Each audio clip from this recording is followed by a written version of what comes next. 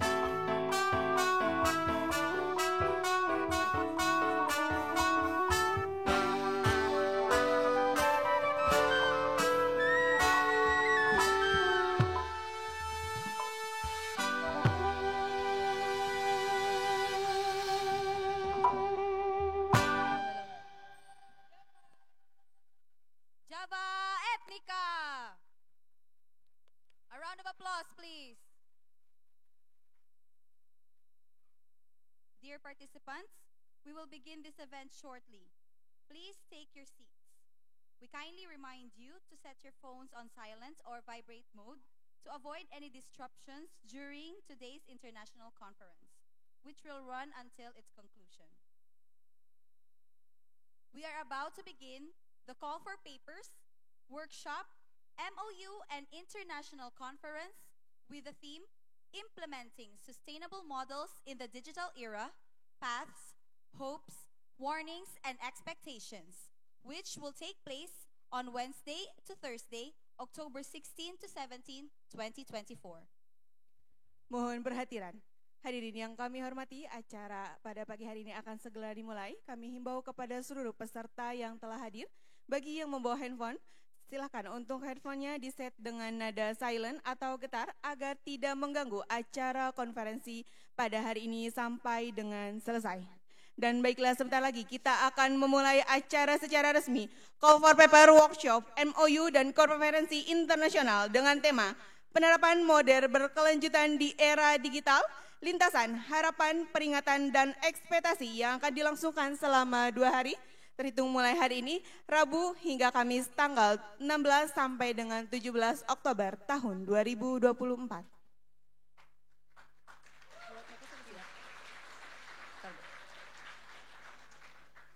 Now, let us welcome our incredible speakers from various fields and countries, including Indonesia, Philippines, Thailand, and China, to officially open today's event with a celebratory drum ceremony accompanied by an opening dance from Java Ethnica. Dan baiklah, langsung saja mari kita sambut para pembicara yang luar biasa hebat kali ini dengan berbagai keilmuan yang berbeda dan dari berbagai negara. Tentunya dari negara Indonesia, Filipina, Thailand, dan Cina. Untuk memulai acara ini, marilah kita menabuh genderang perayaan bersama dengan tentunya diawali dengan tarian pembukaan dari Java Ethnica.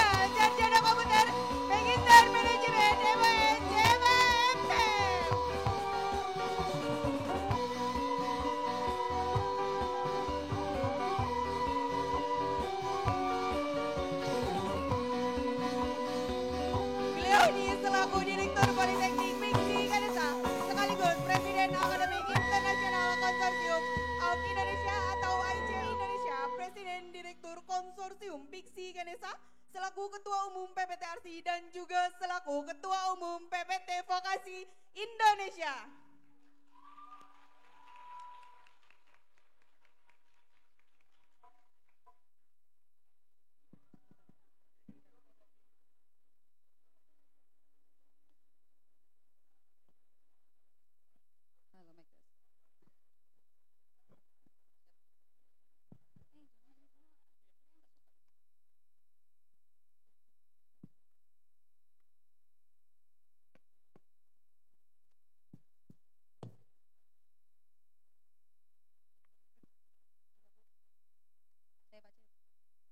We invite the esteemed Associate Professor Dr. Prihartono to officially open the event and strike the ceremonial drum, followed by all the speakers. Baiklah, kami silakan kepada yang terhormat Bapak Asosial Profesor Dr. Pri untuk membuka acara secara resmi sekaligus memukul kendang diikuti oleh seluruh para pemateri. First of all, on behalf of the Director of Polytechnic Pixie Ganesha, acting also as conference heads, Pixie International Conference on Knowledge and Science 2024, today officially open.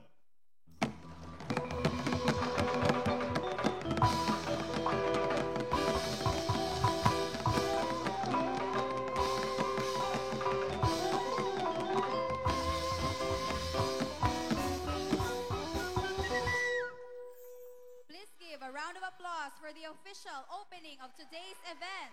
Ya, marilah beri tepuk tangan yang meriah atas pembukaan secara resmi acara pada hari ini. To capture this moment, we kindly ask the speakers to remain standing for a group photo. Please look at the camera as we commemorate this moment together.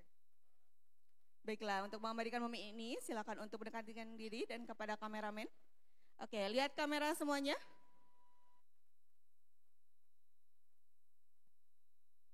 Satu, dua, tiga. Thumbs up. Thumbs up. 1, 2, 3. Pixie Ganesha. Pixie Ganesha. 1, 2, 3. Vokasi. Oke. 1, 2, 3.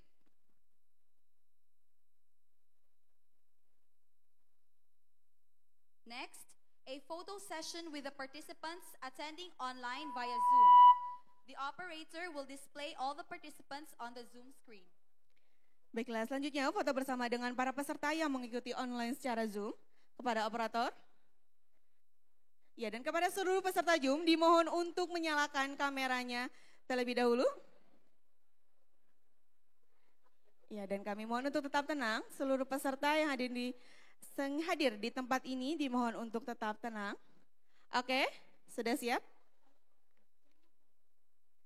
Oke, 1, 2, 3. Oke, next, thumbs up. Thumbs up. 1, 2, 3. Oke, Pixie Ganesha. Pixie Ganesha. Pixie Ganesha. Boleh beri kasih. 2, 3. Oke, vokasi.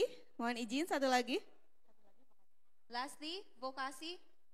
1, 2, 3. Lastly, a group photo with all the participants present today. We kindly ask the speakers to stand in the middle of the group. Baiklah, yang terakhir sesi foto bersama dengan seluruh peserta yang luar biasa hari ini. Kami silakan kepada Bapak Ibu para pemateri untuk berada di tengah-tengah seluruh peserta. Mohon dibantu oleh seluruh panitia. Dan kameramen, silakan untuk langsung menempatkan diri.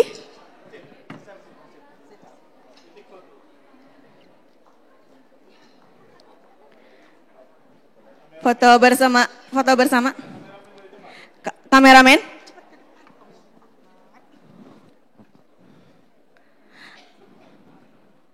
Oke, lihat kamera.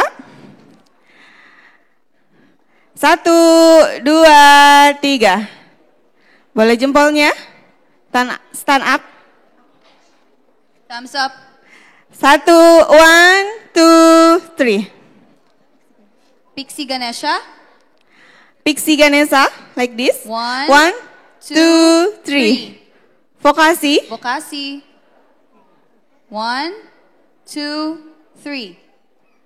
Oke, terima kasih banyak kepada seluruh para pemateri dan kameramen. Kami silakan untuk dapat kembali ke tempat semula. We will present the opening dance performance of Rampak Kendang Bentang Mangprang. Now Rampang, meaning synchronized, is a drum ensemble played simultaneously by more than 2 performers, combined with a dance that illustrates the agility of West Java's Mojang or young women. Without further ado, here is Rampak Kendang by Java Ethnica. Selanjutnya persembahan tarian pembukaan tari Rampak Kendang Bentrang Mamprang.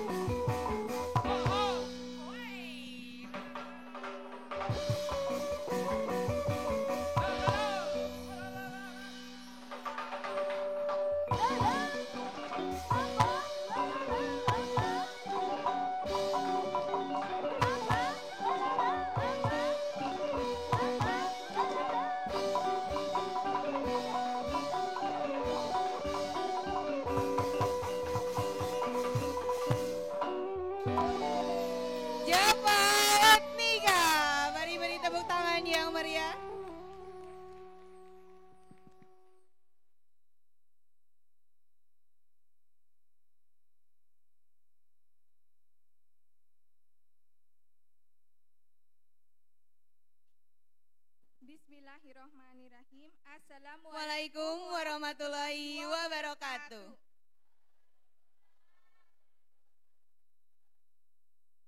To the Honorable Associate Professor Dr. Haka Prihartono AHA, Dr.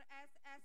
Escom, MMOS CMA, MPM, the Director of Polytechnic Pixie Ganesha, who is also the President of the Academic International Consortium of Indonesia, President Director of the Pixie Ganesha Consortium, Chairman of PPT-RC, and Chairman of PPT Vokasi Indonesia.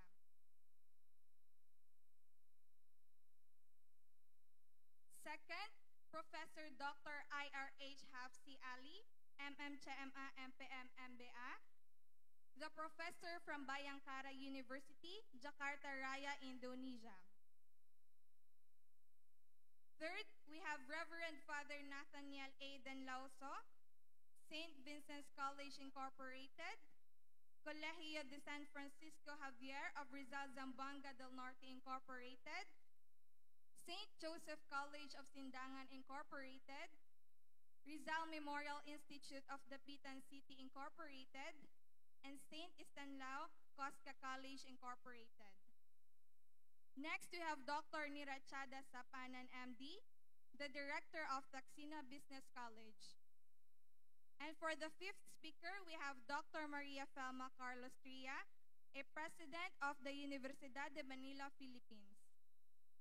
Baiklah yang terhormat, selaku Associate Profesor Dr. H.K. Prihartono AH, Doktorandes Esos Eskom MM MOS CMA MPM, selaku Direktur Politeknik Piksi Ganesha, sekaligus Presiden Akademik Internasional Konsorsium of Indonesia atau AIC Indonesia, Presiden Direktur Konsorsium Piksi Ganesha, Ketua Umum PPT-RC dan juga selaku Ketua PPT Vokasi Indonesia. Juga yang terhormat, Profesor Dr. Insinyur Haji Habzi Ali, MMCMA, MPM, MBA, selaku CEO Dinasti Pulbisar. Rev FR Nathaniel A. Danlauso, selaku ST Vincent College Incorporated, College Dinan San Francisco Xavier of Rizal Zamboanga del Norte Incorporated, ST Joseph College Om Sindangan Incorporated, Rizal Memorial Institute of Dapitan City Incorporated, Saint Estanislao Costa College Incorporated, juga Dr. Nirachada Sapan MD selaku Direktur Taxina Business College, Dr. M.A. Felma Carlos Tria selaku Presiden Universidad di Manila, Filipina. And also to our respected speakers, both local and international, as well as participants, including lecturers and students, whether attending via offline or online. Juga yang kami hormati para pembicara, baik pembicara dari asing maupun pembicara dari Indonesia, serta seluruh peserta, baik dari Bapak Ibu dosen dan mahasiswa kali ini yang mengikuti acara secara langsung maupun mengikuti secara online.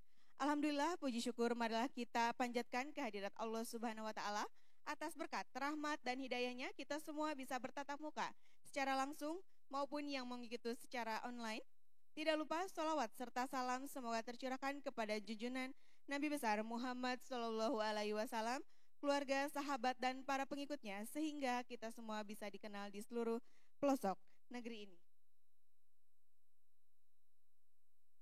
Alright, this time, before we proceed to the main agenda, allow me to read the schedule of today's events. First is the opening. Second, we have the singing of the national anthems of Indonesia, Philippines, Thailand, and China. Next, we have the prayer, opening video.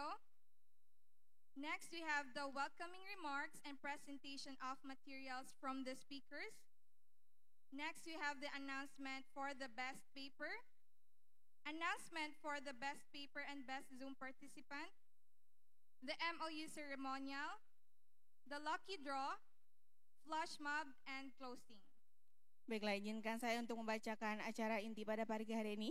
Yang pertama, pembukaan menyanyikan lagu kebangsaan Indonesia, Filipina, Thailand, dan Cina, dilanjutkan dengan doa, video pembukaan, sambutan sekaligus pemaparan materi, pengumuman paper terbaik, pengumuman poster terbaik, dan sekaligus peserta yang terbaik mengikuti secara Zoom, MOU seremonial, lucky draw, flash mob, dan penutupan.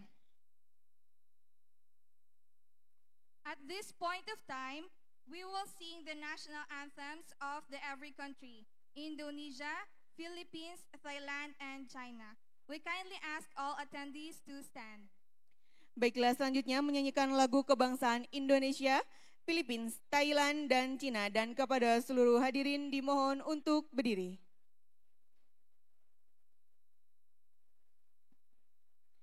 Ya, kami silakan kepada seluruh hadirin dimohon untuk tetap tenang dan silakan untuk berdiri.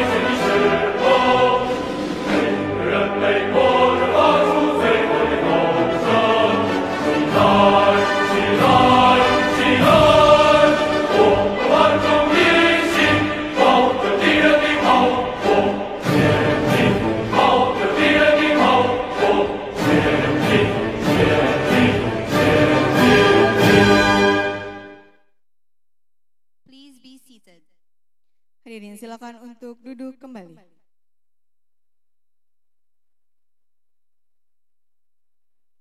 Now, let us put ourselves in the presence of the Almighty through this prayer.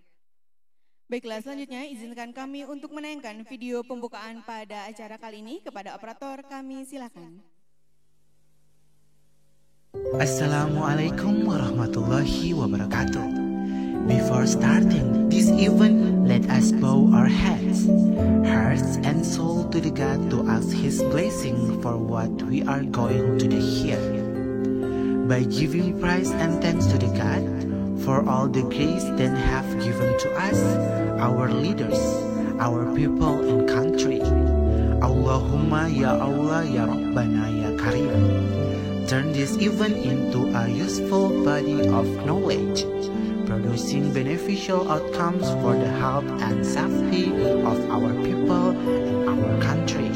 Ya Allah, this event is intended we ask for your guidance that we can run it well, for the health and safety of our community in the future.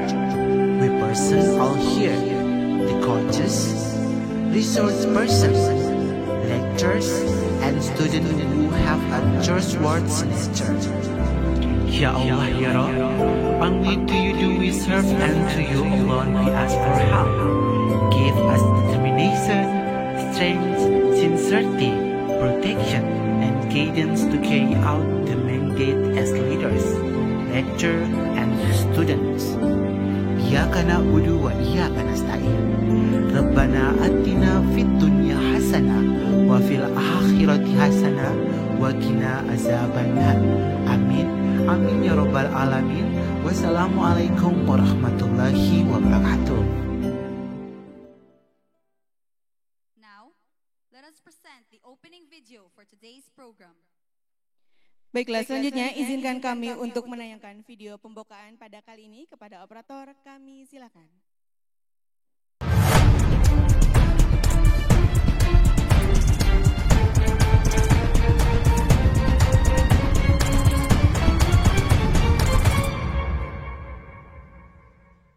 Polytechnic Pixie Ganesha feeds the call to provide enlightenment and useful insights in the fields of economy and business, information technology sector, and health sectors by harmonizing and socializing updated studies and scientific works so that it can provide positive and sustainable benefits to its members. These results in the development, transactions, and performance of the economy and business world that leads to an easier, more effective and efficient digital business aspects, completely computerized and digitalized information technology that can change all work system paradigms in all fields, and health aspects that are the dominant concern needed to be addressed and developed in the fields of health and management, which encourages a more advanced and modern service system. Therefore, Polytechnic Pixie Ganesha is committed on continuing to support the government in creating competent and professional human resources so they can advance in the modernization and progress in economy, business, IT, and health sectors. Providing programs such as international conference and MOU signing, call for papers, poster making competition, workshops like Good Clinical Governance (GCG), internal quality assurance system, and functional academic promotion strategy for lecturers, and Stadium General for economic and business, IT, and health sectors. With a total of 10 international speakers and 8 national speakers, supported by Associate Professor Dr. H.K. Prihartono R. Doctors SOSSCOM, MMOS, CMA, MPM, Director Polytechnic Pixie Ganesha, President Academic International Consortium of Indonesia, Chairman PPT ASEAN, Chairman PPT Vokasi Indonesia. Professor Raymond Chris P. Maribojo, Director Center for Community Extension and Linkages, St. Vincent's College Incorporated and St. Joseph College of Sindangan Incorporated, Zamboanga Norte, Philippines. Dr. Putachad Safalaksana, Director of International Education Promotion Center, Thaksina Business and Technological College, Thai Tech Group, Thailand. Dr. Eng G. R. Luthami B. Manago, Head of Computer Engineering Program, St. Vincent's College Incorporated, Philippines. Dr. Mary Evans Aligabs Bandiola, Head of Care Department Programs, St. Vincent's College Incorporated, Philippines. Dr. Anderson V. Villa, Office of International Affairs Director, Mindanao State University, General Santos City, Philippines. Dr. M.A. Felma Carlos Tria, President of Universidad de Manila, General Santos City, Philippines. Dr. Ronald Herrera, Vice President for Academic Affairs and Dean of Graduated School in Universidad de Manila, General Santos City, Philippines. Meris Miao, Business Unit President, Anhui Wentech Information Technology Company Limited, Smart Classroom Solution Provider, China. Professor, Dr. Insinyur H. Hapsi Ali, MM, CMA, MPM, MBA, CEO Dynasty Publisher, Indonesia. With over 500 offline participants, 1,500 online participants from national and international universities. celebrated on 16 to 17 of October 2024. Dynasty Publisher and Polytechnic Pixie Ganesha welcomes you to their biggest collaboration.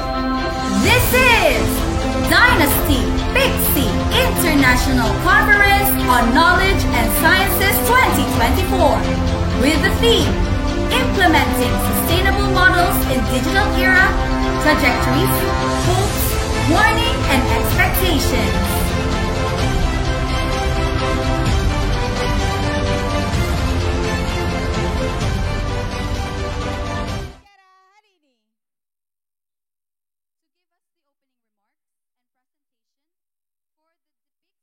Director of Pixie Ganesha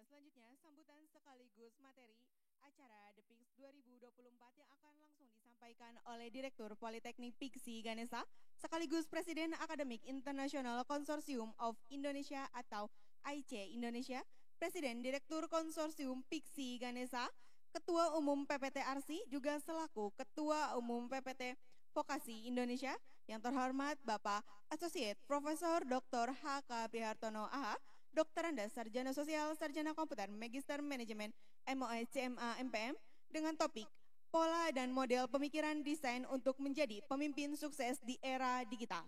Namun izin sebelum pemaparan sambutan sekaligus pemaparan dari beliau untuk mengenal beliau terlebih dahulu, izinkan kami untuk menayangkan video profile beliau terlebih dahulu kepada operator kami. Silakan. Today, we are pleased to introduce our guest of honor and speaker. He is an Indonesian lecturer specializing in marketing management. He holds a bachelor's degree in French language from Yapari, Bandung, bachelor's degree in public administration from the Graduate School of Public Administration, bachelor's degree in computer information systems from the School of Management and Computer, Ganesha, Bandung. He also earns a master's degree in marketing management from Pasundan University, Indonesia, doctor degree in marketing management from Pajajaran University, Indonesia. He is an internationally certified Microsoft Office specialist, certified marketing analyst, and a master project manager accredited by the American Academy of Project Management. He is also associated with various higher education and professional associations. In the realm of business, his skills and leadership extends to the following rules. Director of Polytechnic Piksi Ganesha, President of Academic International Consortium of Indonesia, Member of International Advisory Council of Asia Pacific Consortium of Researchers and Educators, Member of International Advisory Board of Sankalpa Journal International Journal of Management Decision Utkal University India, Chairman of Higher Education Association of Indonesia Hospital Administration, Chairman of Indonesia Vocational Higher Education, President Director of Piksi Ganesha Consortium, President Director of VIP Group Holding Company. With his accomplishments and achievements, he is recognized as an outstanding businessman in Indonesia's hospitality and tourism sectors. He successfully created and developed new businesses, 24 hotels or guest houses, 5 theme parks and villas, 5 cafes and restos, 2 health institutions, 3 property housing, 7 boarding house, 6 laundry business, 6 expand other business, and moreover, he is an expert education observer who has developed several campuses in Indonesia. Ladies and gentlemen, the one and only, please welcome Associate Professor Dr. H.K. Prihartono AH, Doctorandus Esos Eskom MMOS, CMA MPM. Waktu dan tempat kami. Silakan.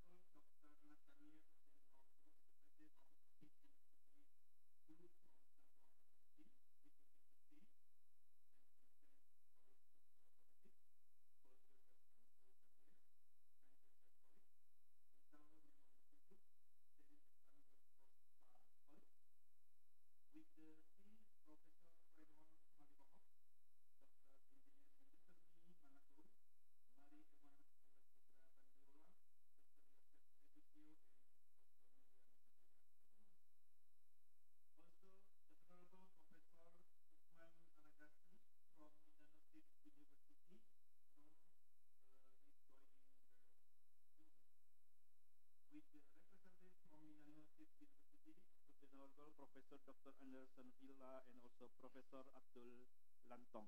Thank you very much. This is the first time to come here to Indonesia. Please give applause to all the speakers. And also Dr. Nirachada and Dr. Putachat from Taksina Business and Technology College, Thailand. Thank you very much. I have already come to Thailand for one time. Hopefully next year I come go there also, because there are several students come to also to Thailand for internship for 1 month. Thank you, Prof. And the last, Dr. Mary Smio from Business Unit President from Anhui Wentech, China. Our partner, rectors, directors, and faculty members from Indonesia University, and all speakers, delegates, both lecturers, students from national and international university that we are proud of. Assalamualaikum warahmatullahi wabarakatuh.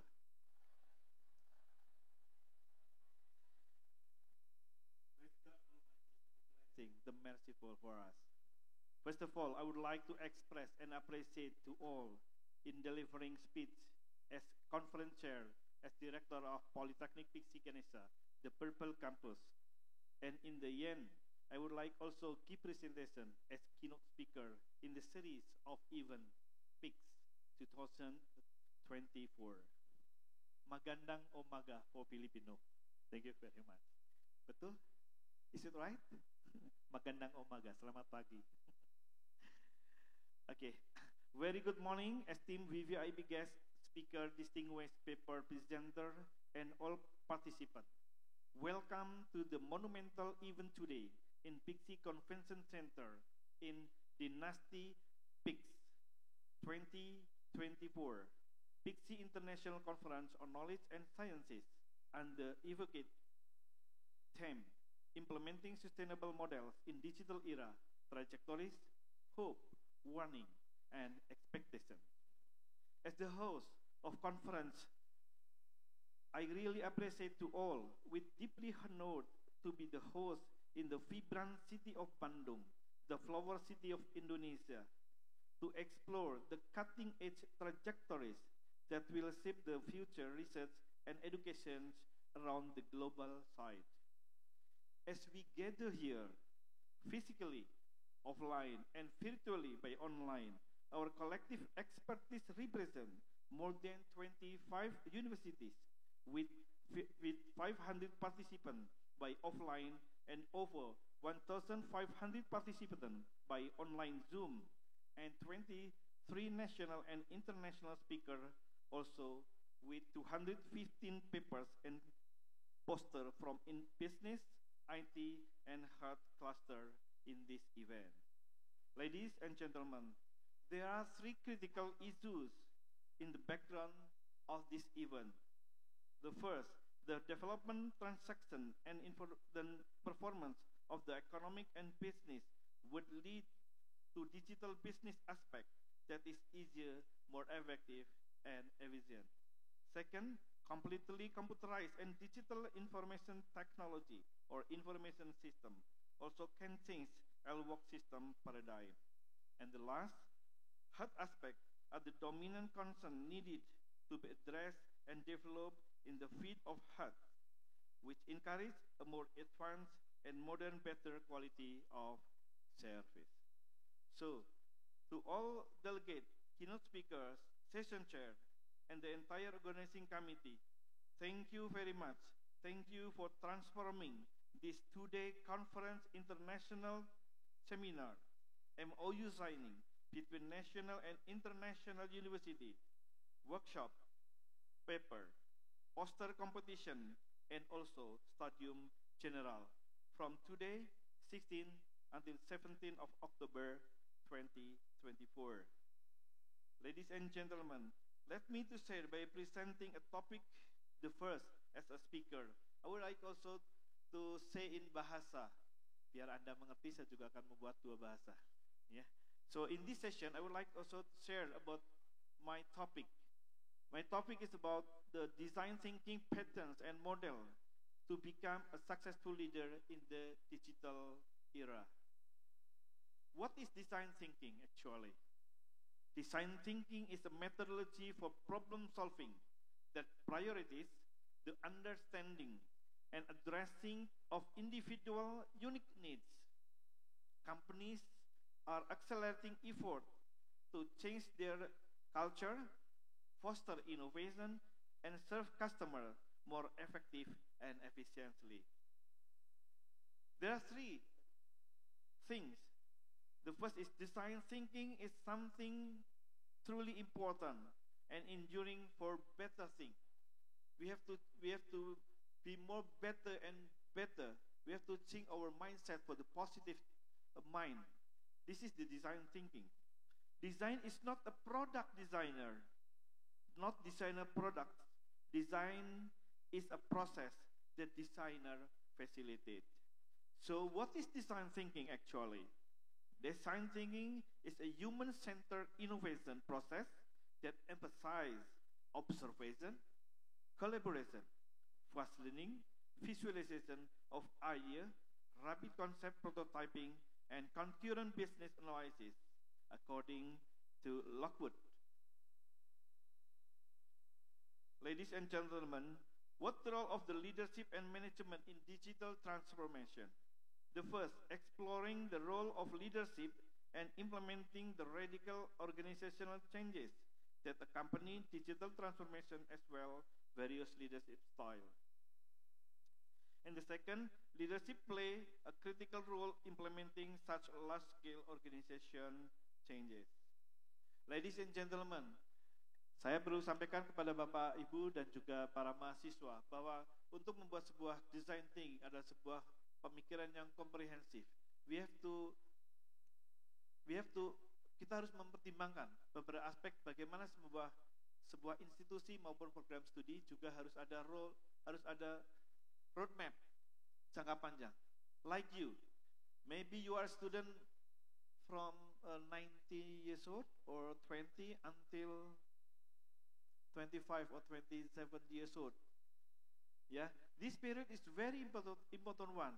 If you are tracking records with the negative mindset, is it impossible to get the design thinking better and better? So you have to brainwash your mindset to be the positive thinking.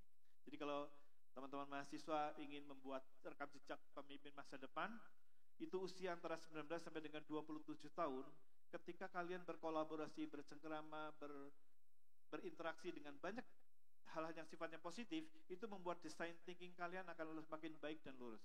Tapi kalau bergaul sama orang yang kurang baik, negatif dalam konteks ini, maka itu pun akan juga mencelakakan design thinking yang kurang baik. Masa depan tergantung dari Anda semuanya. Ladies and gentlemen, design thinking has emerged as a powerful problem-solving approach that places empathy, creativity, and innovation in the front. Even though business is increasingly become a digital companies, employ people, are managed by people as well. Business doesn't change by itself. People need to evolve and change what they do and how they work. Digital transformation of an organization can be difficult if the focus is primarily of technological change and the need for strategic management of the organizational culture during change is overlooked.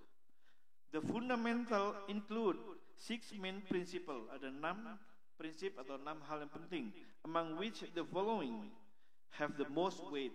Number 1, develop training to the reskill existing talent and or identify the skill, capabilities, and rules needed. May I information you that all of students of Pixie Ganesha not just only learn about the curriculum in the subject of study program, they also learn about the clinical specialist clinical. They should choose one better for the professional skill in one study program. The second one, develop a clear roadmap, clarified which leaders would lead and align top leader to the role model change. Finally, I would like to also share about the material here. Ladies and gentlemen, I also had to become a successful leader. It's not just a pattern.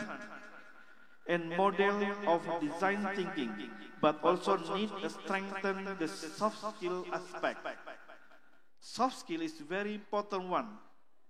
We cannot learn soft skill in the university. Soft skills should be make the good networking with the other one. And also, I would like also to give you information, but people are not only smart, but soft skill will also the dominant in providing stimulus response to think about the right skill, the right skill ability indicator. What is the skill of indicator? That must be namely the first, creative, imaginative, general, intuitive, conceptual, big picture, look more comprehensive, heuristic, empathic, figurative, and irregular. In addition, very important thing, a good value, again, good value are also needed, including good ethic, honest, good communication, comparison, initiative, and others.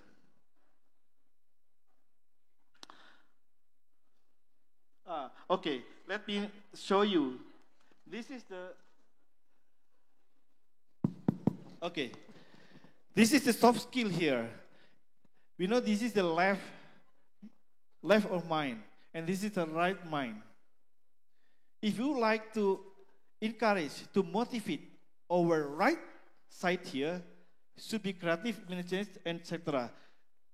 In university, we cannot learn about this soft skill here in one study program. But the students should also can contribute in the other organization, like student organization or study program organization, etc. And this the left mind, we talk about the analytical, we talk about the academic, we talk about the intelligence for the mindset. Okay, and finally, thank you for in addition. Okay, thank you. And here's a transformative, enlightening, and productive conference for us all. Again, thank you very much for your participation for VVIP guests, all speakers, papers, poster, person, and all participants in the international event. So sorry, because the time already late for 30 or 45 minutes. So I can briefly. Welcome to Bandung. Welcome to the Purple Campus Polytechnic PC Ganesha, the capital city of Asia Africa Conference since 1955. And also, welcome to the Flower City. Have a nice international conference. Thank you so much. Cece, Kapungkap, Mabuhay. Salamat. Terima kasih. Assalamualaikum warahmatullahi wabarakatuh. Waalaikumsalam warahmatullahi wabarakatuh.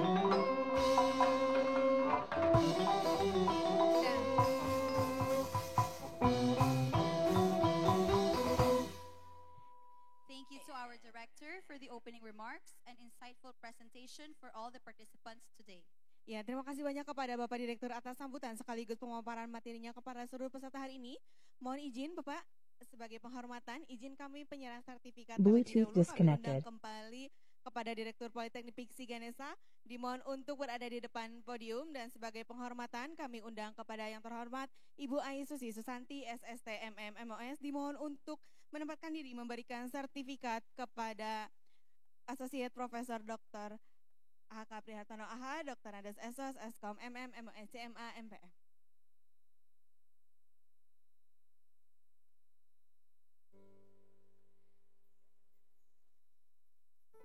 Ya, dan kepada kameramen silakan untuk langsung menempatkan diri. Connected. Oke, lihat kamera 1, 2, 3. Lihat kamera 1, 2, 3.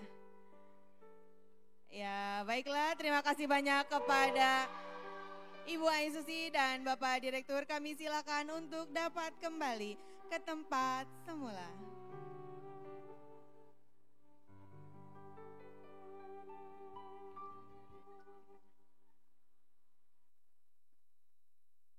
We will now proceed to the panel discussion.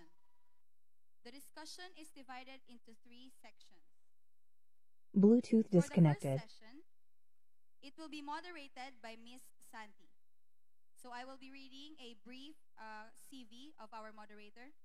So Miss Santi Cristina Wati, SSM Home, CPSP, CPS, is a graduate of Doctorate in Educational Science, dissertation in Bluetooth process connected. in Universitas Islam Nusantara 2022. Her researches are semantic and pragmatic analysis of the film Vina before 7 days, and uncommon words used in marketplace, a semantic analysis of live online shopping utterances. She also published a book entitled General English for Polytechnic Students. All right, without further ado, to Dr. Santi Cristina Wati, SSM Home, CPSP, CPS, the time is yours. Baiklah, langsung saja kepada yang terhormat Bluetooth kandidat Dr. disconnected. Santi Kristinawati, SSM Hum, CPSP, CPS, waktu dan tempat kami silakan.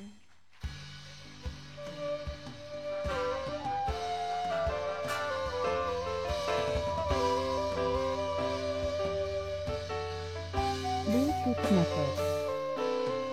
Bluetooth disconnected. Thank you very much for DMC for giving me time for introduction my CV. And then I would like to say thank you very much for all the delegates from Philippines, Thailand, China, and also Dr. Pri as our host in this time. And then I would like to say thank you very much a lot for all the participants in here. And then for the panel sessions, I have to giving some rules in these sessions. And then before we are going to giving the material of these presentations, I really like to know about your voice right now. If I say hello, you have to say hi. If I say hi, you have to say, but with another movement or gesture. If I say hello, you have to say hi. If I say hi, you have to say hello. If I say hello, hello, you have to say hi, hi. Ready? Let's try on. Hello. Good. Hi. Hello, hello. Hello, hello. Hi. Hi, hi. Good. Give applause for all your energized this morning. So, in my first session, this is my time to take over this moment. And in this session, we have 3 speakers. And then maybe you are so familiar for all the speakers in these sessions. And one of the rules that I have to say for all the speakers is we have only time 20 or 25 minutes to giving the materials, and then we have to complete all the speakers' material first, and then we over and we invite all the participants to give the questions. And then we have limited time, so we only offer you 2 or 3 questions for all the speakers. So get ready for the material, and then I will invite the first speakers. He is Professor Raymond Crispe Maribojok. And before that, wait for a minute to see his detailed resume. Professor Raymond Crispe Maribojok, DMC, MPM, MBA, PHF, AFBE, CGP.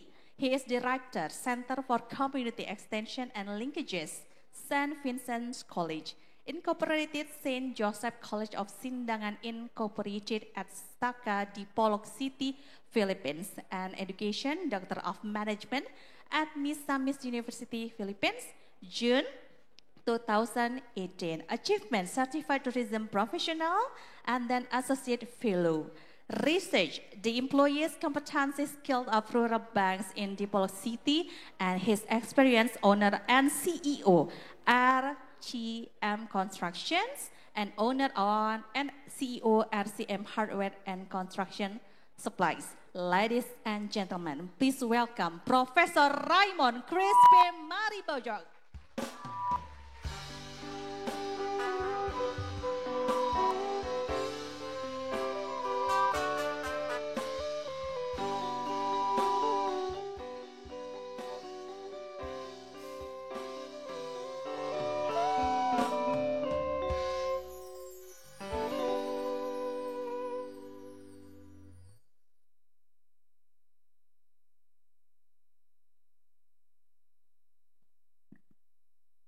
Check.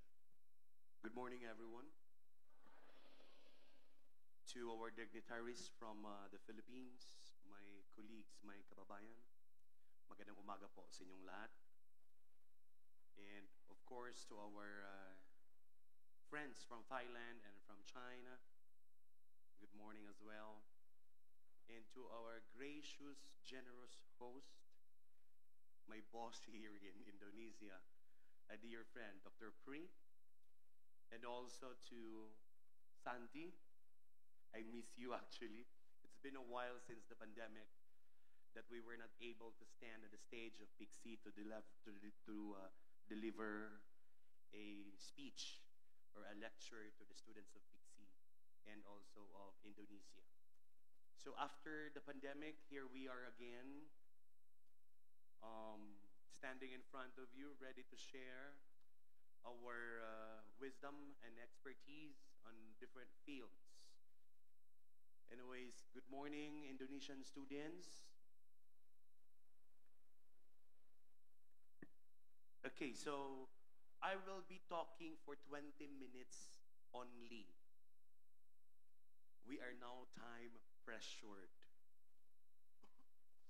So we may be eliminating some of our ad-libs in order to be or to finish on time. So my topic is all about communication management models in the digital era. So let's first talk on what is all about the basic communication and its importance in the context of education. Next slide, please. Everything in education revolves around in communication. So communication is a basic two-way process. We have the sender and we have the receiver. In the context of classroom management, the sender is the teacher, the receiver is the student, right? But what if the teacher is going to communicate by his own? It's a different story, right? If the teacher talks alone, it's a different story. No? A communication is a two-way process. There is always a sender and a receiver. So now let's proceed in this kind of communication model. We have communication in the digital age. Next slide, please. So what is communicating in the digital age? So the biggest form of communication in this age is media. The two have become more intertwined than ever. And of course, with the rise of social media, email, text messages, and the internet in general, we can connect with anyone across the globe with a touch of a button. No, with a touch of a button. Before, during the analog era, we have a difficulty on communicating with someone. Our students, our family, and our loved ones. But as of the time being, communication is very easy. Just a touch of a button, especially in the advent of artificial intelligence. I'm going to discuss that later. Next slide, please. The importance of communication in the digital world. Yes. Makes the ability to reach a large audience with minimal effort. The ability to communicate more effectively and efficiently. And the ability to connect with people from all over the world. Next slide. If we are going to talk about the digital model of communication, the messages are being generated by the source with generally in analog form and converted to digital format and then transmitted. At the receiver end, the received digital is converted back to analog form, which is an approximation of the original message. Next slide. The digital age shaped communication management. Yes, and this digital communication tools such as email, instant messaging, video conferencing offer numerous benefits, and they provide convenience, speed, and the ability to reach large audiences in the workplace. These tools, on the other hand, can enhance collaboration, streamline processes, and facilitate remote work. So at this time being, we have a lot of commonly used digital communications. These are some commonly used. Are you familiar with that first sign? That's what? Email. When we do formal communications, we use email, right? By observing the proper online or email etiquette. Then, what's the next icons? Those are social media platforms in which probably we can communicate informally. So who are users of Instagram here? Raise your right hand. Raise your right hand. Okay, that's good. A lot of students in Indonesia uses Instagram. How about Facebook? Oh, only few use Facebook. Wow. Really? How about X? Oh. Even old people uses X. Wow. You know what's X? Formerly, what's X formerly? Twitter. Because in the Philippines, X is different. It means your ex-girlfriend, your ex-boyfriend. Okay, now you know. Now you know that you still love your ex. Okay, too much on that. I might be killed on my time right now. Okay, next, what's that? No, not yet. I'm not yet done. Symbol. What's the next symbol? What's that? That is WhatsApp. That's the messaging app, right? WhatsApp, Telegram, Line. Oh, and never mind. Yeah. WeChat. Yeah, we have also WeChat. You use that, right? No! Oh my God. What happened? You know what? Dr. Pri and I, Susie, Santi, we communicate through WhatsApp. Because it's free. No roaming charges. All right? So these are common forms of messaging applications. Next, what's that? That's video conferencing. Before the pandemic, we seldom know about these applications. Before COVID pandemic, we seldom know this because we used to meet, We used to have our meetings face to face. International collaborations, face to face. Classroom discussion, face to face. Thanks to COVID. Because we are not going to use money anymore to come to Indonesia. It's more cheaper because of video teleconferencing. Right? Yes. No need to travel to go to my loved ones. No, just video. No? Okay? Yes. And these are the different types of digital communication that we are enjoying. These are all free. And this plays a vital and important role to us. But we must also be careful on it, because there might be some breach of data. Right? Okay. Now let's proceed to the next slide. Okay. So one half of the world cannot understand, no, the pleasures of the other. Like it or not, social media is one of the most important methods of the communication available today. If you don't have a social media app, sorry, but I am going to tell you this.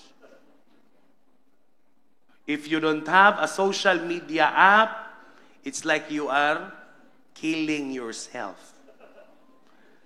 Because all of us here is using social media app. Who are not using social media? Who are not? No one. Praise God. All of you are ready to live farther. Okay? Next slide. So how I see social media. No? Teachers and students have different perspectives in social media.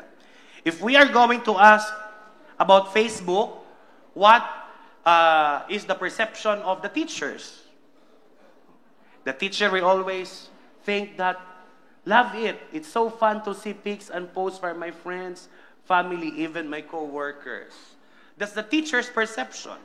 How about students' perception? Facebook? Isn't that for old people? And that's the main reason why in Indonesia only as few students use Facebook. No? You use Instagram. Because Facebook really are for old people. They're laughing at me right now. That's a sad reality. Delegates from the Philippines, students, don't think that you are a young Turks if you're using Facebook. Because Facebook was founded ahead than Instagram. So those who love Facebook, it's sign already that you are old. Now, next, Twitter. Twitter. Presently it's, what's the present name of Twitter? X. Okay. Not your ex, huh? So for teacher's perception, it is always awesome for connecting with other teachers. Love my Tuesday night. Hashtag EdChat. So that's for teachers. But for students, awesome for connection with my friends. Hashtag Friday night party. No? Chelsea's house. Don't care, this is public. So that's how young generation post in Twitter compared to teachers. But in the Philippines, young teachers are adapting, especially during Friday night. No, Filipinos here, during Friday night, Filipinos will post in Twitter, hashtag TGIF. Yeah. You know what hashtag TGIF means? Yeah, Sancti is right. Thanks God it's Friday. Because that's the time where we can chill outside or inside the bar with friends. Chill. Okay? So means taking a time to relax. No? But here in Indonesia, I don't know what is your famous hashtag on Fridays. You have TGIF as well? Okay, that's good, right? But Philippine is more liberated. Than probably the religious practices of each country matters. Okay? Then, we have also Instagram. No? Teacher's perception. Check out these super cute photos of my classroom. Especially if the classroom is equipped with smart technologies. No? Teachers are very proud on it. They're always flexing it in their Instagram. And especially to those diehard teachers, they are going to say, I am always in love with my classroom. Huh? But the students, check out my super cute mirror selfies. This generation today has been colonized by selfie citizenship. You are always, or we are always, as if I am pretending to be the same age with the participants right now. Anyways, I am 26 years old. Yes. I am 26 years old 10 years ago. 10 years ago. So, in that context, these are the perceptions of, what do you call this, of the students and teachers in social media. Next. So, social media can help you.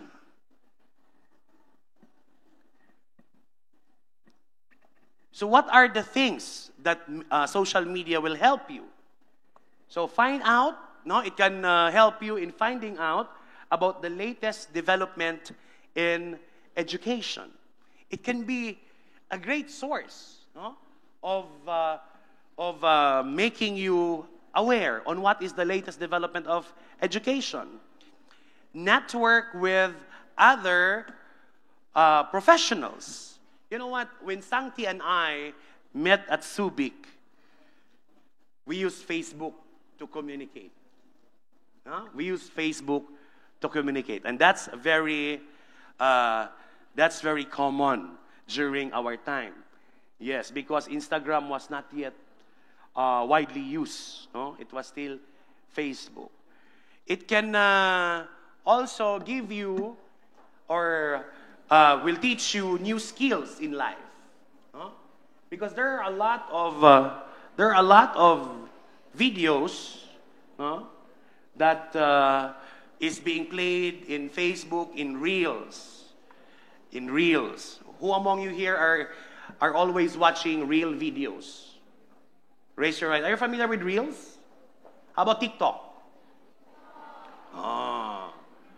So Reels are not that popular in Indonesia, but you are very popular.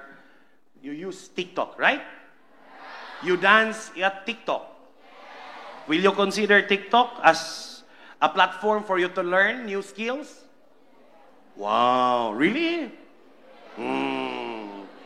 Okay. Then, social media also can enhance your professional reputation. No? Because there, of course, you post your achievements. No, it's not all about being boastful, but it's all about being proud of yourself. Next slide. However, social media can also waste your valuable time. This is now the negative impact. No? It can waste your valuable time because instead of reading literatures for your research, for your assignment, your time will be consumed by scanning the social media, looking at nonsense videos, nonsense messages, or looking at the videos of your crushes, of your loved ones. Then, it can also blur professional and personal boundaries. It can also blur professional and personal boundaries because everything is exposed in social media. Even your personal activities in your life is being posted. Then, that is in relation to expose your personal life to scrutiny also. If you posted someone in social media, that is a public platform. So be ready that you will be scrutinized personally. Me, myself, has been scrutinized all the time because I am a son of a mayor in the Philippines. And politicians in the Philippines are always subject to criticism. And we cannot escape being a family member of a government official. We cannot escape from public scrutiny. Then it can damage also your career. It can also damage your career. Next slide, please. So, make social media work for you. Set up a profile that is or that can promote yourself. Follow other professionals. Listen and learn. Comment properly. Then, of course, share your own content. Content that is acceptable by the norms, traditions, beliefs of the society. Next slide. So, now let's talk about digital professionalism. So think before you post. Think about the impact on you, on your institution, and others. Before sharing, make sure that the information is correct and that you have permission. You are responsible for anything you publish online.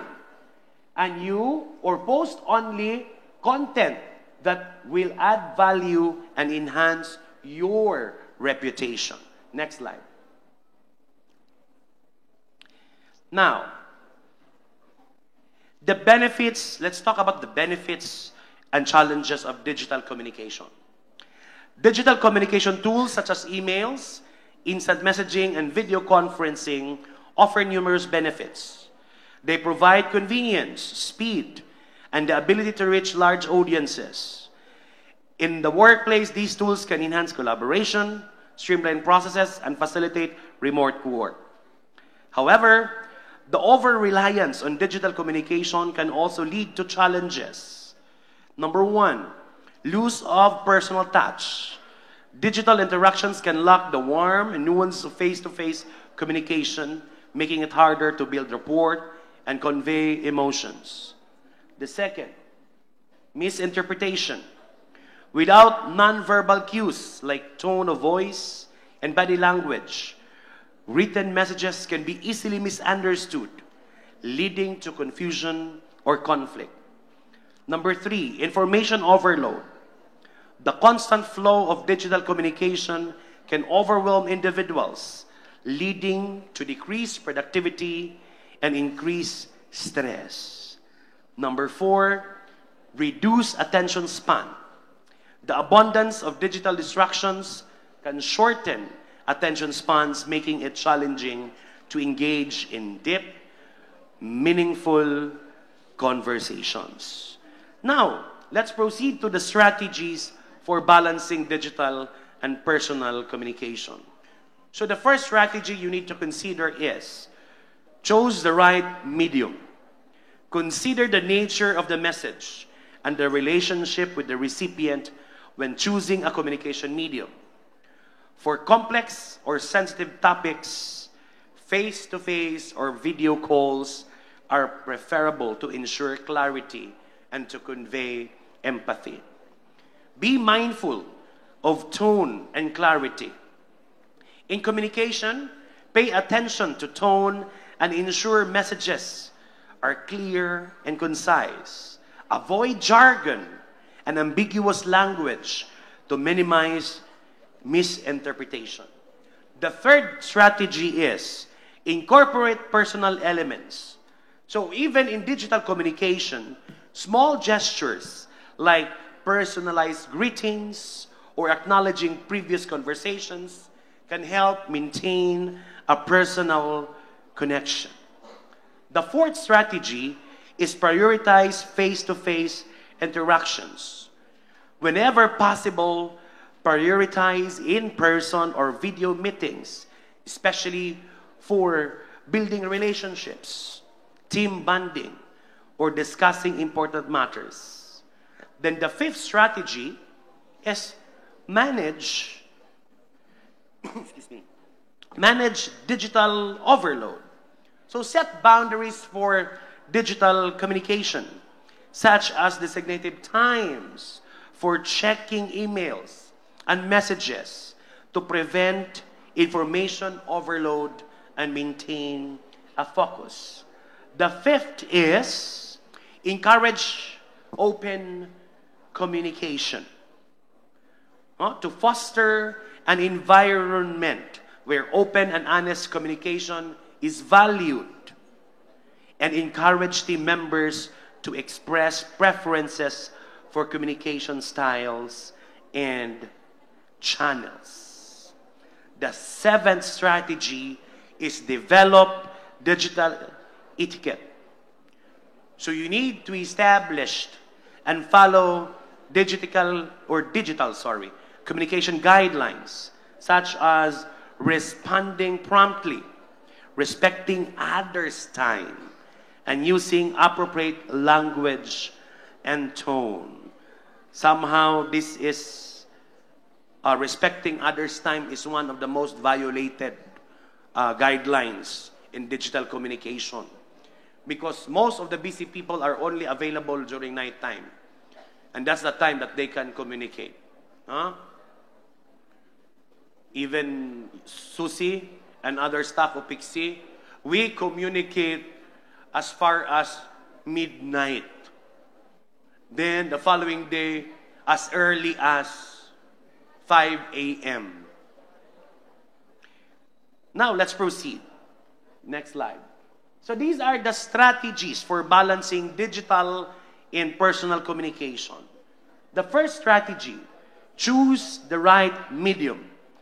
So consider the nature of the message and the relationship with the recipient when choosing a medium or when choosing a communication medium.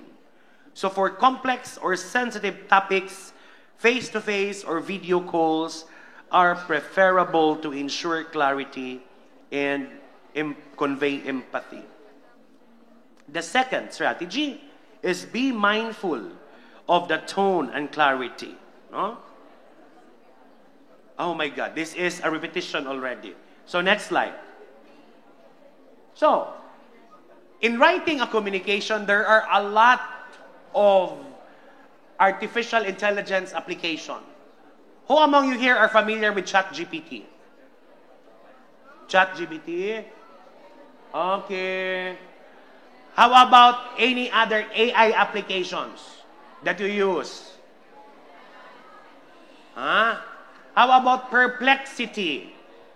You use Perplexity? No. You have your phone, you have your internet. Check. Perplexity.ai. Perplexity. Let's proceed. Next slide. Yes, that's it. Perplexity.ai. Okay? Then, have you got it? You're there already? Okay. Now, let's make a sample. Introduce yourself there. I am a student of Pixie Bandung. No. Type. Don't repeat. Type in your phone. Type. Okay? Type. Okay. Sige. Okay. You type. I am... No, you Oh, type. you have to type, diketik di your handphone type. Aduh, saya dosen bahasa Inggris malu jadinya. Yes, you type. Type, only type. You are in Perplexity already. You access it already, right? Okay. Type. I am Diketik. a student of Pixie applying for a scholarship grant. Again, I am a student of Pixie applying for a scholarship grant. Scholarship grant.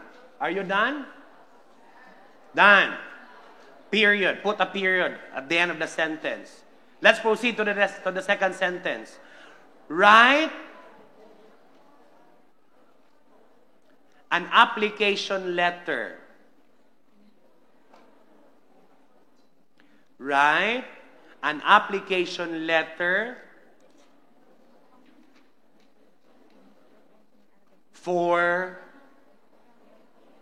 FOR, for the scholarship grant.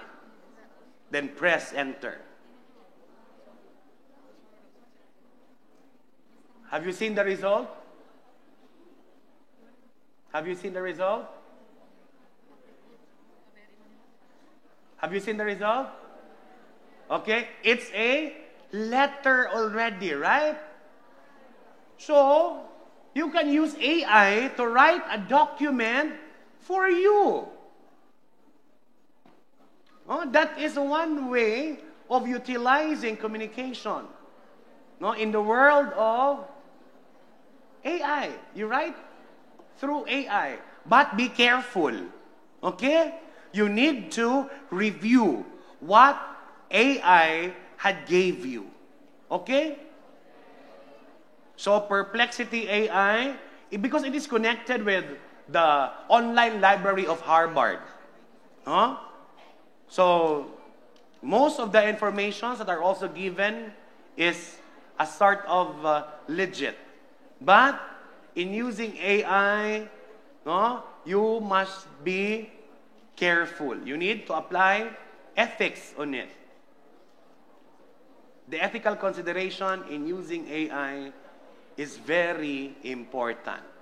No? So even writing a research can be produced by AI. Sorry, Dr. Pre. No? Students might have an easy access right now because of this. Huh? So again, who are using AI? Only few use AI? Oh, now, you can use Perplexity and even ChatGPT. Next slide. Sir, sorry, your time is over. Yes. This is my conclusion. Last slide. One last slide. Okay? So advancing technology and personal interaction is key to effective communication in the digital age. While digital tools are convenient and efficient, maintaining a personal touch and being mindful of the potential pitfalls can enhance the quality of our interactions. By choosing the appropriate communication medium, prioritizing clarity and empathy, and managing digital overload, individuals and organizations can foster better relationships and achieve greater success in their communication efforts. That's the end of my presentation. Daghang salamat, maraming salamat, terima kasih. Thank you, everyone. Terima kasih. Thank you very much for the presentation. Sir, have a seat. And then may I conclude your materials in here. So through the social media, in a good way, in a positive way, we can build our personal branding. And then when we use the effective communication management, maybe we can adapt to the rapidly evolving landscape shaped by the technology, but still the perfect way is the directly communication. We can see each other. We can hear directly about the intonation, and then we can see about the gestures and expressions our partners. So give applause for our first speaker, Dr. Raymond, with Communications Management Models in the Digital Era. Thank you very much. And then I would like to invite for the second speakers. And then May, the operator, will show the CV.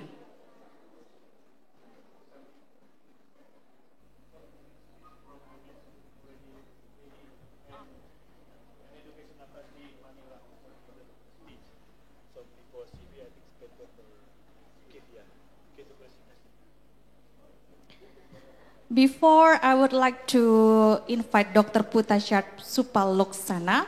Maybe this is the time, the best time to listen the welcoming speech from the other speakers from the Philippines.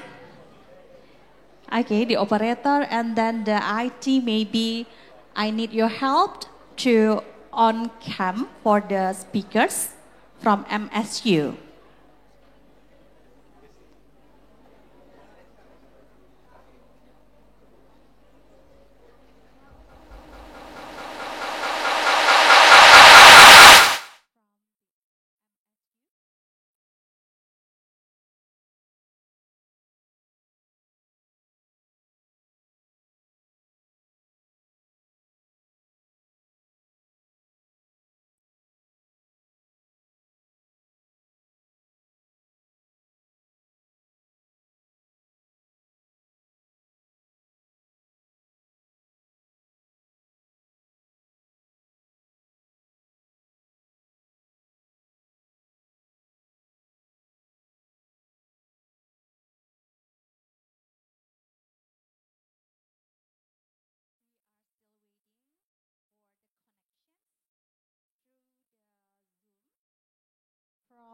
From MSU University.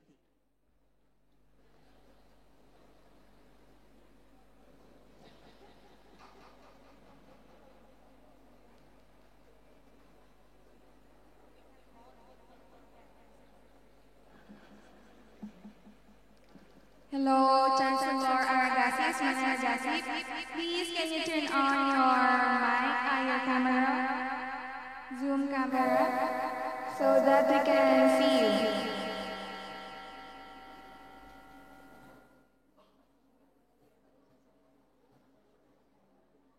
The camera is still closed, so present your video. Please open your camera.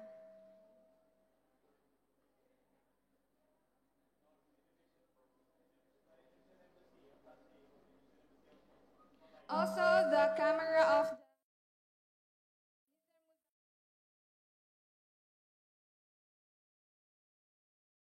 on your camera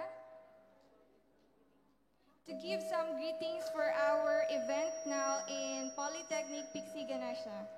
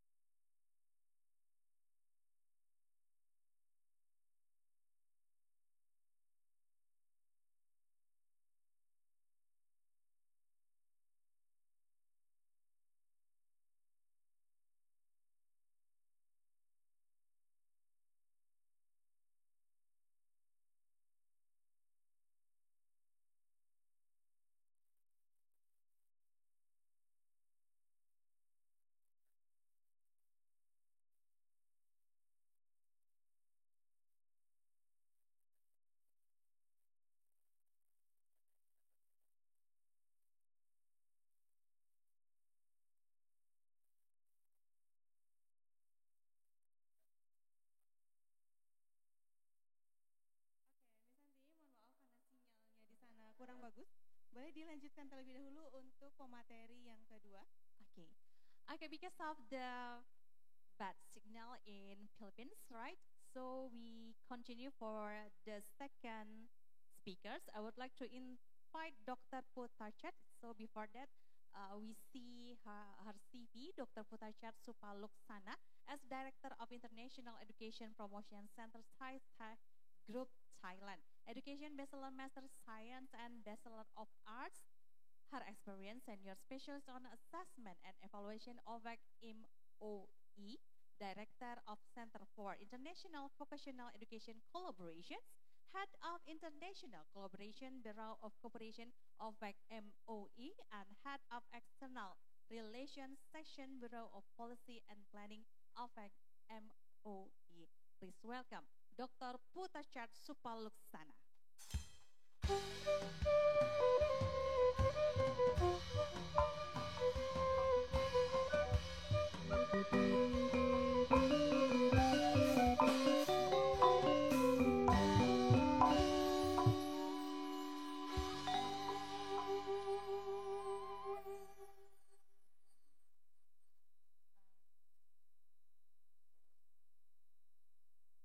Good morning, everyone. สวัสดีค่ะ You can now I would like to speak Thai, but now I cannot. So, Dr. Priyatono, all the administrators from our from Philippines and from China.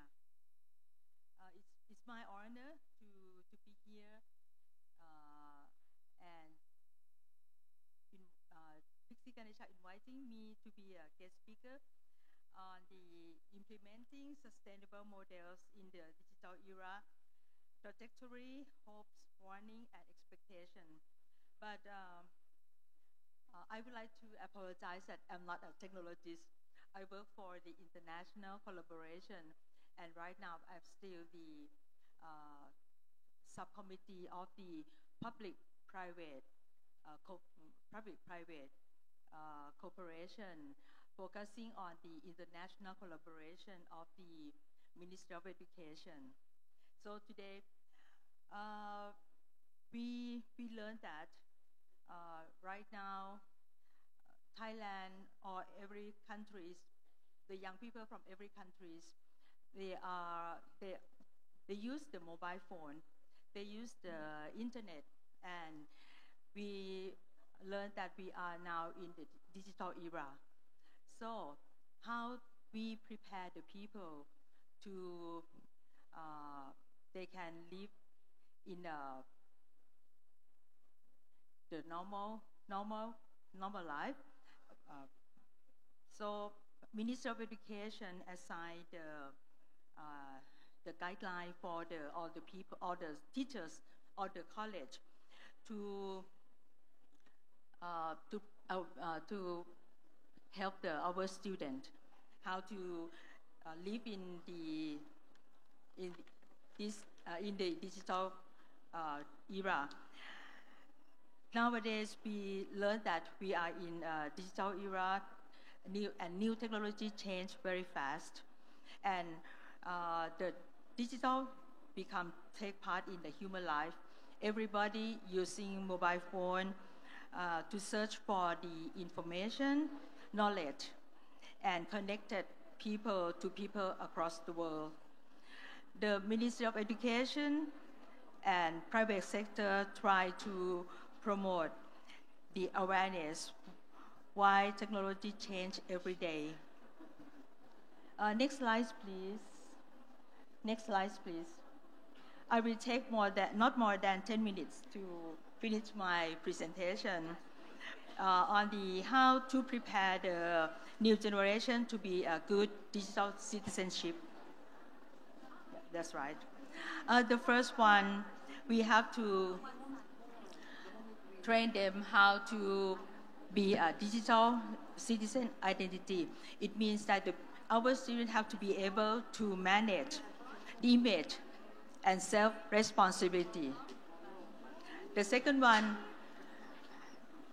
they have to screen time management. Maybe the student have to be able to manage time and self-control while you are online.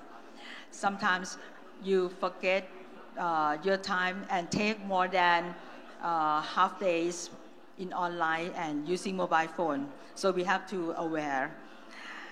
The third one, cyberbullying management. Right now, most of the people, we have, as you know, that we have Instagram or we have Facebook, and sometimes we face a problem on cyberbullying management. So we have to prepare our students to be able to protect themselves while facing intimidation. The fourth one is cyber security management. One problem is in Thailand right now,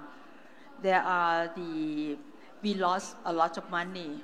We lost the identity. So that's why we have to prepare the people on the cyber security management. We have to learn how to protect themselves. Next slide, please. Number 5, privacy management. They have to be able to manage the data, especially the privacy data. It's very important right now. Number 6 is critical thinking. While we have working and learning together among the people, sometimes we face a problem among ourselves.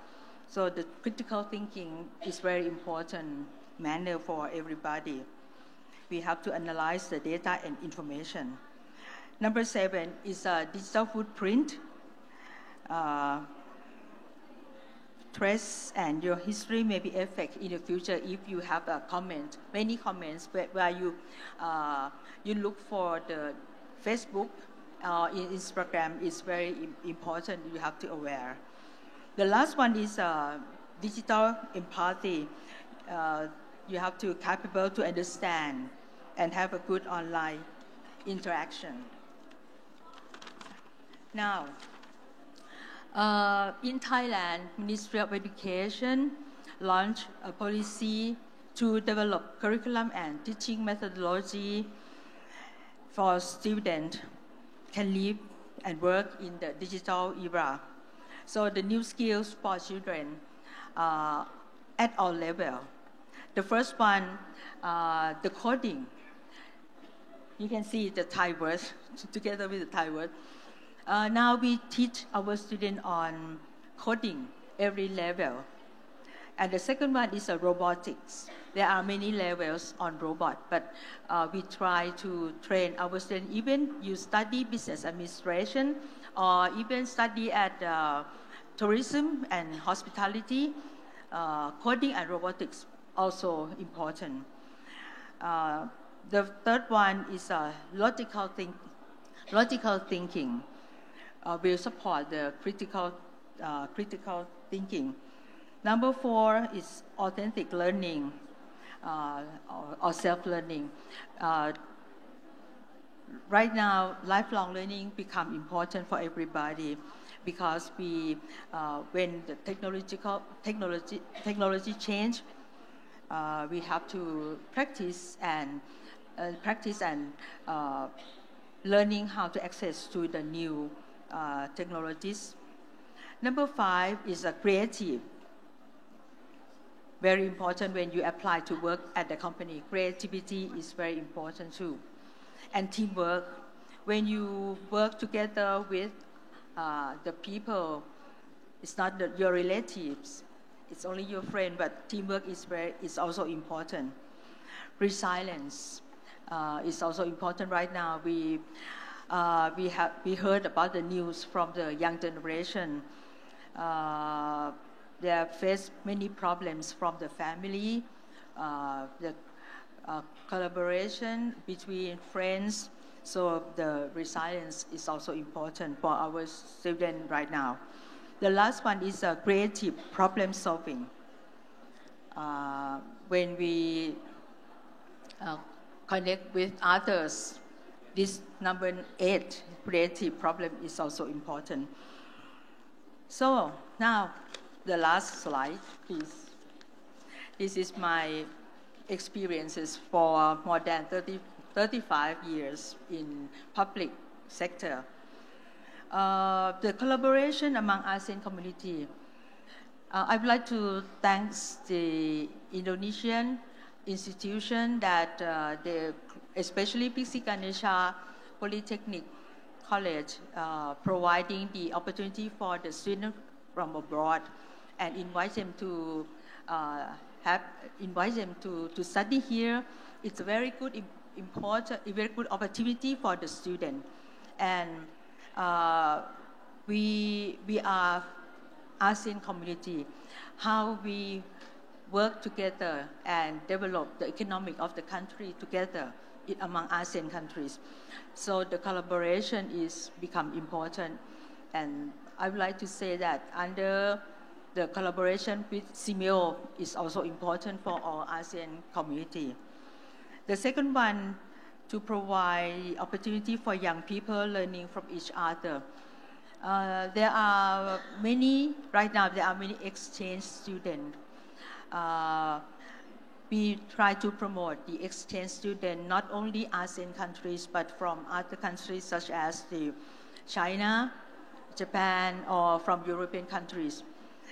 Why it's a good opportunity for young people? Because they can learn from each other on culture and language. It means that in the future they will understand each other. They can share the experiences.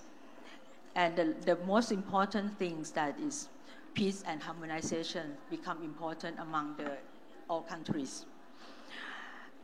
To promote learning on language and respect the culture, this is the result from the exchange student. And when we send students to other countries, this is the result that we support the student. Most of the Thai students didn't want to go abroad. You know why? Because they live in Thailand, they are happy with their family, and it's not difficult to speak to others. But right now, when the technology change, we have to try to push the students to study abroad. The last one is to develop international program for all students in ASEAN. This is the most important things that we try to develop the online program together with other institutions from abroad, even the double degree, and how can we send the students or teachers to other countries. We can develop international program together, especially among the ASEAN countries. These are the information that I would like to share with you. Thank you very much. Terima kasih. Thank you very much, Dr. Putachat Supak. Have a seat. And before we are going to the third speaker, I would like to invite Professor Dr. Usman Arashi and then Mr. Muzakir from KBRI Manila, Filipina. And then maybe the operator will stand by about this. Make sure about the connections. Hello, Chancellor Aragasi. Can you open your camera?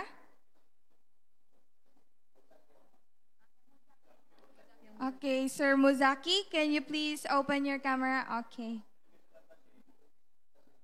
Education Attaché of Indonesian Embassy of the Philippines.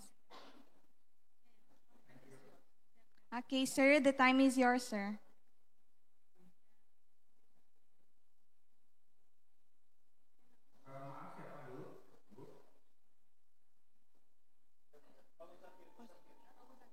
Ya, silakan Bapak. Boleh dari Bapak dulu.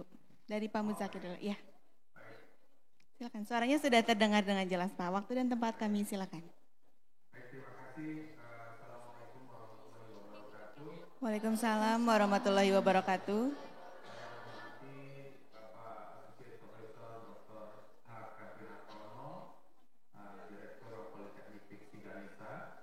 Kemudian Ibu Dr. Santi Kristinawati, SSNU, Director of International Affairs.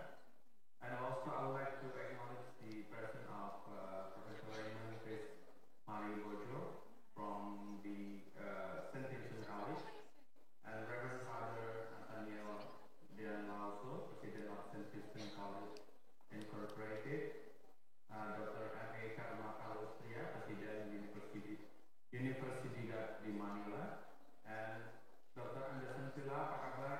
Dr. Andy, nice to see you there. Director of International Office, Mindanao State University, Dr. Joseph G. Refugio, President Philippine Council of Deans and Educators in Business Philippine Associates of Graduate Education. And also I would like to acknowledge the presence online from Mindanao State University, Chancellor J.D. Usman de Aragasi, MPA, Vice Chancellor Dr. Michelle Lawas, and also faculty members of universities from Thailand and China who are attending in person in Bandung. First of all, I would like to introduce myself. My name is Muzakir, Acting Education and Culture Attaché at the Indonesian Embassy in Manila. I would like to extend my appreciation for being invited to the Dynasty Pixie International Conference on Knowledge and Sciences 2024 and the signing ceremony of MOU of cooperation between Pixie and MSU and the universities that are gathered here.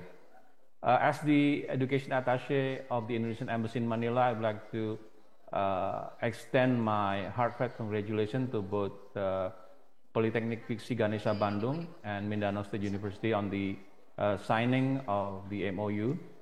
This significant collaboration marks promising steps toward strengthening educational ties and fostering academic excellence between institutions, education institutions. The partnership between Pixie and the Philippine universities not only testament to our shared commitment to education, but also an opportunity to enhance research, innovation, and cultural exchange. I'm optimistic that this cooperation will lead to fruitful outcomes that benefit both institutions and their respective communities. The Indonesian Embassy in Manila stands ready to facilitate this collaboration and support any initiatives that arise from this agreement. We look forward to witnessing the positive impacts of the partnership and are eager to assist in any way possible to ensure its success. Together, let us work towards a brighter future for our students and academic institutions. Thank you. Assalamualaikum warahmatullahi wabarakatuh. Waalaikumsalam warahmatullahi wabarakatuh. Ya, terima kasih banyak kepada Mr. Muzakir dari Aktifmood Manila. Okay, at this point of time, may we please ask the Vice Chancellor Affairs for the Academic of Mindanao State University, Ms. Shera Lawas. Can you please open your camera in Zoom?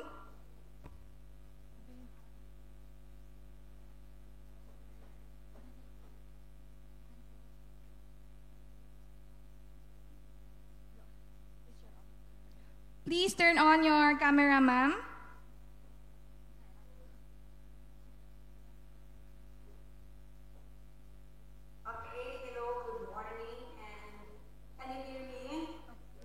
Yes, ma'am, we can hear you, ma'am. Yes, thank you so much. So good morning, everyone. And first of all, I would like to congratulate everyone for having this successful collaboration and activity for this morning. And I understand that this is an international wherein all of our collaborators and interested parties to build this kind of activity is actually being with us this morning. So I am representing the Mindanao State University, General Santos City, and I would like to, of course, reaffirm our commitment to this kind of actualization with our programs in the university. And as a higher education institution and a peace university, MSU General Santos City, of course, supports this kind of partnership. And we are eager to somehow elaborate and expand our commitment and expand our collaboration with the universities and institutions present this morning. And with that, we would like to affirm our commitment to the terms and conditions of the MOU we have established in 2020, way back in 2020, and in fact, we signed our partnership agreement with Pixie Ganesha in 2020, and we want to express to continue our collaboration with Pixie, of course, through the Proactive Network and its director, Rihar Tono. So we already sent our 2 students in Pixie and looking forward to more to more exchanges of students and interns in the near future. So with that, thank you so much for the opportunity. And in fact, we have two faculty joined with you. We have our Director of the International Affairs, Dr. Anderson Villa, and of course, our Dean of the International Arabic Studies, we have Dr. Lantong. So with that, on behalf of the MSU General Santos City, maraming salamat po. Thank you very much. Thank you very much, Ma'am Michelle Lawas, Vice Chancellor of Academic Affairs from Mindanao State University, General Santos City. Now, I will give back the floor to Ms. Santi to continue the speakers. Thank you, Nora. And then I would like to continue our sessions right here. And then I would like to invite Dr. Lutermie B. Manago. Before that, we have to see the result first. Engineer Lutermie B. Manago, PCPE, MSIT, LPT, as a head of Computer Engineering Program, St. Vincent College Incorporated. Her education is Doctor of Engineering with specialization in Computer Engineering, Achievement Professional Computer Engineer, Career Service Eligibility, Professional Teacher Mathematics, TESDA, and C. Lee, Computer Hardware Servicing, and then her research is no first, no entry, no attendance, an innovative system. And here, welcome for the last speaker in the first sessions, Engineering Lutermie B. Manago, PCPE, MSIT, LPT.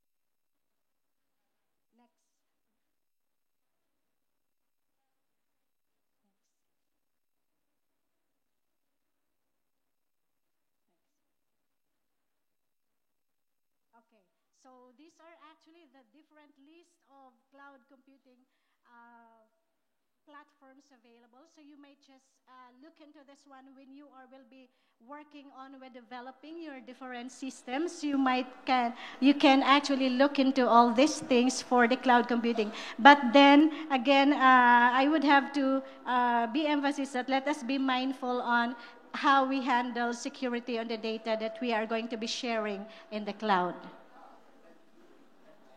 Okay, next please. So last 4 slides. Okay, so under the emerging paradigms and trends in IT, next please.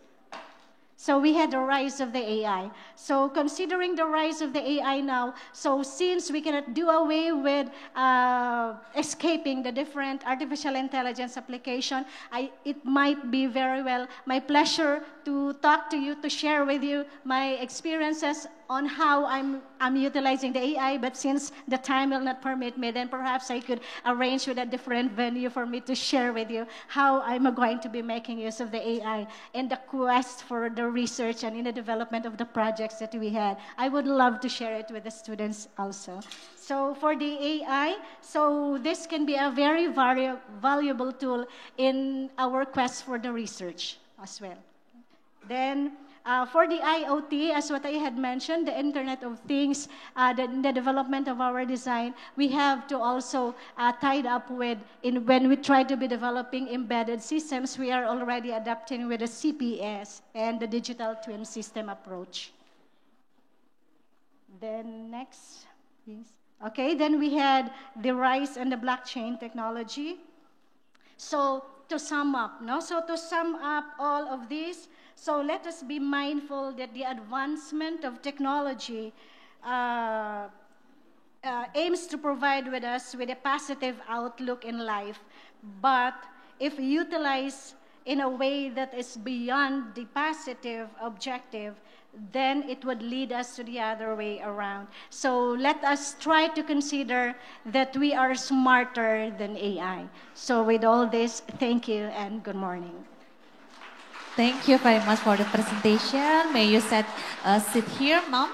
And then I would like to invite the first speaker and the second speaker to come on the stage, and then may I conclude the summarize of the material. These IT paradigms highlight the necessity for organizations to embrace innovation, adapt to user needs, and also maintain ethical standards in communication strategy, especially in the digital era. So this is the end of the first panel sessions for all the materials. So I would like to invite all the participants in here to give question for all the speakers. Maybe I have to limit the question, 2 questions, maybe either virtual and offline. Maybe you can raise your hands, and then please the committee to set up the mic first for the participant who needs to give questions to all speakers. Oke, itu ada di sebelah sana satu, Miss. Okay, one. Ada lagi? The second, maybe my left side. Okay, 2. Okay, we can wait for 2 questions for a while, and then okay, the first questions, maybe the mic, please.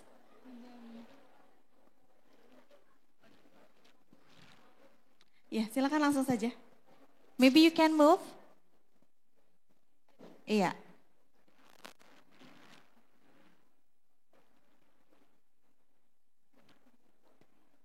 Introduce yourself first, and then the question to whom. Good morning, everyone. Good morning. Allow me to introduce myself. I am Jaan Budiman Mahalong from the cadet class, batch 2021. My question is for Prof. Raymond.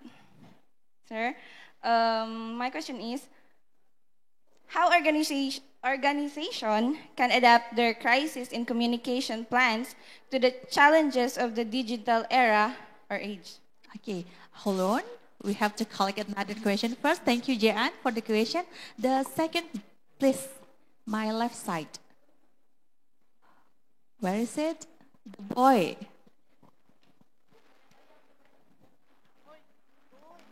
Ada? Ada lagi? Atau Bapak Ibu dosen? Atau izin, ini ada yang bertanya yang melalui Zoom, Miss. Oke, boleh silahkan. Izin saya sambil... Oh, udah ada. Silakan. Good morning, everyone. Good morning. Hello, my name is Faiz Faidala Putra. I'm from Management Business Study Program. I want to ask to Prof. Raymond. Prof. Rahman, oh, you are the most wanted person. I am the favorite of the crowd. Okay. Yeah, what is your questions? My question is, what challenge do leaders face in maintaining clear communication in a remote or hybrid work environment? Okay, thank you very much. Okay, maybe you can repeat again after Prof. Raymond discuss the first question, right? Okay, first question Miss, from... Satu lagi izin. Okay, boleh. Yang melalui Zoom, izin saya bacakan ya. Ya. Untuk dari Indra Gaudi, untuk Prof. Raymond, bagaimana cara kita untuk mengatasi ketergantungan pada AI dalam dunia pendidikan yang pada saat ini sudah menjadi kebutuhan individu mahasiswa? Okay, thank you. Maybe all the question are for Prof. Raymond. Okay, the first is from Jean, the second from Far East, and then from Indra through the Zoom, and then Prof. Raymond. But the Jean question is, Jean, where are you?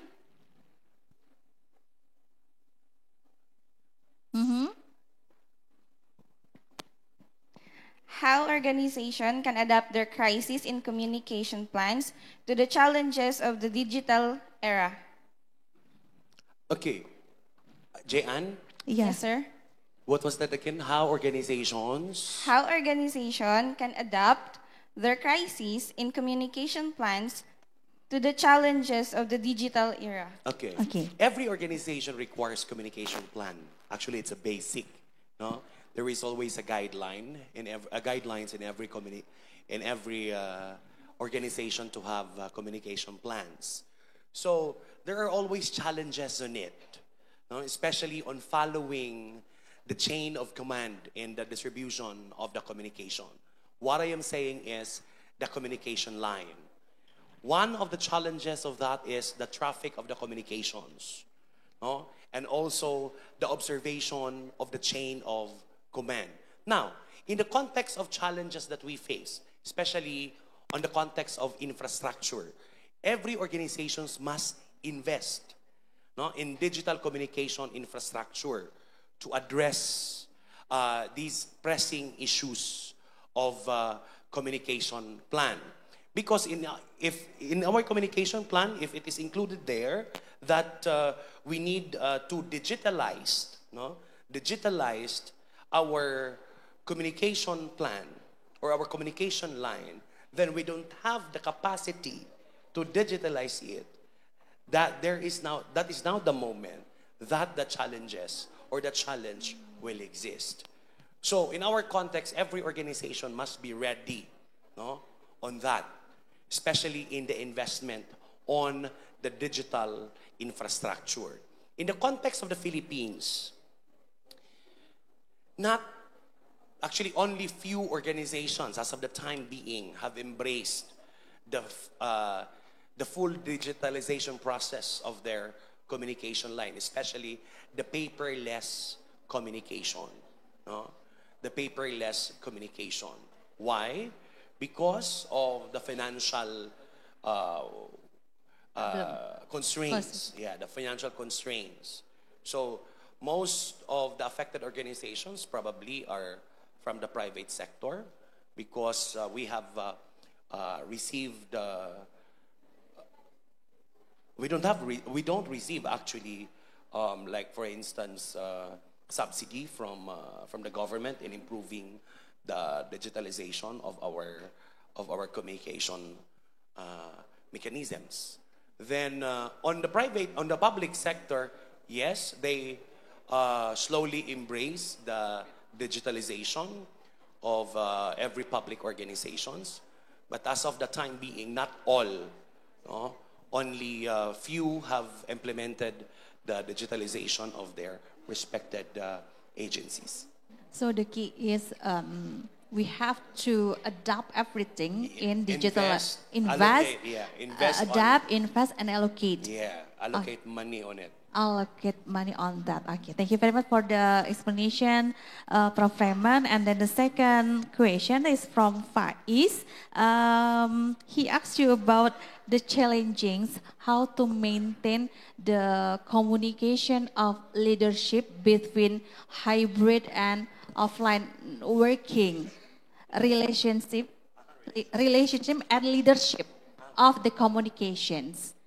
Through online. Online. What are the challenges? Yeah, and how to solve it. Okay. Actually, in online communication, you are not, it feels like you're not talking to human, you're talking to a machine. So the empathy is missing. You cannot feel something, no, in online communication.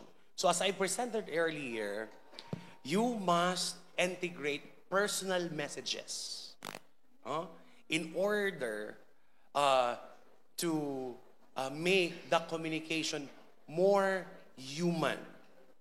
Because if we are going to use plainly AI in our communication, you cannot feel emotions there. No, you cannot feel emotion. You cannot establish a relationship between a two individual, especially between a leader and a subordinate. It's good to use formal communications, yes, but in the context of management, no, there is always, what do you call this? It's always good to communicate personally using other informal, what's the name of this, ma'am? Informal applications or softwares like social media, like Facebook, no? It's like facing your colleague, tapping a single tap at the shoulder will really mean a lot to the employee. If your boss taps you at the shoulder, it really means a lot. Because there's a personal touch. Yeah, there's a personal touch on it. But can you feel that using the online, the formal way? No, you cannot feel that. So maybe you can send a message utilizing that, but you need to produce or make a personal message attached on it. It can be more informal because informal communication is much more, for me, it has more emotion. Oh yeah. Yeah, than the formal, than the formal one. Face to face also is much more better. In the world or in the era of digitalization, no one or no technology can supersede a face-to-face or human-to-human communication. No? Technology is just there to supplement us. But the human-to-human communication, it's still the best method.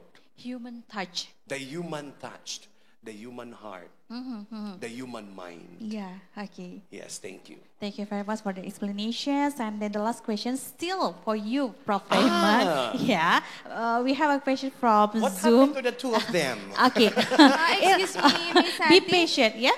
Miss Santi, excuse me. We have another question from our professors. Can we please give the mic to Bu Ardelia? She will ask another question. For me. For whom?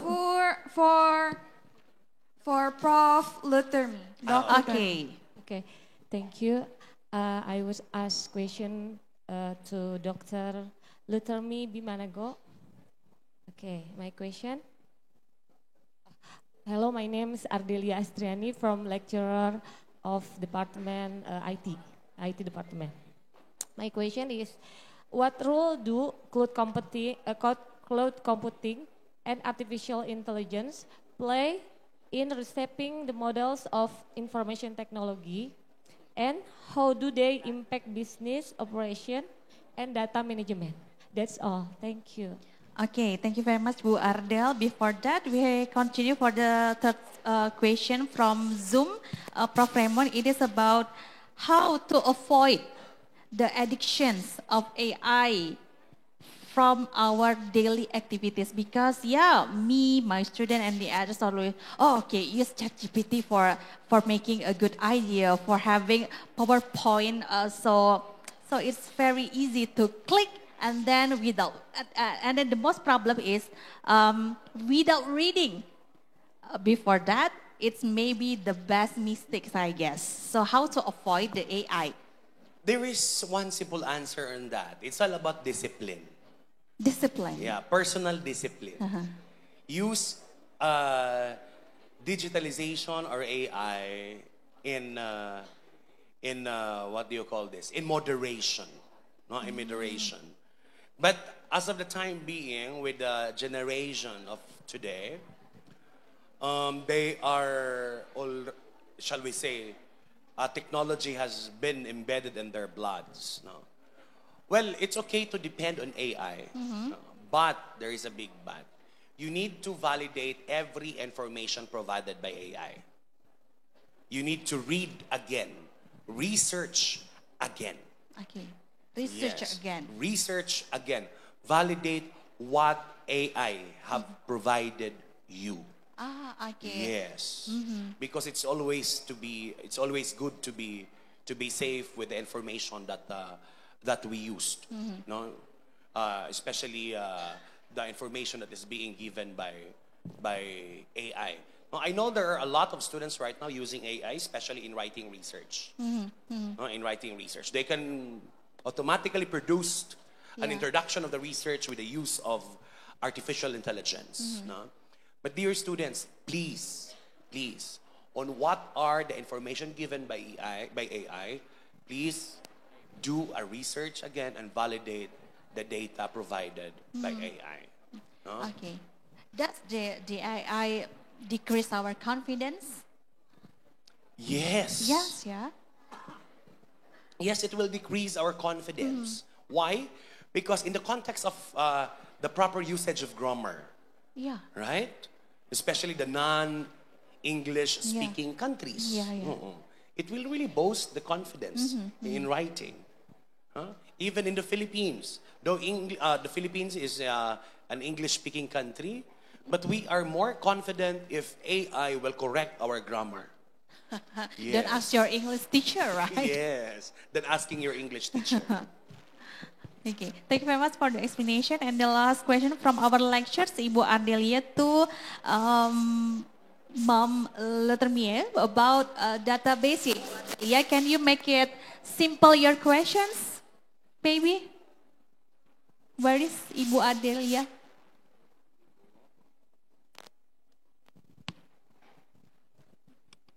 Make it simple and short.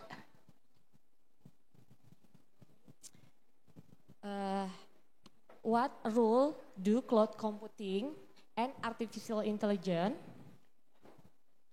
to reshaping the model of information technology, and how do impact business operation and data management? Impact. Okay. How to impact business to business operation and data management. Okay, make it simple first and short. What is the point? Okay. Role cloud computing and artificial intelligence. Role the computing So of if I'm right, so you are trying to ask on what's the role of And the cloud impact. computing Yes. and AI And impact for and impact yeah. on the IT models. Yes.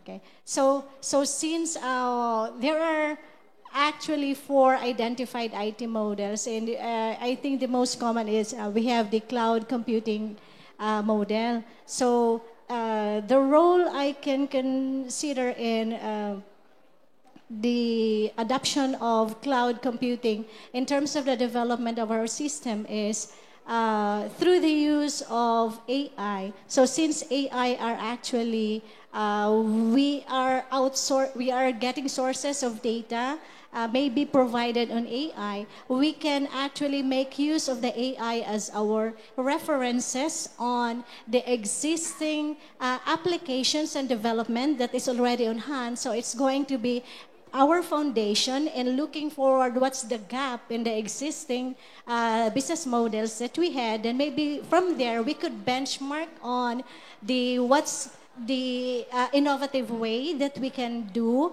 part on the development of what we will trying to elevate on the different process model. So let us just consider that when we are going to be utilizing AI, so AI data are actually flooded in the cloud. And when everything is going to be flooded in the cloud, so there is going to be a challenge in terms of the novelty of the ideas that we might be exposing. So we might also be very careful in sending our queries to the AI, since we might just as well be considering AI as getting only the knowledge on our end, but in fact, it's still empty on the cloud base.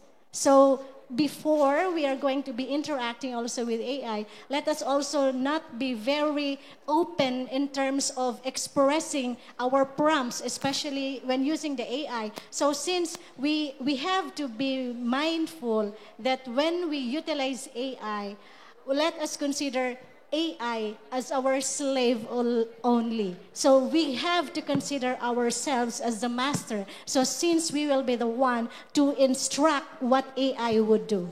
So the very essence and the main idea still lies on our end. So it's not the AI, but we can actually use or utilize AI as part of maybe trying to look into the references and the basis on what's the existing trend. So it's not going to be any more difficult for us to look into related literatures and studies in which we could support also where we could benchmark our innovative ideas. I think if I had already answered the role. Thank you. Okay, thank you, Ma'am Lethermi. Thank you to the speakers and the moderator.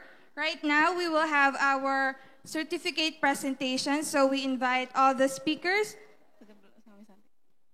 Just a follow-up before we continue.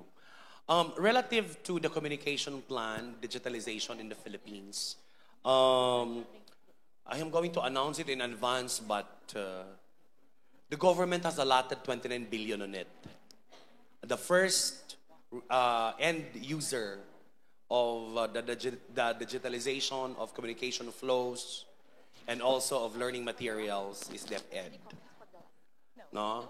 I don't know who won the bidding, because in the Philippines, bureaucratic lines are very lengthy. So we started investing on it already. First with DepEd. I know there are data infrastructure before, but this is new right now under the presidency of BBM. Why I know that? Because I am one of the subcontractor of that data infrastructure. No, so it is quite a huge amount. So as of this time, there are 5 regions that has been identified to become as an end user of this data infrastructure in the Philippines. Okay, may the explanation from Prof. Raymond and Ma'am Lethermi can give us important information and then good insight from our digital era, especially in Indonesia, and most especially for Polytechnic Piksi Ganesha. Adopt and then allocations budget and then investment about the IT in digital era. Thank you very much about the explanation, Mom. Thank you very much. And anything else that you wanted to share? No?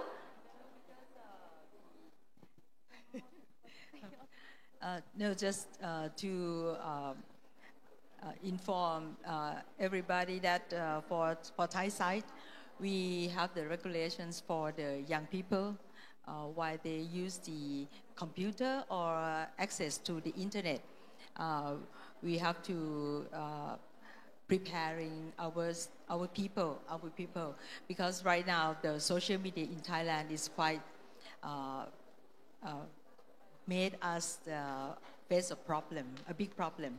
But I hope that in the future, we can use the information technology or AI to focusing on the education, not for the only social media. Or we have to aware, teaching our students or the young people to aware how to use the AI or access to the internet. It's very important. Thank you. Thank you very much for the closing statement, and then give applause, a round of applause for our speakers in here. Thank you very much for your attention, your participation, especially in virtual and offline in here. May all the materials give you special insight to face the digital era, especially for nowadays and the future. I'm Santi Krisnawati, have to sign up, and then thank you very much for the committee. And I'll return this agenda to the MC. Thank you very much. Assalamualaikum warahmatullahi wabarakatuh. Waalaikumsalam warahmatullahi wabarakatuh. Boleh beli tepuk tangan? Okay, please the speakers and the moderator, can you please stand in front for the giving of the certificates?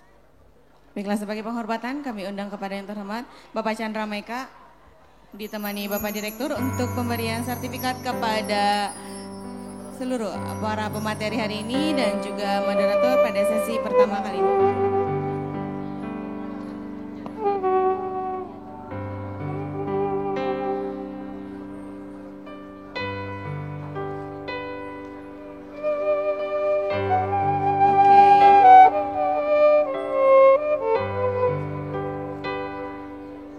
Pertama kali ini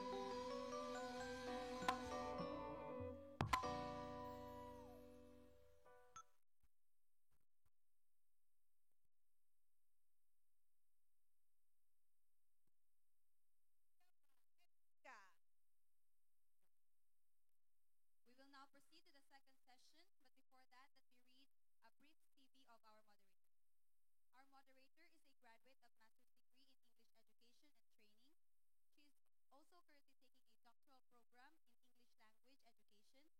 She is also a lecturer of CTVET, student in internship exchange program, lecturer of Korean internship education, tourism and industrial student, and reviewer of International Journal of Academic Research and Education and reviewer.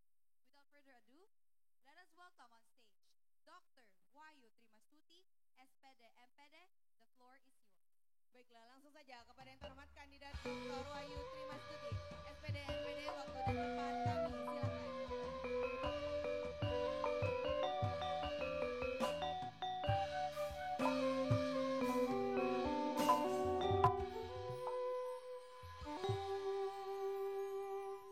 Assalamualaikum warahmatullahi wabarakatuh. Good morning, everyone. First of all, I would like to welcome to all speakers, to the guests and students and participants offline and online platform. Thanks for the time squeezing to join us for the PIC 2024, and it's grateful to be here. I'm Wahyu Trimastuti as moderator. Well, this is the second panel discussion of the international conference. So before we going to our main topic for the second session, I would like to invite for all the audience to stand up, please. We make a game first, just a little game. So would you to stand up for students? To stand up first, just a little few minutes. Just stand up, please. Okay, everyone. All right, everyone, please to stand up. Ya, silakan semuanya untuk dapat berdiri. Okay. Well, and then please you make a pair and face each other. Silahkan untuk berpasangan dan saling berhadapan. Okay, alright. And then, okay, listen me. Alright, listen me. And then please you choose which one someone to choose odd number and even number. Setelah berdiri berhadapan, silahkan untuk memilih siapa yang memilih untuk nomor ganjil dan nomor genap. Okay? Sudah, siapa yang ganjil, yang genap? Someone to choose odd number and even number. The left hand, please you place in the back hand. Tangan kiri silahkan diletakkan di belakang. Your left hand please place behind the back. And your right hand like someone who want to shake hand but doesn't. Seperti orang bersalaman tetapi tidak jadi. Okay? Listen the instruction. When I say, belum bersalaman, baik. Okay, listen my instruction. When I say odd number, so someone who choose odd number will catch your partner's hand. Kalau saya nanti mengatakan untuk nomor ganjil, tadi yang memilih ganjil silahkan untuk menangkap tangan yang tadi memilih angka genap. I understand? And then vice versa. Kalau nanti saya mengatakan angka genap, someone who choose in even number will catch for this. Okay? Alright. Here we go. Listen the instruction. Are you ready? Okay. I will say number 6. Okay. Your partner to offer it. Your partner to offer it for your partner. Okay. The next number. The next number. I will begin number. Number 101. Okay. And the last number, listen me. All right, are you ready? 2027. Okay. All right, give applause for audience. Thank you so much. Have a seat. Thank you so much. All right, give applause. Okay. All right, have a seat. Okay, everyone, please attention. Well, we are going for the second panel discussion. So before we start for this, so I will to deliver to the rule presentation that each presentation will has a limited time, 20 minutes, and then presenter will be notified 3 minutes before the end of presentation, and answer will be delivered after all speakers have a presentation. Without further ado, as friendly, Allow me to introduce the first guest speaker. She graduated with Master of Arts in Nursing, Medina College, Orami City Marks in 2004, and his experience is the program head of the caregiving department and conduct competency assessment in caregiving, healthcare, service, and burger health worker NC2. And she is also the accredited competency assessor in caregiving, healthcare, service, and burger health worker NC2. So please welcome Dr. Mary Evans Ligabres Bandela to come to the stage.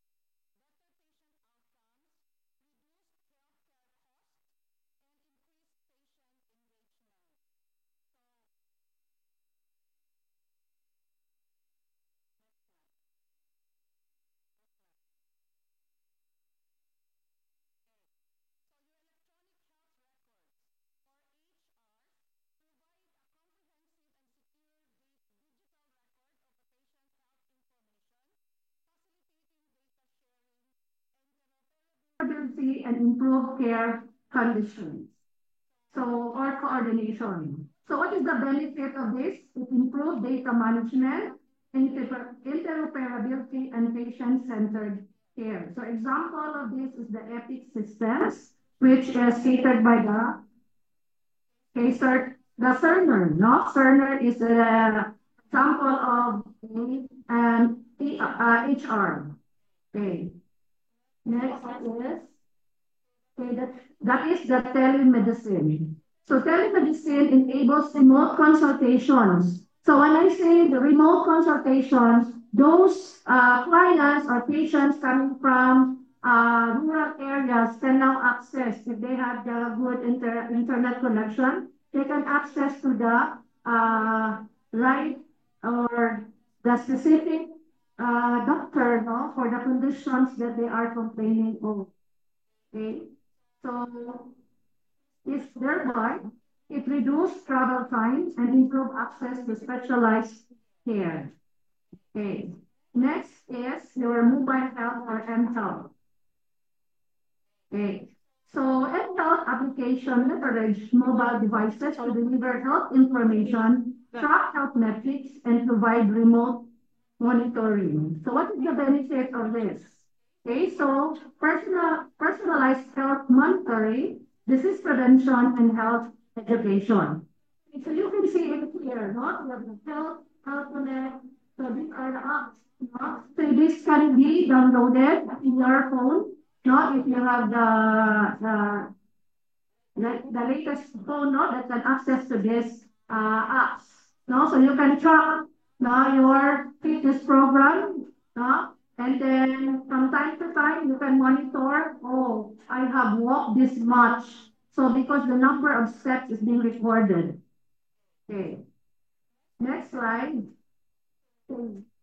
Health information system. So this system supports the management of healthcare information, including patient data, clinical workflows, and financial operations. So what is the benefit of this? Efficient management of healthcare data, improved decision-making, and better resource allocation. For example, hospital information system, and then public health information systems. So what are the benefits of digital health services? Okay, one is improved accessibility.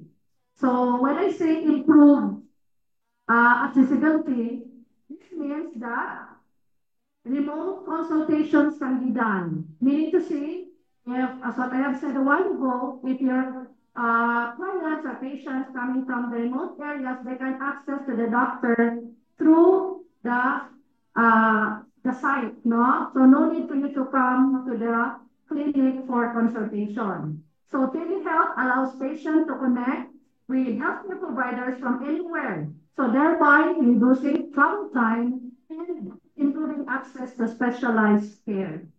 So expanded reach. So digital health services can reach underserved population. So when I said underserved population, those people coming from far places that they have difficulties in coming to the health centers, no, or healthcare facilities for their medical conditions. Okay. Second is enhanced efficiency. So streamlined processes, digital tools can automate administrative tasks, reducing paperwork and improve efficiency. Reduced wait times also, online scheduling. Patient portals can help patients book appointments more easily and reduce waiting time. So you can just click in there for your appointment date, appointment time, and then just go, no? Just open it when you have your scheduled date and time for that day. There's no need for you to wait, sit there for how many hours. And at the end of the day, you will not be able to be catered because there's no time already. Okay. Next is better patient outcome. So digital health technologies can facilitate early diagnosis. When you say early diagnosis, early detection, no, of your disease condition, personalized treatment plans and improve disease management. Okay, so increase patient engagement. When you say personalized care, digital health technologies can enable personalized treatment plans based on individual patient data. Okay, so like for example, if you are feeling this kind of signs and symptoms, you can just open up your internet and then you can search, no, the presenting signs and symptoms, search that, and then later on they can provide you your possible diagnosis, no, or what kind of disease condition that you are suffering with this kind of signs and symptoms. So second is disease prevention. Mobile health apps and wearable devices can promote healthy behavior, prevent chronic diseases. So like for example, if you are wearing a smartwatch or you have already the app in your phone, when you check it and then you notice that you have already experiencing a high blood pressure, you can be prevented from doing activities that can worsen your condition. Okay, and then you can also check your oxygen saturation. You need to say, I'm feeling sick, and then I feel dizzy, so I am up to collapse. So you can prevent from doing another strenuous activities that affect your health. Next is cost effectiveness. So reduce costs. Digital health solutions can help reduce healthcare costs by improving efficiency, reducing waste, and preventing unnecessary procedures. So in the field of medical aspects, so the doctors are not super being that they can really foresee what disease condition you're suffering at that moment happens in you. So they have to schedule you for a series of laboratory tests, no? And then after that, that is the time that they're going to prescribe you medicines. So I'm just warning everybody that the hearsay, no, because your condition, though you have presented the same signs and symptoms, but our individual reaction towards the medication is different. No, so you have to, doesn't know that you are allergic to that kind of medicine, and then because your friend shared it to you that, oh, this type of medicine makes me feel good. No, so you have also encouraged to buy that. Please do not practice that one. Much better that you have to consult the physician. Okay. Preventive care. So investing in digital health can lead to long-term cost savings by preventing diseases and managing chronic conditions effectively. So with this, we can maintain good health status. Okay, next is enhanced patient engagement. Empower patients. Digital tools can empower patients to take a more active role in their health care, leading to better outcomes. So improve communication. Digital platforms can facilitate communication between patients and healthcare providers, thereby improving patient satisfaction. Okay, so next is data-driven decision making. So informed decisions, the digital health generates valuable data that can inform evidence-based decision making and improve healthcare quality. And for population health management, the digital tools can support population health initiatives by tracking health trends and identifying areas for improvement. Okay, so if you have a cardiovascular condition, I will not be telling you heart condition. It's a cardiovascular. So who are among here are medical related students? Okay, so you can relate to that, no? If you have a cardiovascular condition, your heart rate, your blood pressure is always fluctuating. So with these devices, with this tool, you can monitor if my condition is stable or still on a not normal condition. Okay. Next is, so overall, I have given already the tag that have 5 minutes left. So digital health services have the potential to revolutionize healthcare by improving access, efficiency, and patient outcomes. So out of this, what are the challenges? Challenges and considerations of digital health services. So number one is the data privacy and security. So in here, since they can access to the data, so the patient's confidentiality are already not maintained in here. No? So this is the challenge, the one of the challenges. So preventing data breaches and unauthorized access to sensitive patient information is a major concern. Another is interoperability or the data exchange. So achieving seamless data exchange between different healthcare systems and technologies is crucial for effective coordination. Then standards, publishing and adhering to common standards for data exchange is essential. So digital divide, access disparities.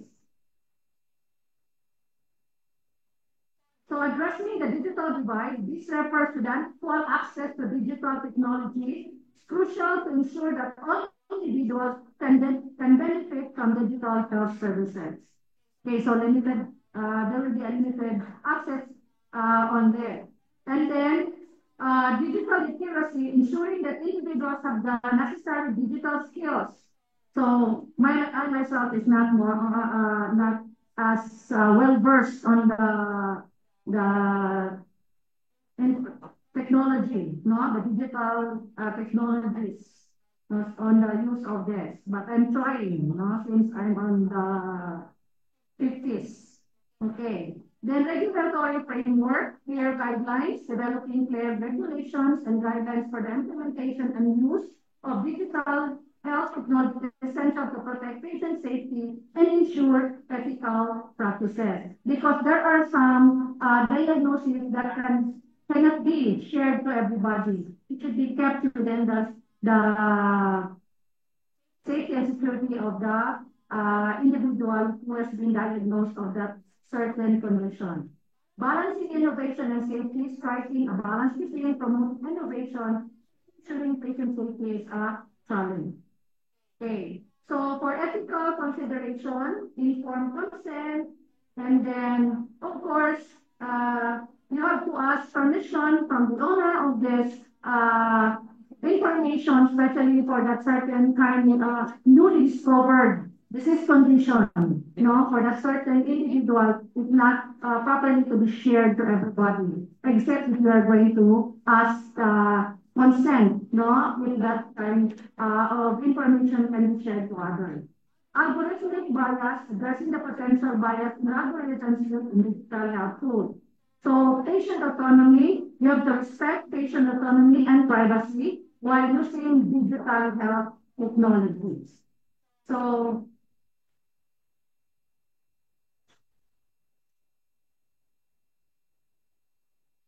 next slide, please. Okay, so digitalization of healthcare industry challenges. Okay, so you have there data processing, digital user experience, cybersecurity, budgetary user concern. So these are the challenges of the digitalization of healthcare industry. So examples of digital health implementation and wireless health settings. So that is an example of you have the manual clinic for electronic health record. So this is in Minnesota, USA. Next is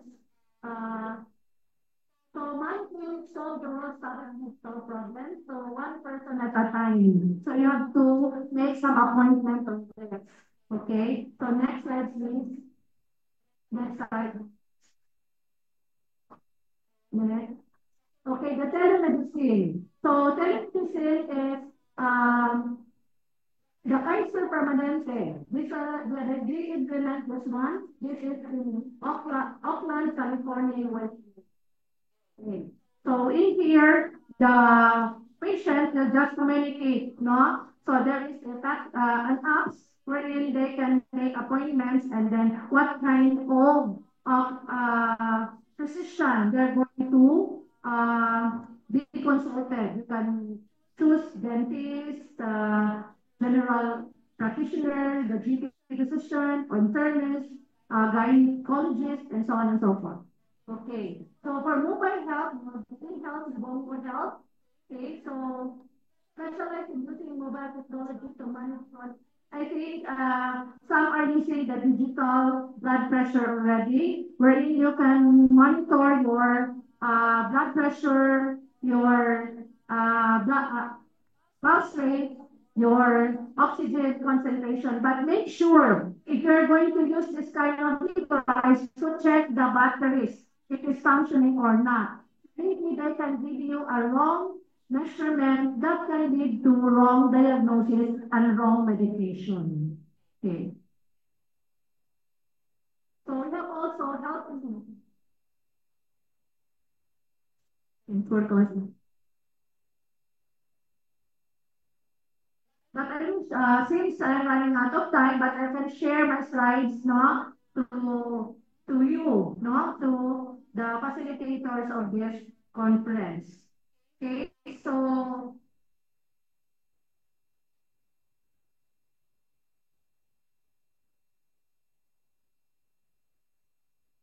so so so this is the future, no? Future challenges. So we can have there for AI. So you can ask AI. AI, my symptoms right now is I have my blood pressure 180 over 100. And then I am sweating too much.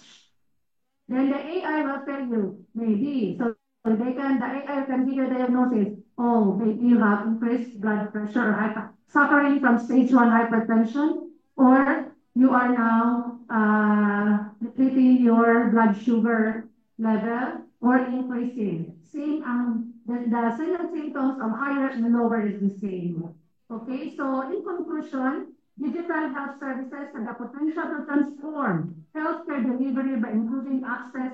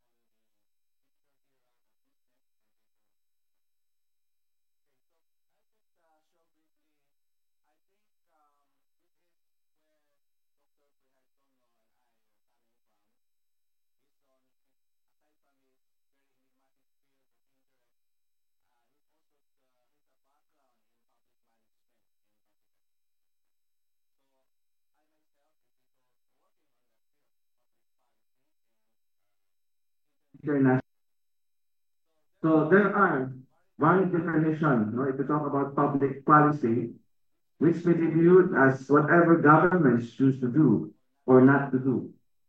Although such definitions may be adequate in ordinary discourse, however, because we are concerned with the systematic analysis of public policy, a more precise definition or concept of public policy is needed to structure our thinking and to facilitate more effective communication with one another.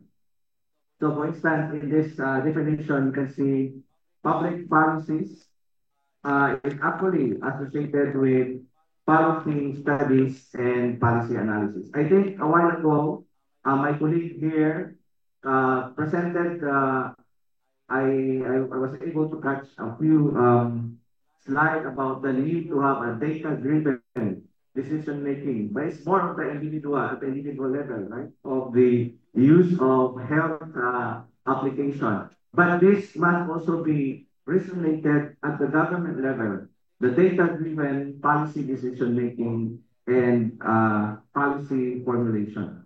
So this is where policy analysis should come in. So public policy, for instance, there are many definitions. I have cited here Tom Berkland. He has you can actually search the definition on YouTube, on the definition of public policy. But these definitions share ideas. For instance, policy response to a problem.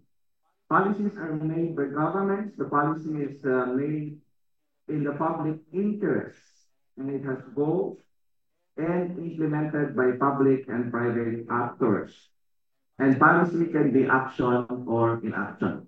So if government do not act on it, it's already an official policy. So policy making cycle, I think there are, as you know, perhaps in the field of economics, who are doing economics study here? Business. Sino ang who are into business study? Okay? So I think we can marry public management and administration on the business side, on the governance side, where you have policy cycle is introduced when it comes to the utilization of the data from stakeholders, from agenda setting to policy formulation, policy adoption, and implementation as well as evaluation. Now, moving to the next question, because I just came back from my research fellowship from Japan. I was a Japan Foundation Fellow for a year. And when I came back, I was unexpectedly redesignated to my former role as the International Affairs Director. And I'm very thankful that I'm here now with, I met personally Dr. Pri and even Dr. Santi and the other members of the administration of Polytechnic Examination. But looking at from my experience while doing my research in Japan, in fact, I also met a lot of not just Filipino migrants, but Indonesian migrants in Japan who are interested here on anime, who likes anime and I don't know, Korean K-pop. I met Indonesian there.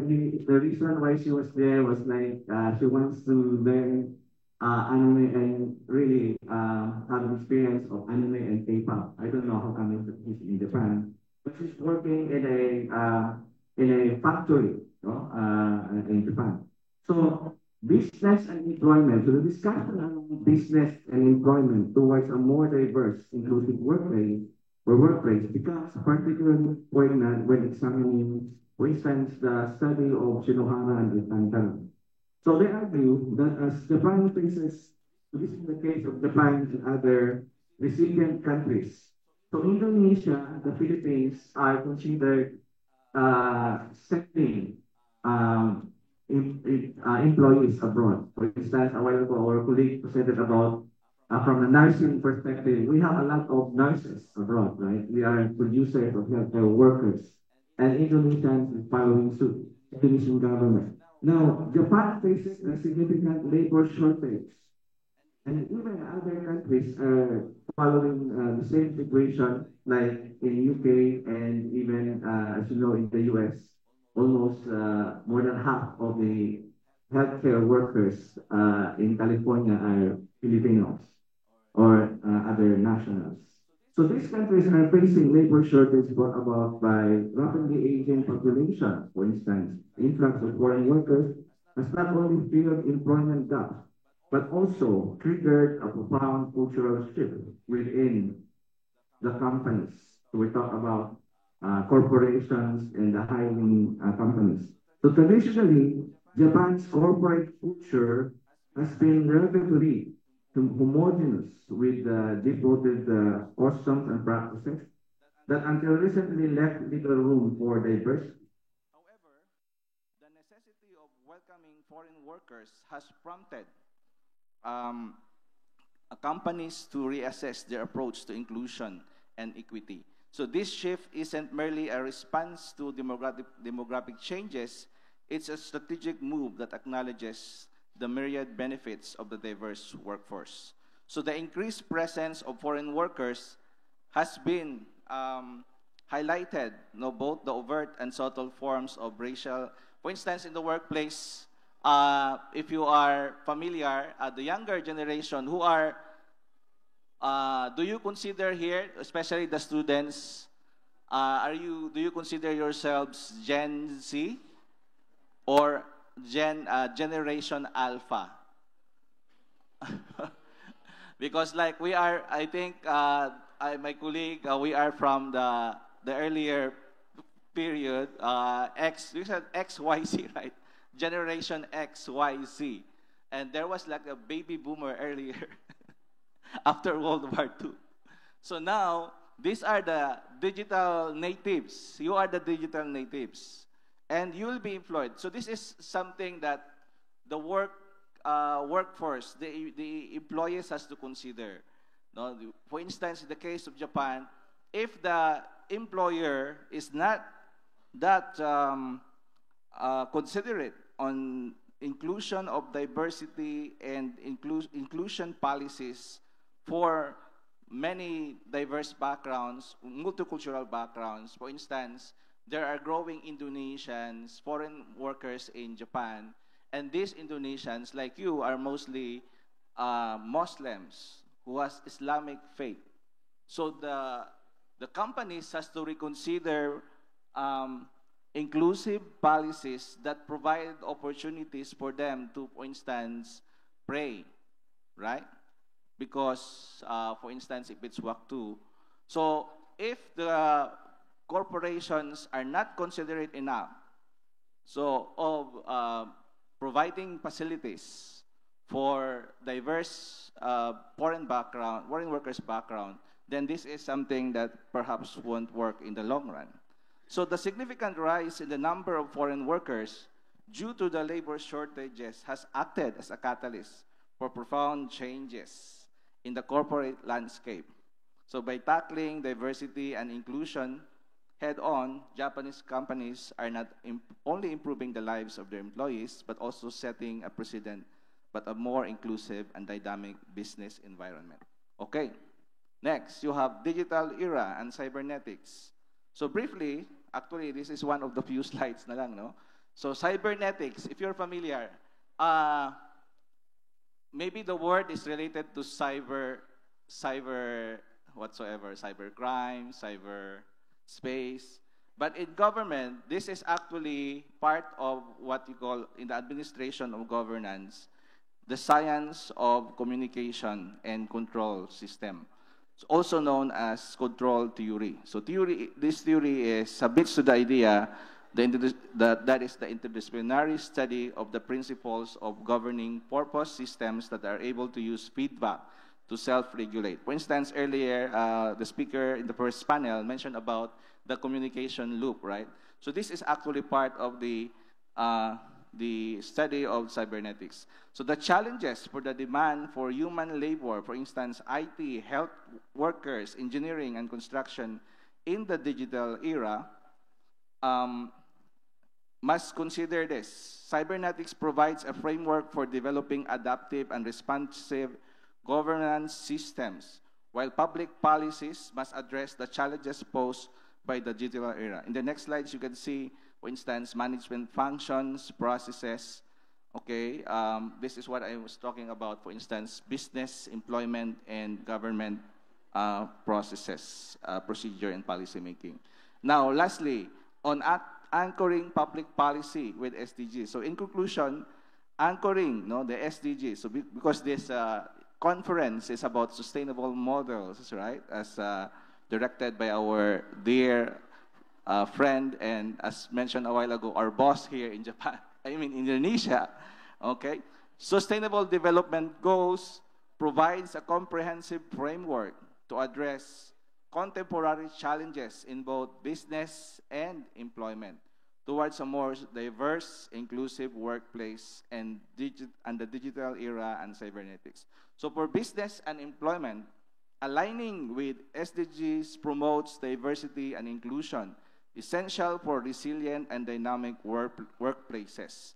So as demonstrated in Japan's response to labor shortages, and in response to that growing demand from countries that need workers, like sending countries like Indonesia and the Philippines, integrating foreign workers and addressing diversity issues can provide positive changes. So such policies foster inclusive growth, enhance innovation, and ensure that everyone, regardless of their background, can contribute to and benefit from the economic progress. So in the digital era and the age of cybernetics, public policies must adapt to the rapid technological advancements that reshape labor demands.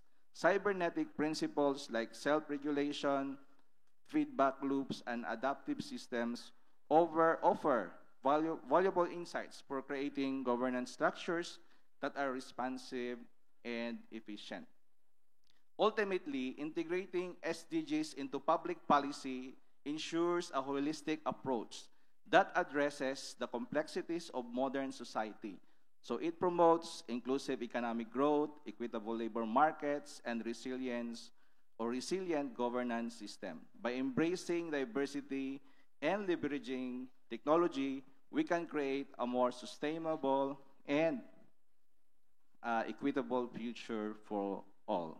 Thank you for the attention. Daghang salamat. Terima kasih. Good morning. Okay. Assalamualaikum warahmatullahi wabarakatuh. Give applause to Dr. Anderson Villa. Thank you so much. It was interesting presentation. From your explanation, we have an insight in analysis of public policy in the digital era.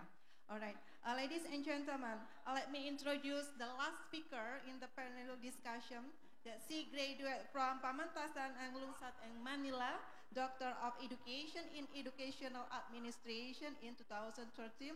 She get achievement on professional license exam for teachers and Civil Service Commission professional exam. She also active in research that of her article entitled The Technological Landscape of Selected HAIS. Currently, she is the president of Universidad de Manila, Philippines. Please welcome Dr. M.A. Felma Carlos Tria.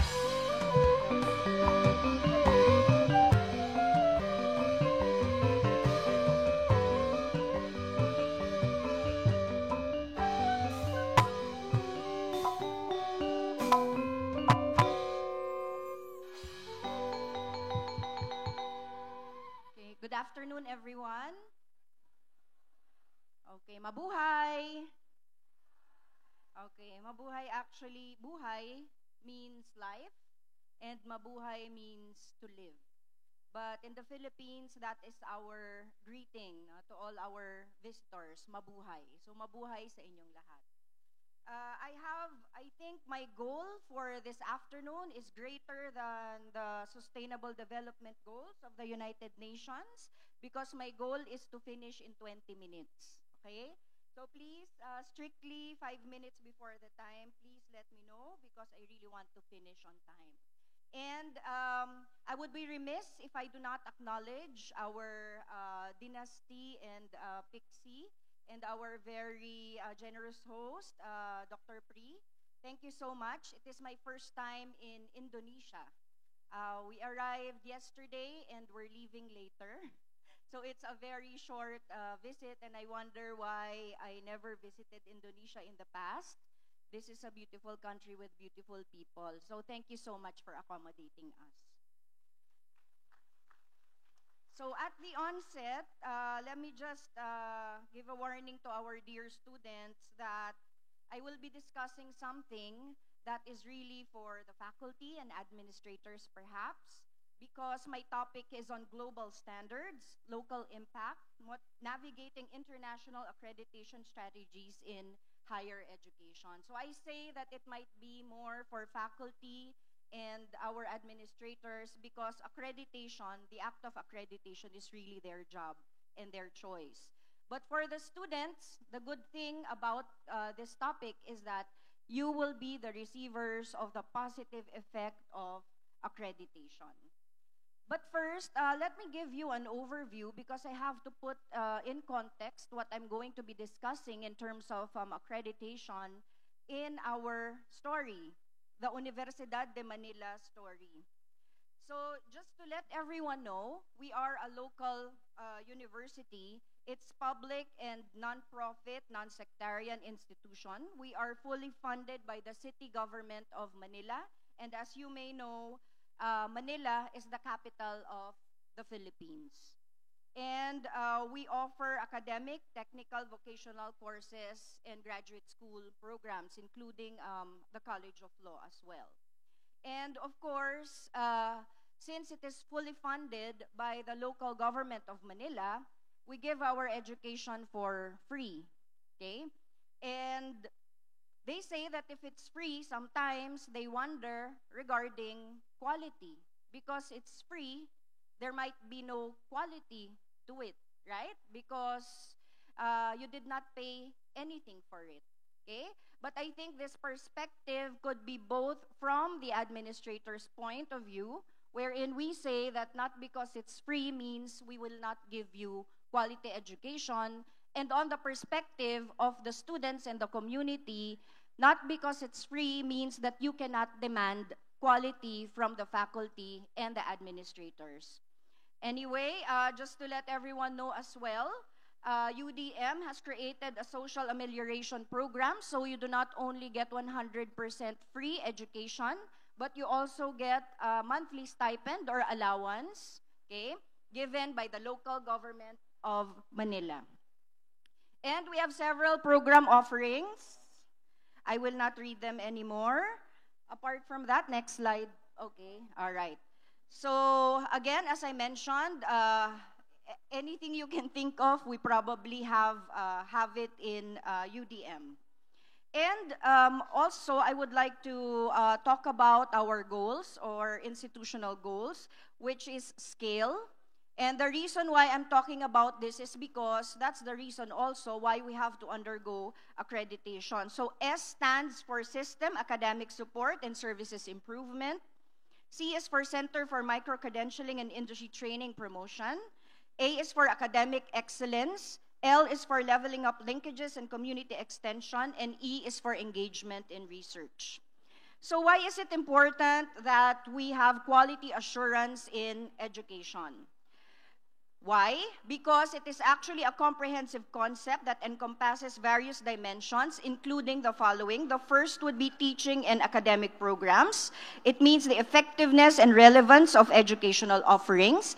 This means that your curricula must always be up to date, but not only that. In the classroom, the way that you are being taught, for instance, we had the pandemic. Did everyone here experience teaching and learning online? Online? Yes? So everyone underwent that. Is it different from what you receive face-to-face in the classroom? Yes, it's different. And so we actually asked the question, if it's different, did we actually follow the same standards? Did you actually learn online as much as you learned face-to-face? Or the other way around? So those are questions that administrators actually ask themselves, especially in the Philippines, because we have so many Latin honors, those who had awards, because suddenly when we went online, all the grades went up for our students. So those are questions. Next would be research and scholarship, which is actually the institution's contributions to knowledge and innovation. So first of all, I think we remain relevant if we will be able to learn new things and contribute new things to the community. And then the staffing would have to do with the qualifications and performance of the faculty and staff. It's actually getting or hiring someone who is knowledgeable about the subject matter.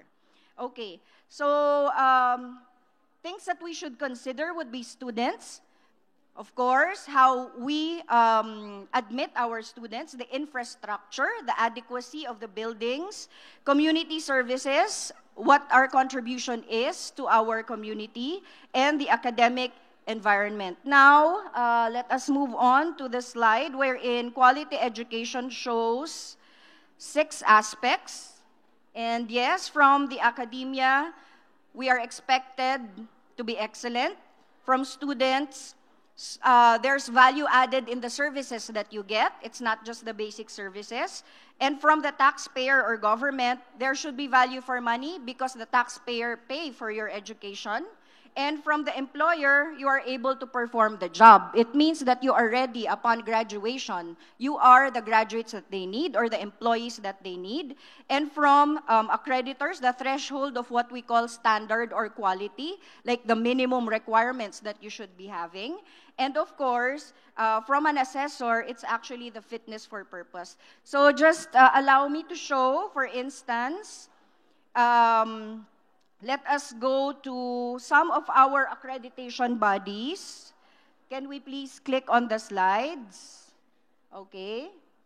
Please go ahead. Okay. Please go to accreditation versus ranking. Okay. The next slide, please. Okay, so we have accreditation versus ranking in HEI. So just to let you know, accreditation is a voluntary, both are actually voluntary, but accreditation means that they have certain areas that they are going to measure you against. While ranking, you actually compete with all the other schools all around the world. So I just want to mention that MSU Iligan, right? Ranked number 3 in the Times Higher Education rankings, no? So that's pride for the Philippines. Next slide, please. So these are some aspects wherein accreditation and ranking are different. The purpose, the evaluation process, the outcome, the frequency, and the focus. So it's actually there in the slides. And let us go to our PACUCOA. So I can only talk about some accrediting bodies that I am part of, and I am an accreditor for the Philippine Association for Colleges, Universities Commission on Accreditation. So PACUCOA, there is also, next slide please. Next slide. Okay, let's go to PACUCOA. The heading is PACUCOA, there. So PACUCOA is for private schools, but there are some more like PAASCU. Okay, so we have different accrediting bodies in the Philippines. And for PACUCOA, the survey areas are the following. So it's actually 10.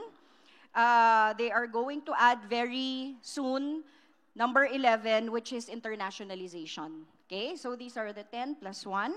Next is ALCOCOA, and this is for our the Association of Local Colleges and Universities Commission on Accreditation. For ALCOCOA, they have 9 areas. Next there. Okay, so these are the things that they are going to look for. And this is the international accreditation that we are attempting. It's called the AUN, or the ASEAN University Network Quality Assurance. So this one is more challenging because it really looks at each program and how the core competencies, the exit competencies are actually aligned with everything that you are receiving inside the classroom, so the lectures and the assessment, okay? So we had our training in Bangkok, no? And the next would be,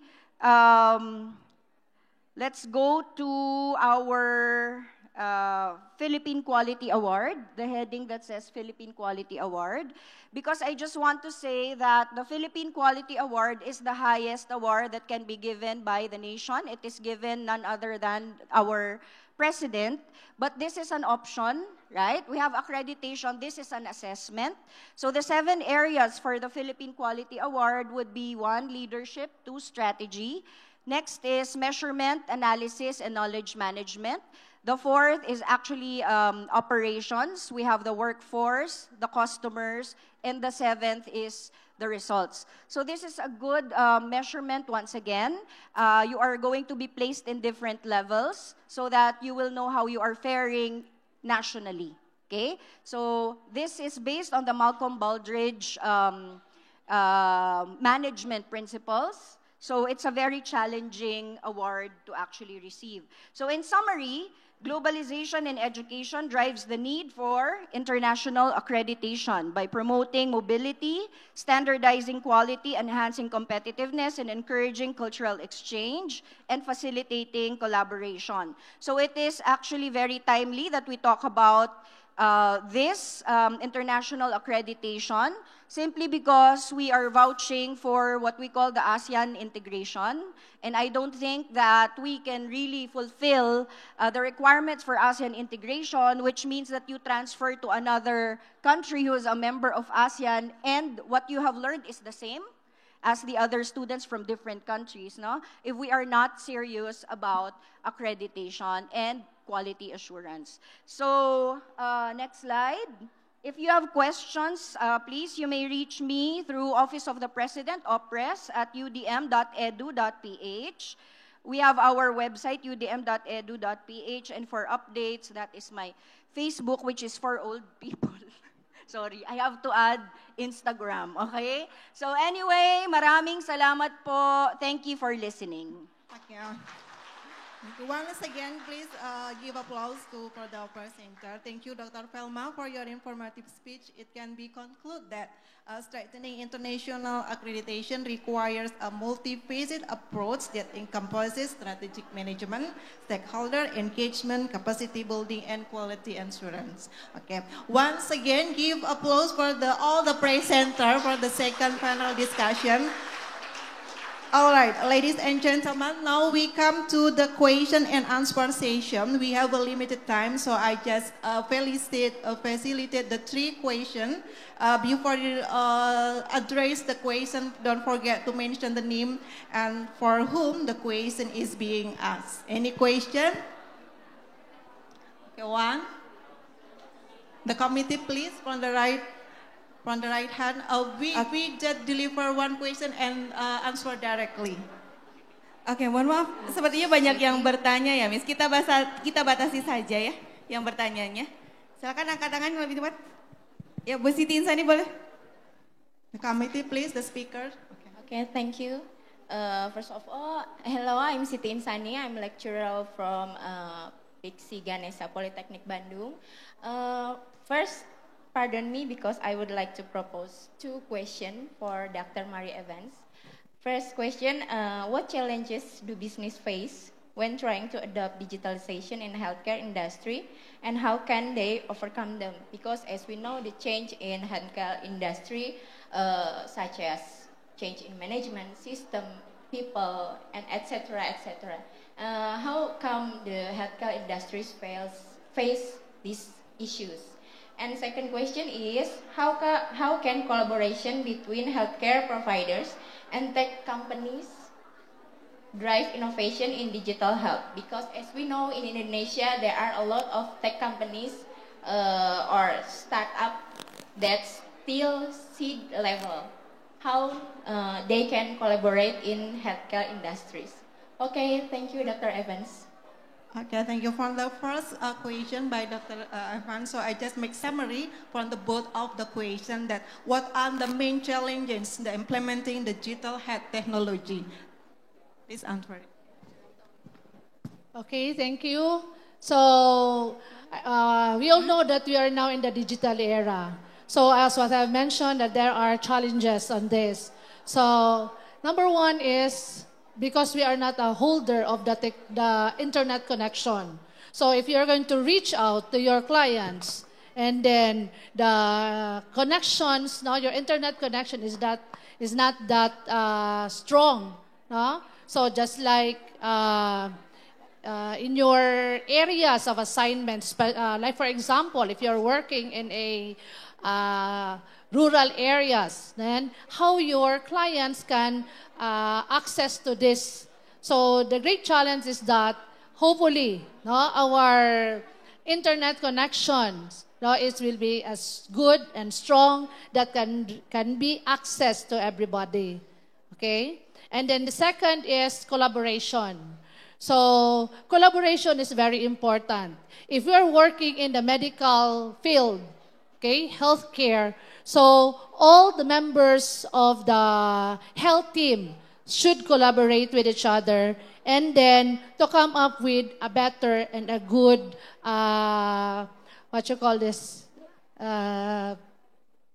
good output of the care that you want to provide to the recipients, now especially the clientele in your community. Okay? Is that okay? Follow up? Okay, so I think it's enough is clear. All right. Thank you, your explanation, Dr. Mary. And now we go for the second question, please. Okay.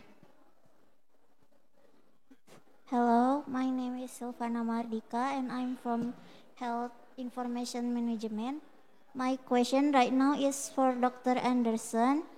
So, how does digital technology improve transparency and participation in public policy process? Thank you. Okay, I want to repeat for her question, Dr. Anderson. I just make a summary that how does digital technology improve transparency and participation in public policy? Thank you for the question. I think in the Philippine experience, and I think Indonesia is doing the same thing about the electronic approaches, right? The e-governance. And in policy making, there are what we call paperless approaches, and even the use of technology is something that I think universities, especially, I mean, governments in the ASEAN must advance, no? For as in the case of the Philippines, we are considered the social media capital, or our president BBM would call us the selfie capital of the world. So that means younger generation, as I mentioned, XYZ, the Alpha generation, are really into digital services. And in fact, we utilize smartphone applications in accessing government services. So that means government and policymakers has to, in a way, catch up with this growing digital savvy, digital native population. And it's not just the old people using Facebook. So we have to also expand our skills, no, in the digital era as well. Thank you. Okay, so the conclusion that correlated each other for the government and the policy and the technology. Okay, for the last question, the give opportunity for the online participant. So in here, deliver for Dr. M. Alfelma Carlos, that the question is, what are the key factors that influence international accreditation outcomes?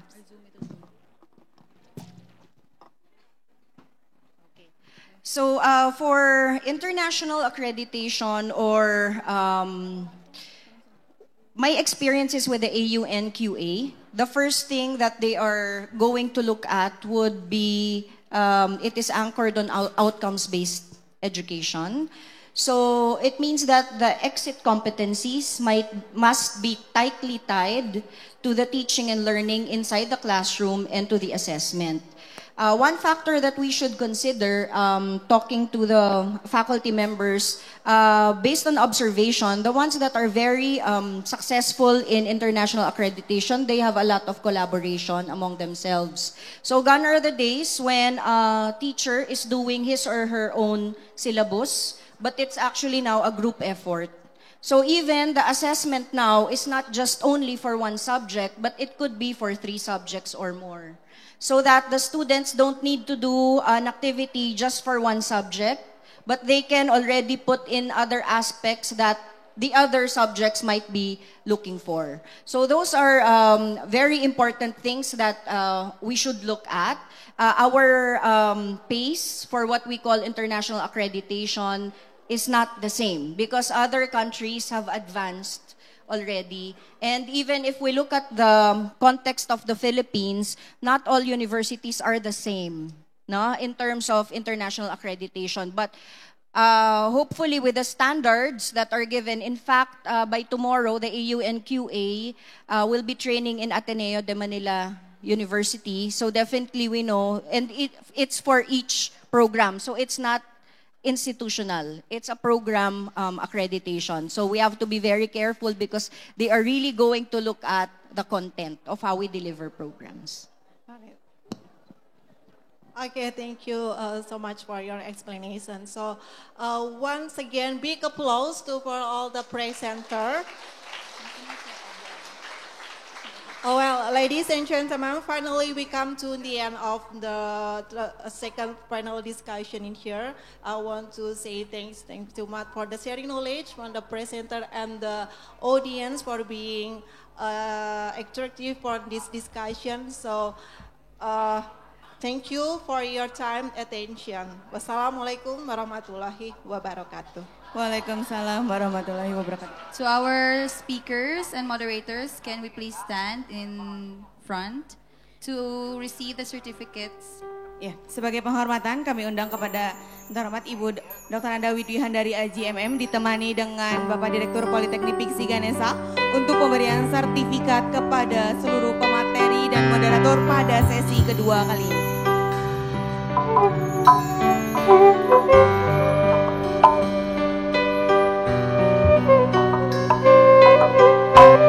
Yang pertama, ada sesi kedua kali pembicaranya ada Dr. Mary Evans Alegarbers Bantiola.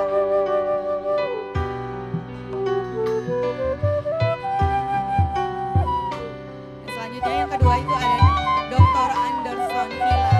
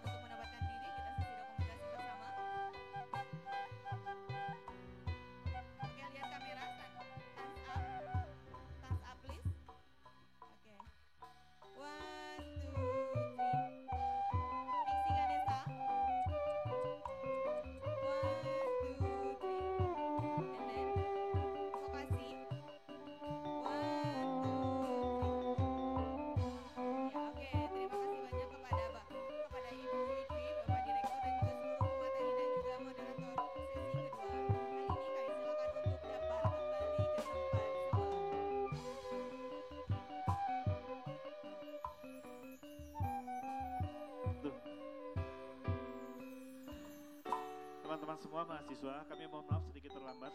Hanya tinggal 2 penanya lagi, mohon bersabar. Tidak pulang dulu, paling tinggal setengah jam lagi. Oke. Sesi terakhir hanya dua pemateri lagi. Mohon ditunggu bersabar ya, sedikit terlambat. Terima kasih kepada semuanya, Bapak Ibu dan saya semua. Iya, terima kasih banyak kepada Bapak Direktur sekali lagi. Oke, mohon perhatian. Bapak Ibu, teman-teman semuanya, mohon untuk tenang. Di kelas selanjutnya, agar tidak jenuh, terimalah persembahan tarian Suara Nusantara dari Java Etnika.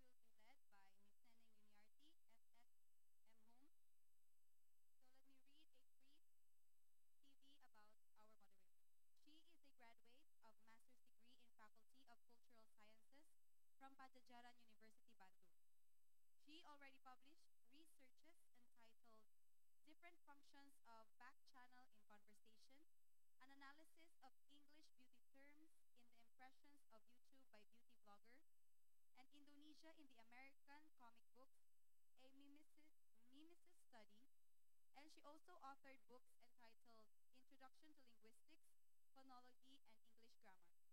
Again, let us welcome our moderator, Miss Neneng Yuniarti, SSM Home. The floor is Baiklah, yours. langsung saja kepada Ibu Neneng Yuniarti SSM waktu dan tempat. Kami silakan.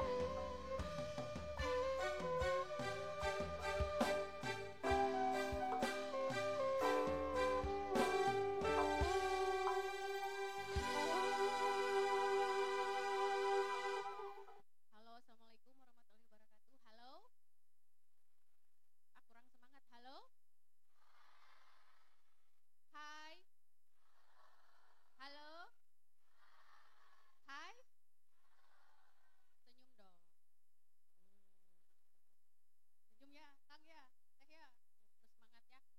Okay, I'm in the third session.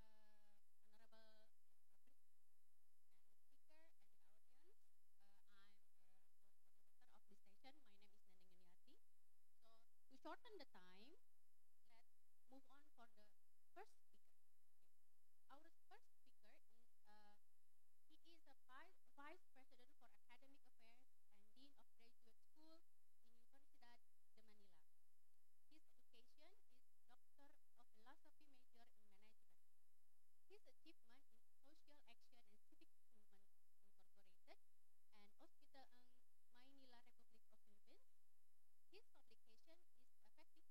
His publication is effectiveness and the responsiveness of the UDM curriculum and illuminating analysis. And second one, crafting KPIS, a multidisciplinary approach to defining scale metrics in diverse academic domains. And the third one is effectiveness of virtual classroom as a learning space. Please come forward, Dr. Ronald Herrera.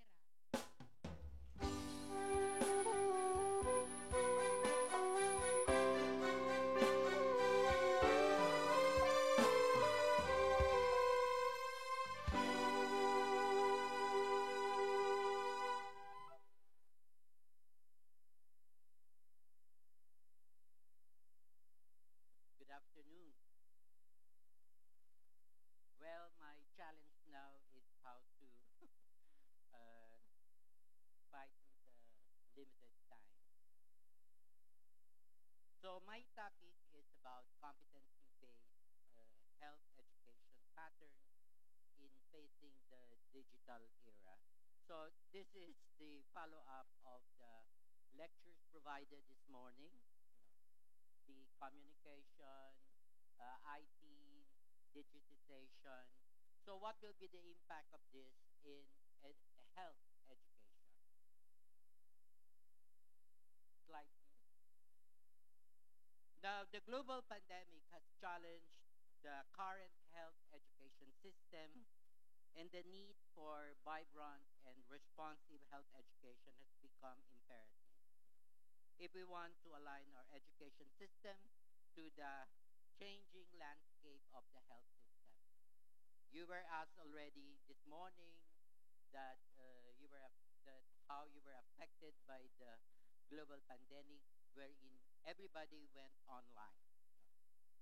So what will be the competencies, or the health education must be a competency based where the student's progress is based on the learning expectations they met. The core competencies must be met rather than measured by a predetermined curriculum.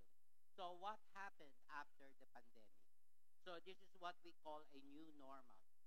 So the new normal in competency-based education must be anchored in the realm of digitization and scientific research. So the keystone to this is addressing the challenges by competency-based health education programs in the so-called digital era. So, digitization, what do we mean by digitization? Digitization of competency-based learning provides easy access to data, information, and facts are easily sourced.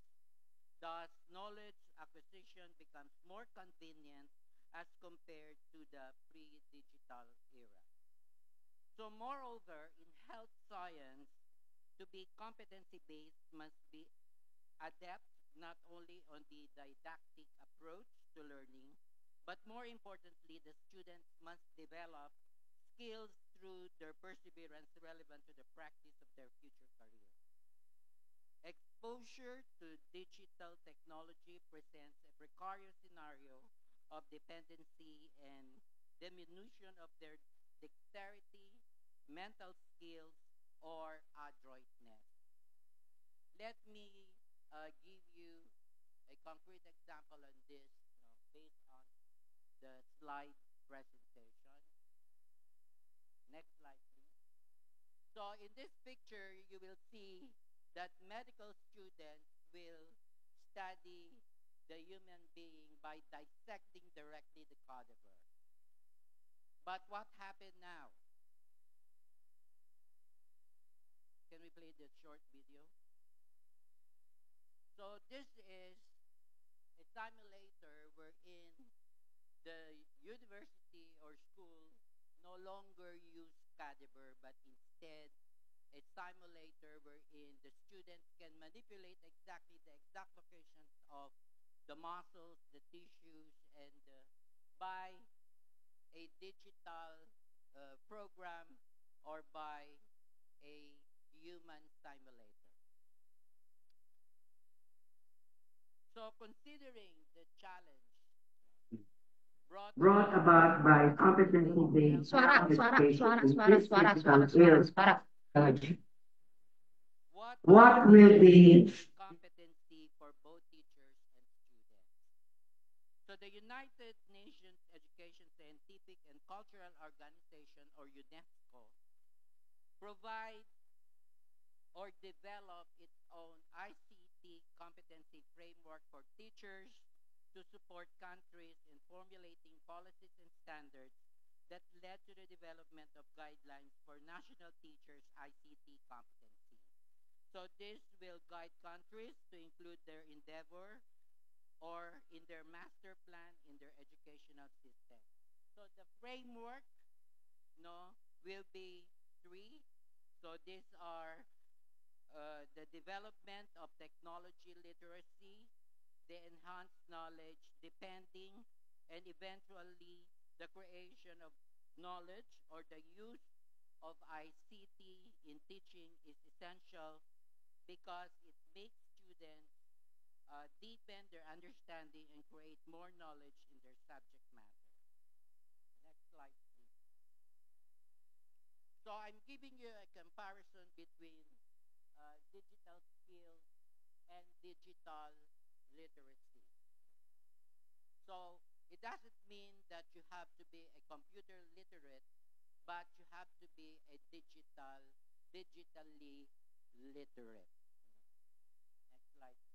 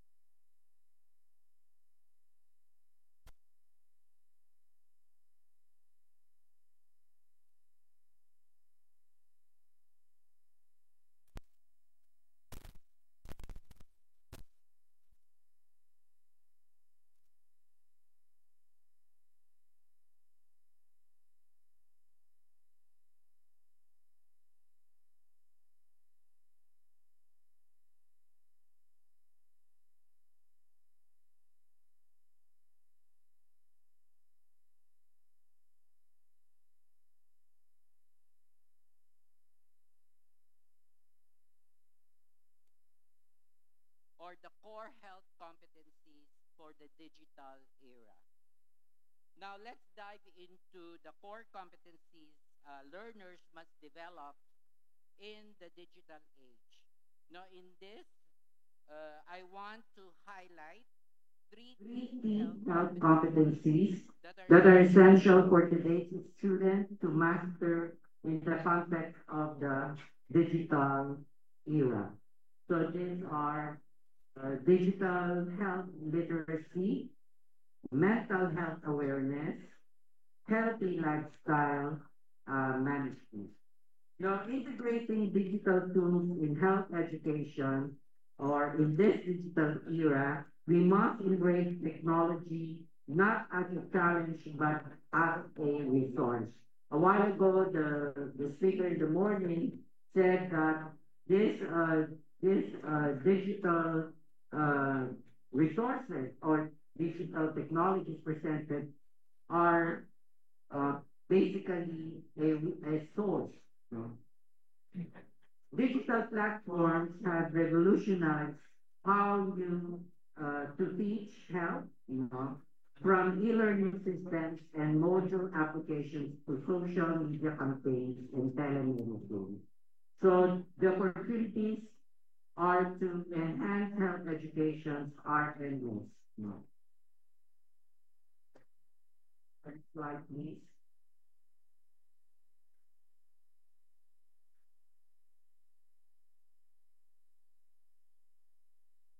Next slide. Next slide. Okay. So finally, as we move forward, we must think about the type of graduates we are preparing. A future-ready health education graduate is one who not only understands the basics of health and wellness, but also has the digital skills to navigate an increasingly complex healthcare landscape. They are adaptable, able to critically evaluate health information, and capable of using digital tools to improve not only their health, but the health of their community.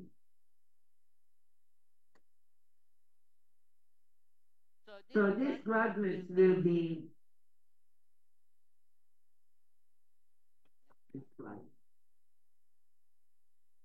So these graduates will be one, digital literate, meaning able to find access and use digital health information effectively.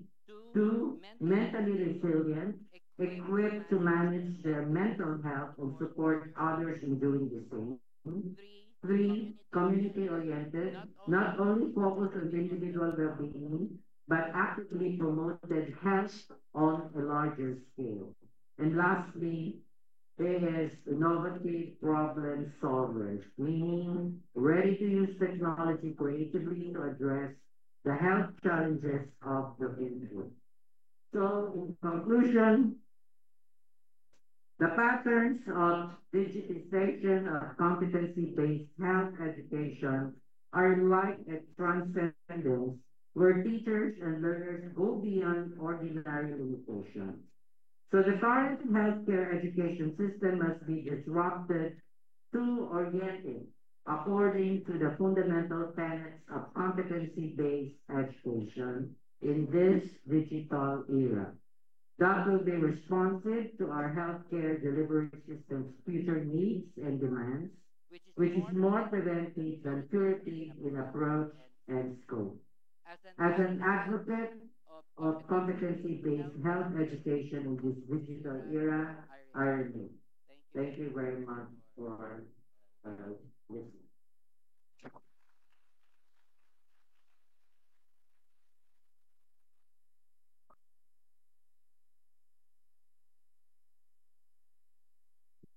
Thank you very much for the insightful presentation. Now, let us start on the time. Hello? Hello?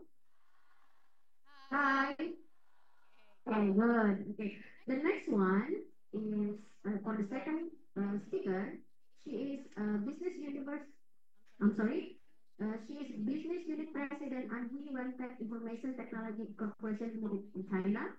Her educational background is bachelor's degree in international economic and trading, advanced business course program. Her experience is business unit president and global sales director. Please welcome Ms. Mary Smell.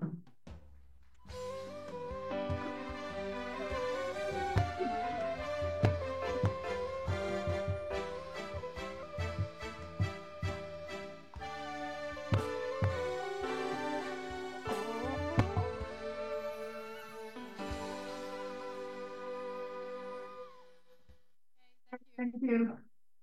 Good afternoon, everyone. Are you still good? From good morning to good afternoon? Really tired, right? Do you want me to show you a kung fu to cheer you up?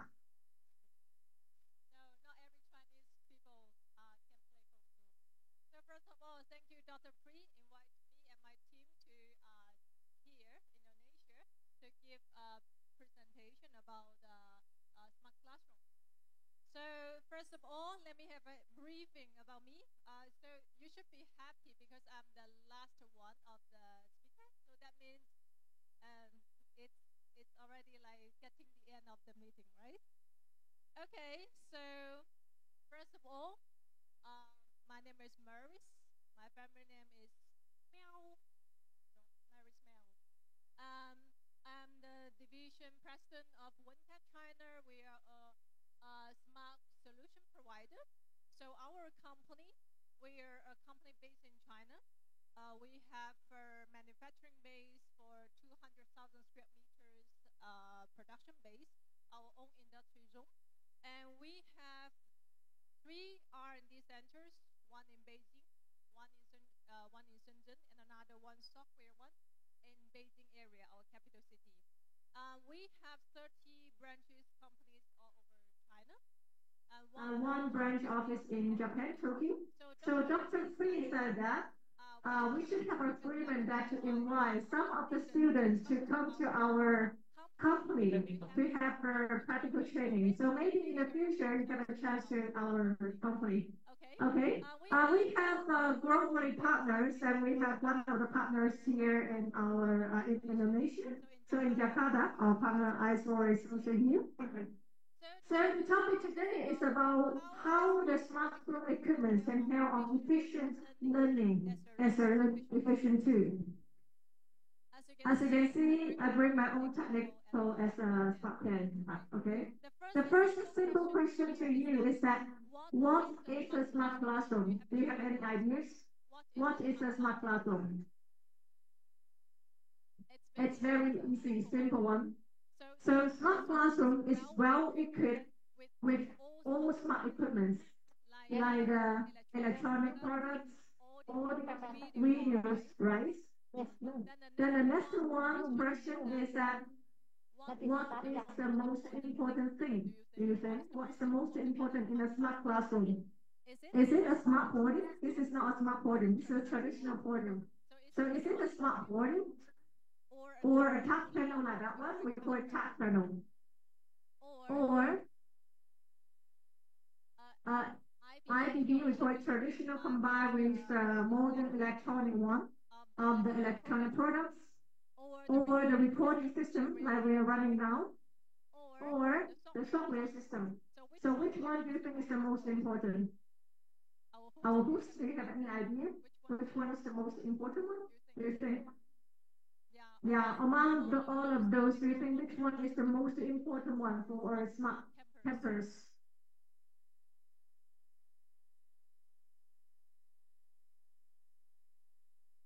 I think all of them, but I like the touch panel and interactive blackboard actually. Okay, so you like the advanced actually? Okay, that's true. This is important. Thank you. But you know, to our mission, the mission of our company, the most important thing in a smart classroom is teachers and students. Do you agree so? The most important one in a smart classroom is teachers and students. Because all of those smart equipments are supposed to help the teachers to teach easier and the students to learn easier, right? Otherwise, all those smart equipments are meaningless. It's just a show up of the equipment. So what we are trying to do is to make the class easier. Then how the smart classroom can help on effective efficient learning too? I will give you examples on two ways. One is the on-site courses, and another is the online hybrid courses, both on hardware and software. Those are the most common things in schools and campus that can help on the on-site class and online class. Okay, first of all is the on-site class. In an on-site class, actually, if you can see here, because we have a partner in Jakarta, so we actually bring this product here. This is our smart equipment for the touch panel. We call it touch. So how this can help on a smart classroom? First of all, inside these panels, there are softwares. So the software means that you can use it to write. The teachers no need to use chalk, no need to use the marker pen. You just use this panel to write, and also inside there are lots of the teaching resources, like the formulas of the mathematical formulas and also the chemical formulas. And also we have the building camera, document camera, which means that the teacher can combine a traditional handwriting, because we actually seen that the teachers still would love to write in a handwriting, right? So we combine the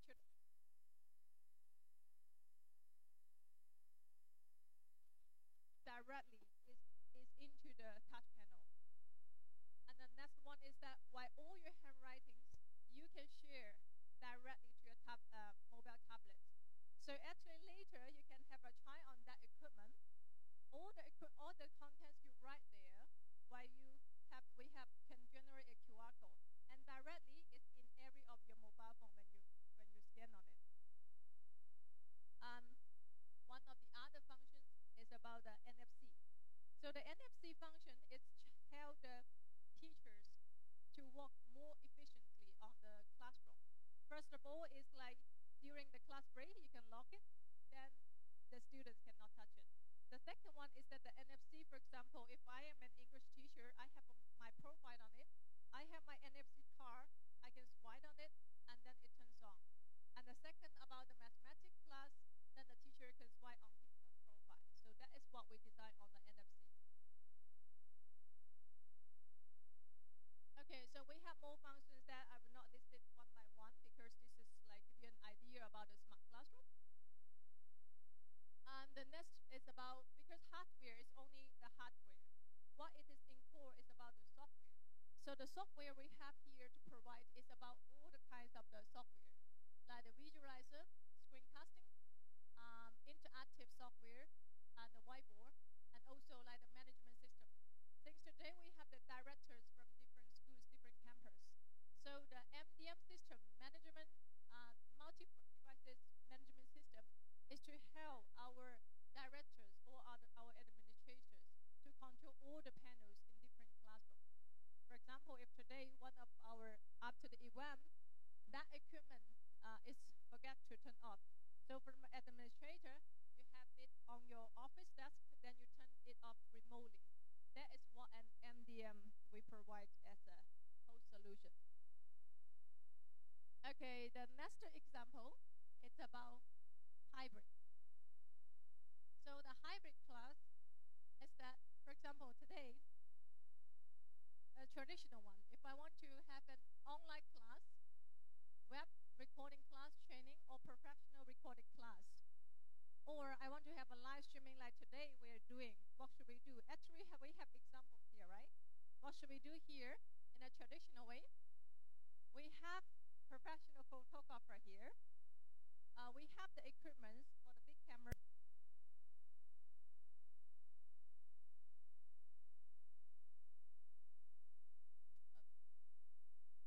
So we need lots of different equipments for the traditional recording, for the live streaming. But to our company, we innovated to provide our schools for an easier way, because not every time of the school or campus have the budget to have like the different people professional.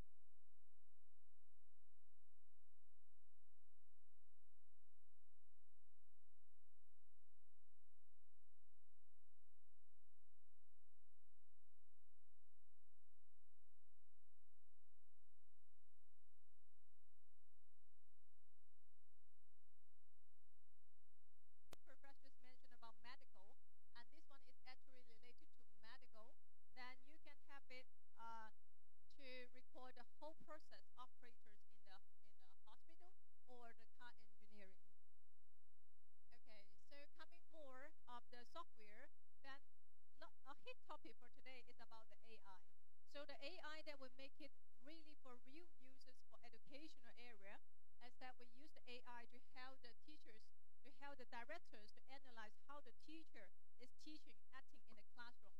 So like this hotspot is that the teacher is acting in this area. And also the percentage of the teacher in writing, the percentage of the people in asking a question, and also what kind of question he or she is asking in the classroom. The next one is about next page, please. Okay, so this one is about the students analysis. So how the students is acting in the classroom. We have the actual figures to help our teachers and our principals to evaluate on the students. And this is how the AI generates in our system. And also, this is like the speech translate to context. This is we built in with the Microsoft Cloud. Then help the teachers in the generate a report of about teaching in the class. So all of this is like we're using the real AI generate into the class to building a smart campus.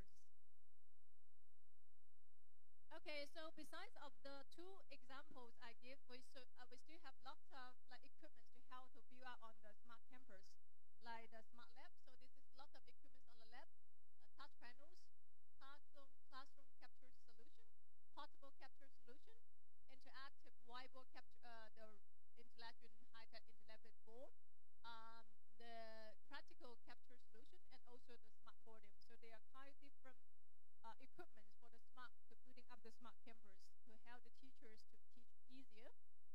And those are the examples, case studies that we have in like international markets. Okay. Our partners in Indonesia, so we have help different schools to build up smart classroom. Then the last, our mission is that let IT and AI build up a smarter campus for everyone. Okay, thank you. Thank you very much, Miss Maris Miao. Okay, for the really make me wow actually make me easier to teach in the classroom. Maybe Bapak in the near future in each class there is a ice board Pak. Senang nanti mengajarnya Pak. Ya kan anak-anak ya? Ya. Amin ya Pak ya. Insya Allah Pak. Rezekinya lancar ya Pak ya. Insya Allah amin. Okay. For the next session is for the question and answer. We only limited into only 2 questions.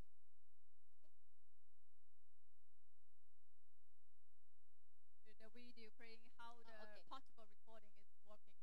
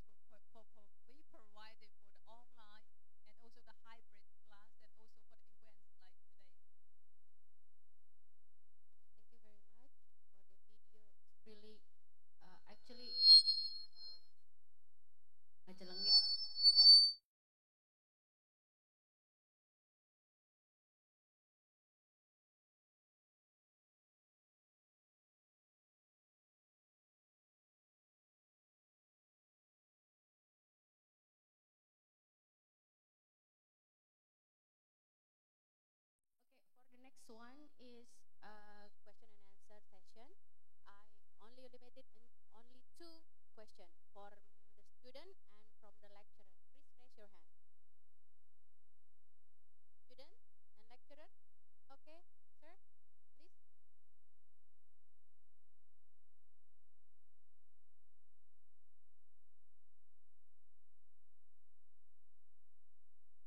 Sudah ada di sana mic-nya.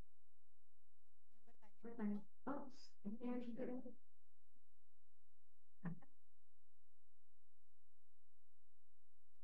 will be answered directly.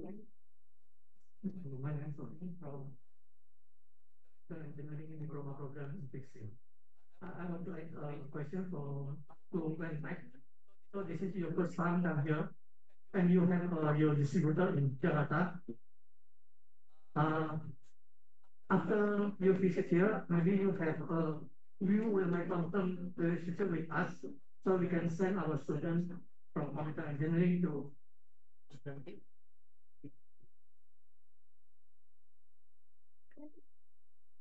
yeah, to learn your technology, and maybe it will become your resourceman. You'll become your resourceman when you expand your market in Indonesia. Thank you. So this is not the first time I visited Indonesia. Actually, I've been to Indonesia for quite some several times, and last time we went to one of the very beautiful islands in Indonesia. Really amazing. Yes, I do have a partner in Jakarta, Amar. So from ISO, this is our partner in Jakarta. Actually, this time is the first time in Bandung. And in Bandung, the campus for yesterday, Dr. Pri visited us to several classrooms in here. And actually, I do think there are lots of things that we can support in information of technologies to all the campus in Indonesia. Because in China, honestly, the educational equipments are really well advanced. But here we have a lot of space to help the campus build up a smart campus here. Like this one is a really very, like every classroom can have one of the equipment, then the teachers can teach much easier for the teaching and also for the plan. And further in the future, because my technician in China is coming to Indonesia from time to time also. So we will get a chance to exchange more information about this kind of technology for the campus.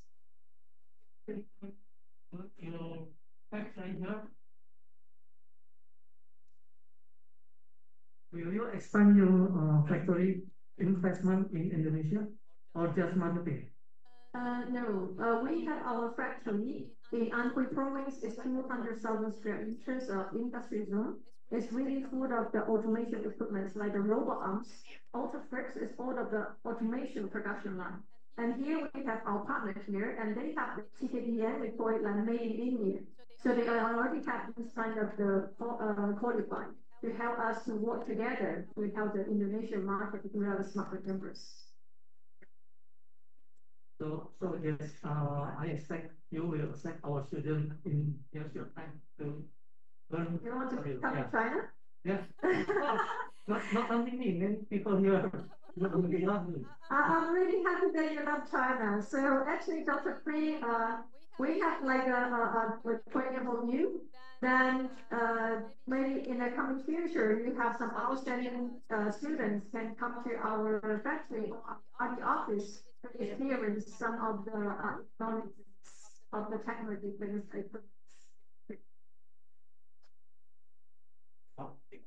Yes, one more question, Okay, one more question from the students. Oh, tadi saya bahas ini sudah. Silakan langsung berdiri, Bu.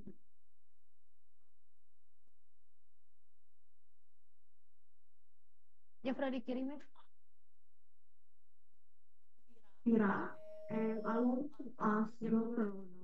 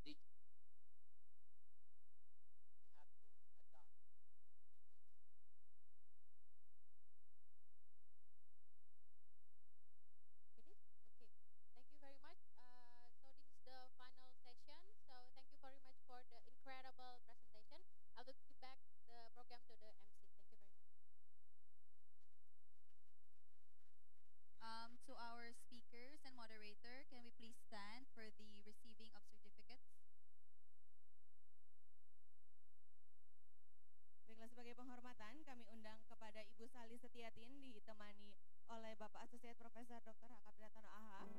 Dimohon untuk menempatkan diri memberikan sertifikat kepada pemateri kita yang terakhir dan juga moderator.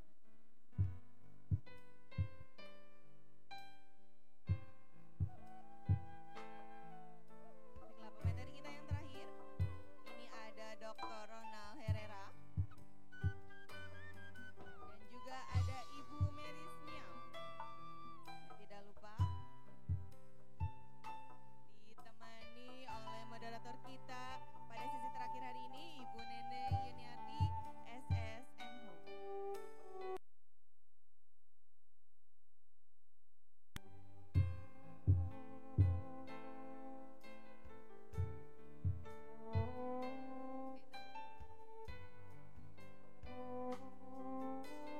Oke, silakan kepada Bapak Ibu dimohon untuk mendapatkan diri.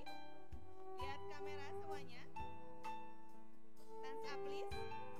Thumbs up please. Thumbs up please. Oke. 1, 2, 3. Pixie Ganesha. 1, 2, 3. And then vokasi. 1, 2, 3. Oke, terima kasih banyak kepada para pemateri dan juga moderator kita pada sesi terakhir pada siang hari ini.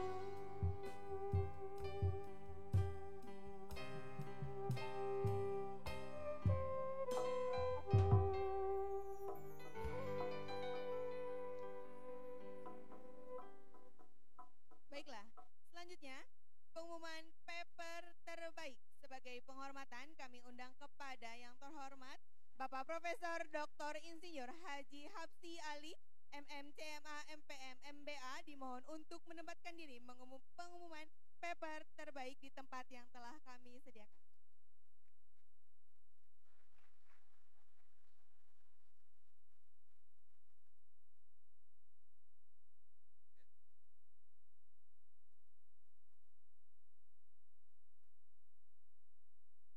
Assalamualaikum warahmatullahi wabarakatuh. Selamat siang. Ini waktunya makan siang ya. Tapi tak apa-apa lah, kita umumkan ini ya.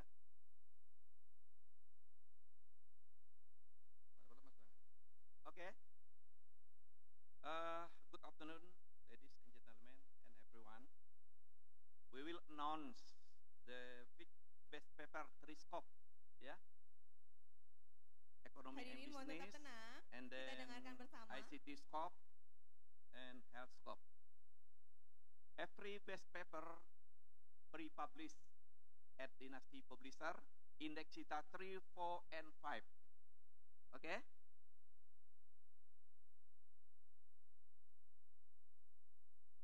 Best paper for economy and business.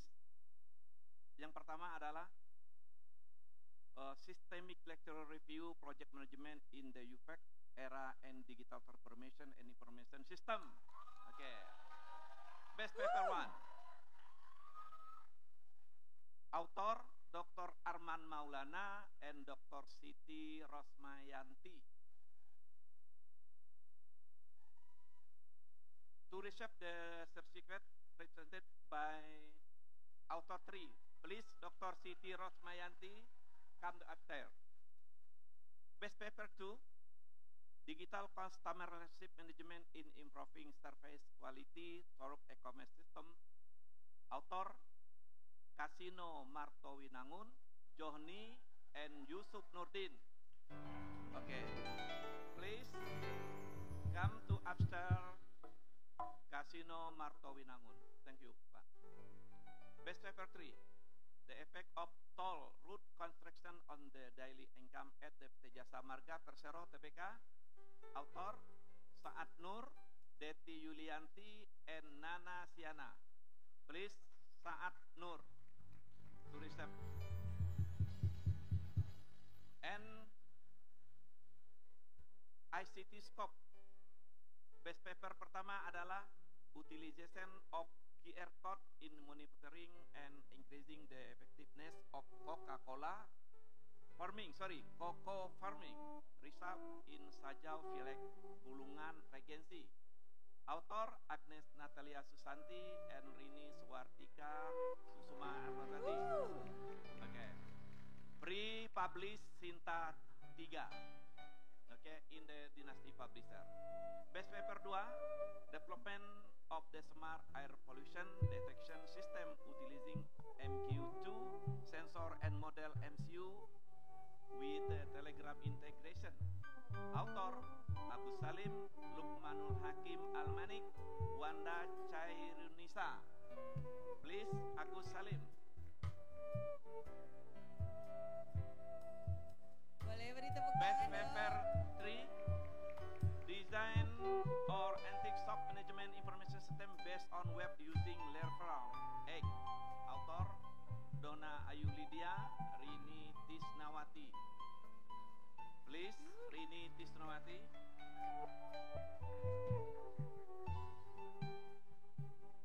And Stop Health. Best paper pertama. The role of artificial intelligence in optimizing electronic health record for RX10 at ISU.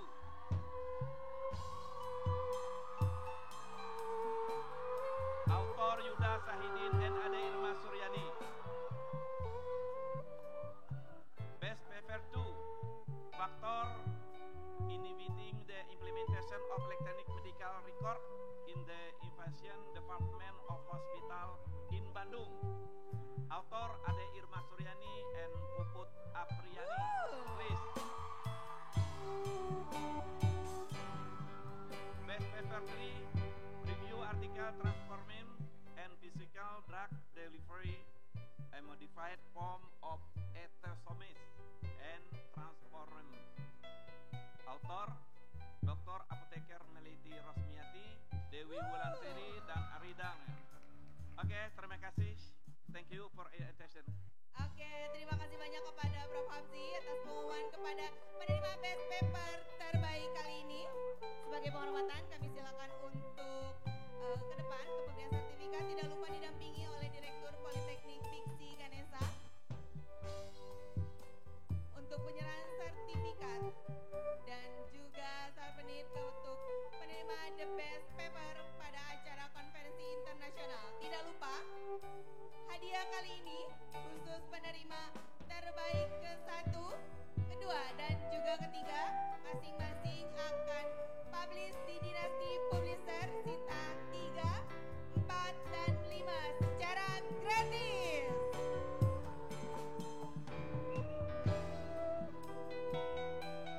Terbaik utama akan publish di Dynasty Publisher Sinta 3. Terbaik kedua juga akan publish di Dynasty Publisher sebagai peraih Sinta 4. Dan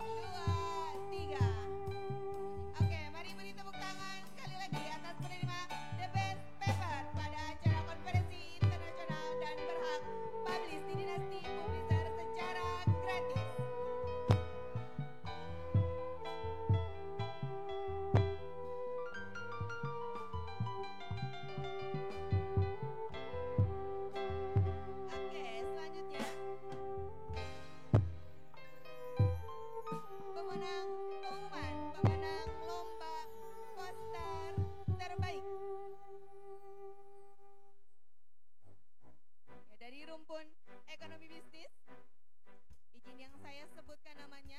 Dimohon untuk ke depan.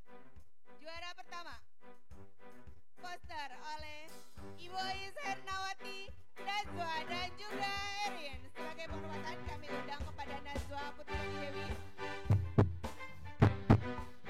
Juara kedua, lomba poster Bapak Karyadi SEMM, Egra Nugraha dan Alivia Zafira.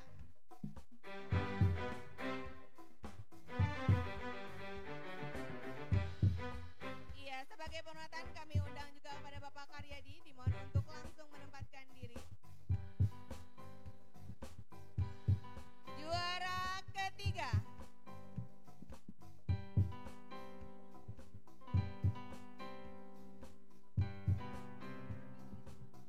ya silakan, Najwa Putriana Dewi, Bapak Karyadi, dan juara ketiga lomba poster Ibu Arimbi Triswastika SEMAK, Hisan Firdaus dan Aan Purwadiansyah. Kami undang kepada Ibu Arimbi untuk mewakili sebagai juara ketiga dan juga yang terfavorit diraih oleh tim Ibu Kartika Legistari STR akun MM, Elisa Isabella dan juga Nova Rosviantini.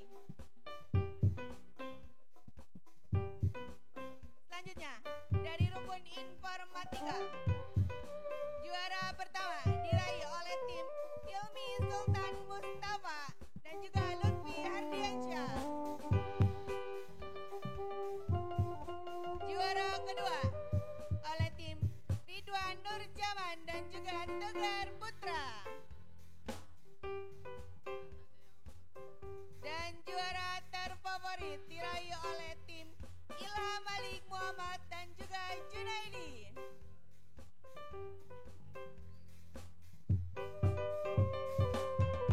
Rumpun kesehatan, juara pertama diraih oleh tim Bapak Adita Arif Setiawan, Ibu Sali Setiatin dan juga Fani Andrea Maulana.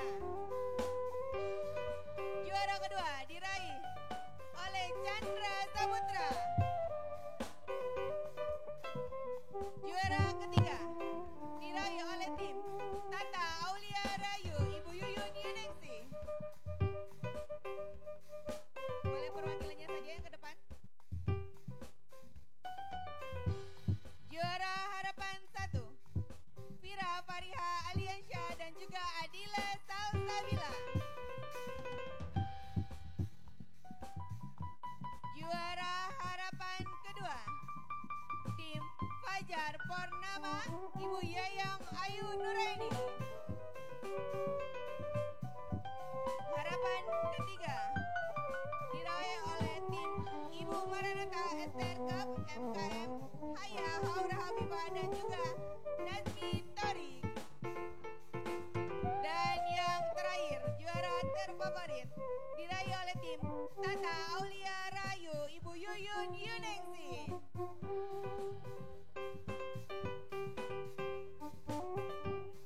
Oke, sebagai penghormatan kami undang kepada yang terhormat Bapak Tidi Sudartono SEMM.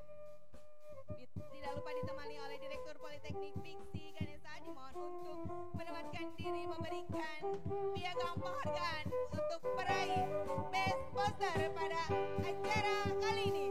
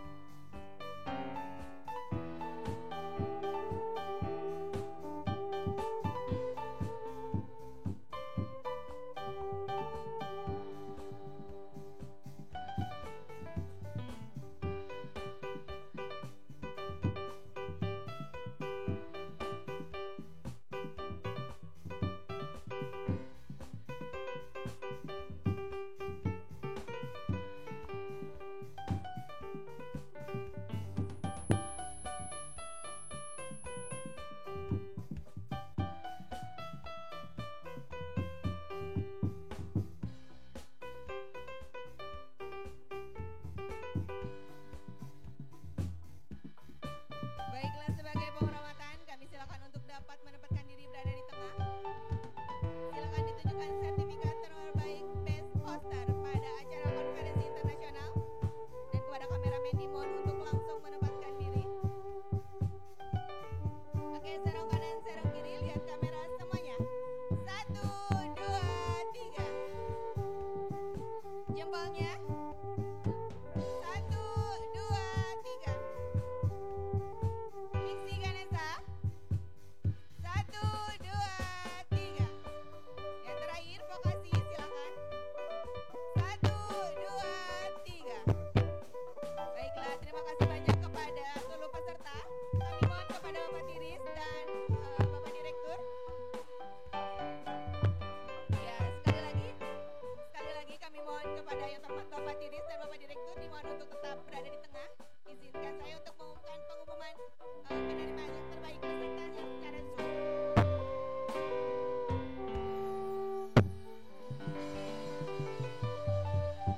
Kita dokumentasi peserta yang penerimaan Zoom, Pak, boleh berada di tengah.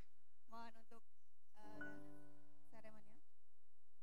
Boleh menghadap ke kamera saja, Pak, izin biar nanti di dokumen. Oh ya, boleh.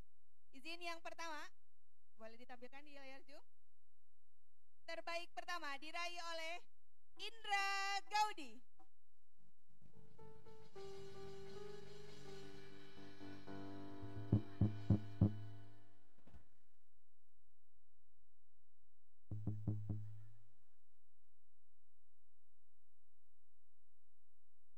Oke, next. Salma Intania Rufala.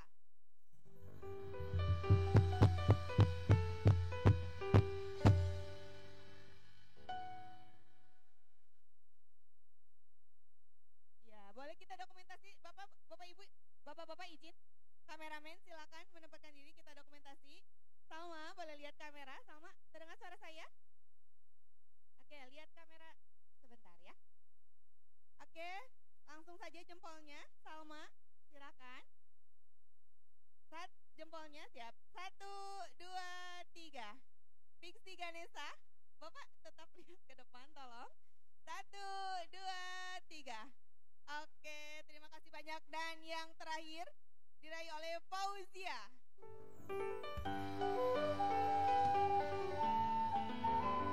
Fauzia ada? Oke, silakan. Lihat kamera. Sudah, kameramen. Fauzia, boleh langsung kita dokumentasi. Langsung jempolnya silakan. Siap. Jempolnya Fauzia. 1, 2, 3. Pixie Ganesha. Fauzia, Pixie Ganesha. 1, 2, 3. Oke, terima kasih banyak kepada Bapak Direktur dan juga Bapak Tiris. Kami silakan untuk dapat kembali ke tempat semula. Dan kepada peraih peserta terbaik yang melalui Zoom, hadiah bisa diambil di bagian admission Politeknik Pixie Ganesha. We now move on to the MOU ceremonial signing between Polytechnic Pixie Ganesha and both national and international institutions. To the honorable leaders or representatives of the institution I mentioned, please come to the stage, starting with Professor Anderson B. Villa, Mindanao State University, General Santos City.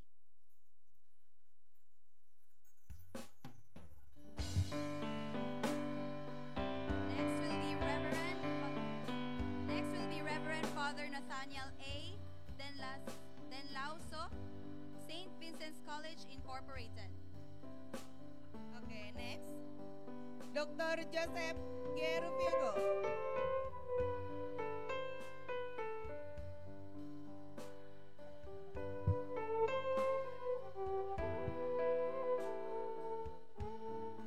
Next will be Professor Raymond Crispy Mariboc from Council of Tourism and Hospitality Education in Zamboanga Peninsula. And the next, Dr. Emma Felma Carlos Tria.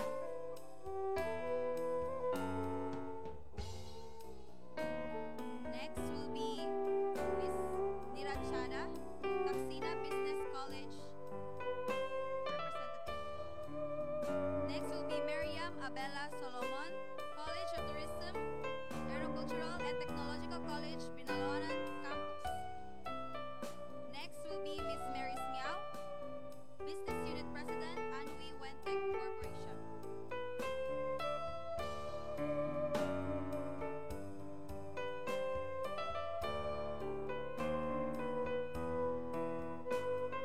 Oke, selanjutnya kami undang kepada seluruh pimpinan kampus konsorsium, Direktur Politeknik Piksi Ganesha Indonesia,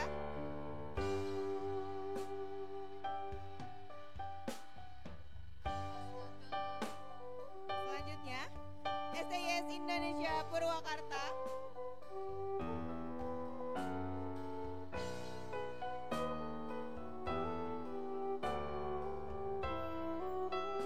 Akademi Telekomunikasi Bogor, Akademi Teknologi Bogor,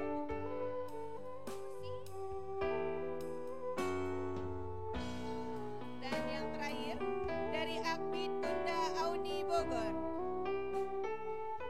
Oke, sebagai penghormatan, Bapak Direktur dan Prof. Halzi sudah mendapatkan diri di tengah. Boleh Please move a little bit. One step to the back, please.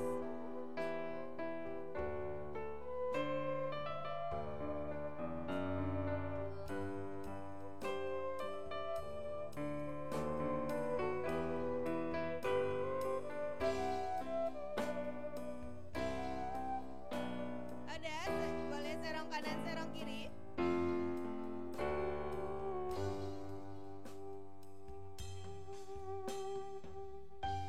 Oke, lihat kamera semuanya. 1, 2, 3. Thumbs up. 1, 2, 3. Oke, Piksi Ganesha. 1, 2, 3. And then Vokasi. 1, 2, 3. Oke, terima kasih banyak kepada Bapak Ibu. If you would like to exchange souvenirs, we have a provided photo booth area in front of the convention center, and there will be a licensed officers to assist you.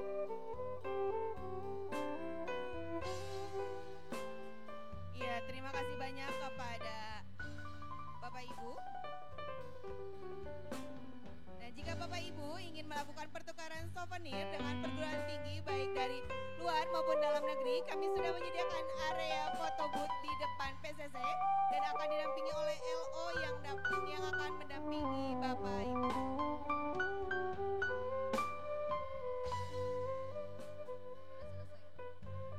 Oke.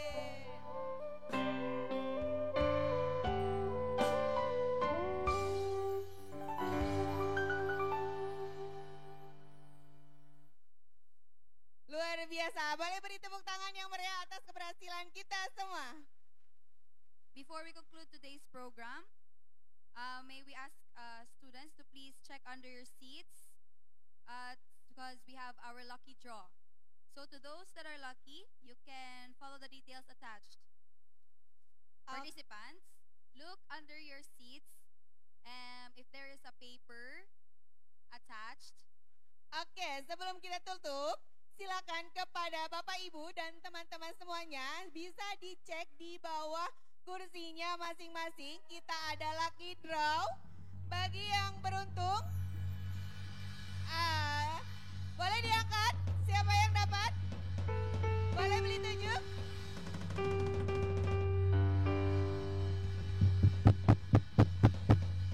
Ada yang sudah dapat? Ada? Boleh kasih lekar?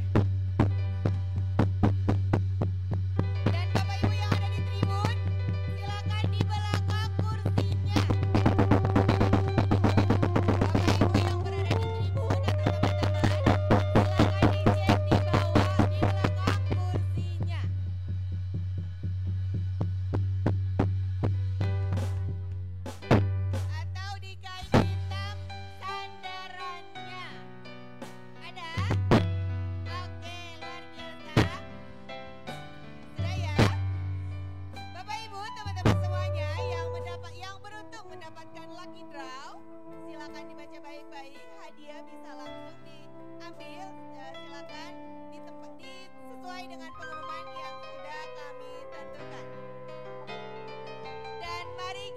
sebelum kita tutup, kita meriahkan acara keberhasilan kita hari ini dengan flashmob bersama.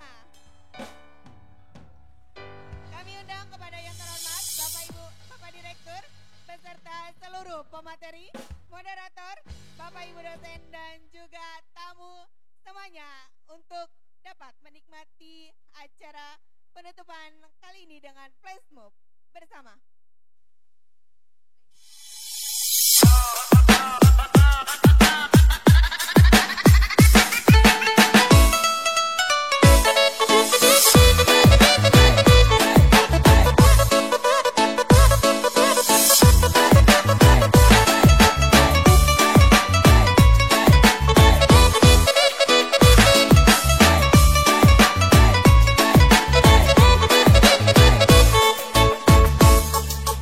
Lagu ini beta bikin terinspirasi dari teman sendiri. Di waktu happy dia cerita ini, bilang mai tua bikin otak sakit. Kali ini lagu jadi dari kopi, bukan segelas kopi. Bukan sengaja beta bikin begini, biar dia senang sedikit. Jangan balik dengan selalu mari cari calon baru. Nona-nona yang manis bukan cuma satu, biar dia mengembara, saya tetap stay far berkarya.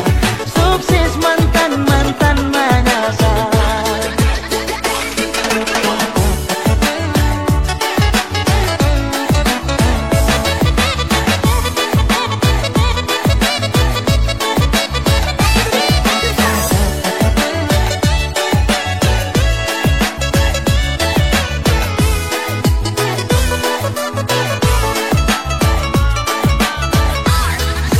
Lagu ini beta bikin terinspirasi dari teman sendiri.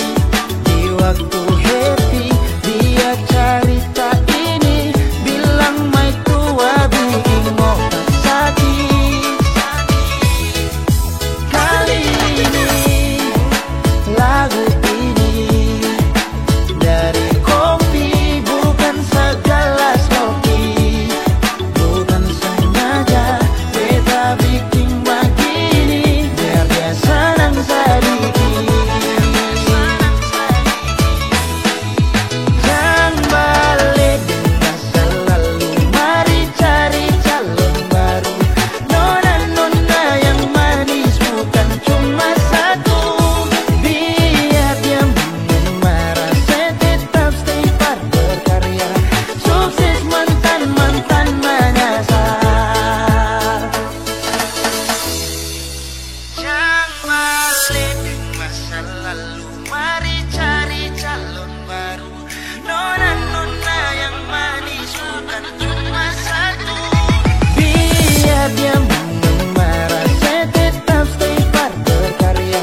Sukses mantan-mantan menyasar.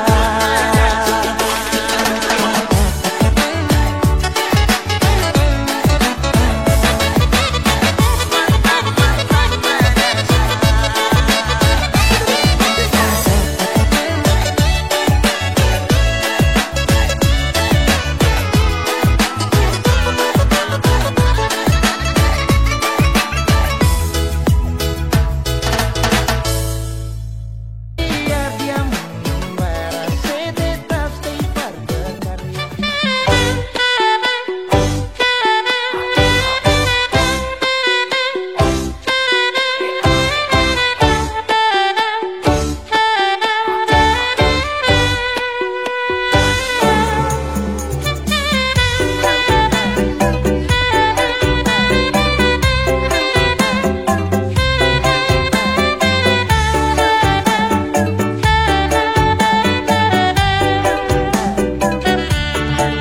Mangan tempe rasane kaya mangan lawuh sate. anane sing penting kowe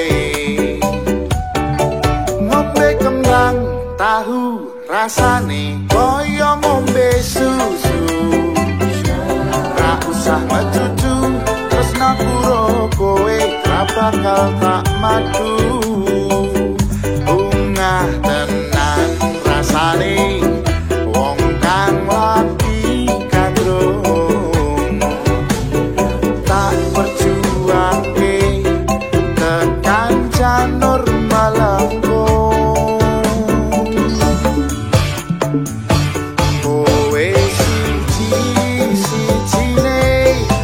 aku bangga karo kowe gelem nopo opo anane tresnoku ra bakal lepe kowe aja sumalang tresnoku ra bakal ilang ibarat koyo kuthaku Jogja kowe jen istimewa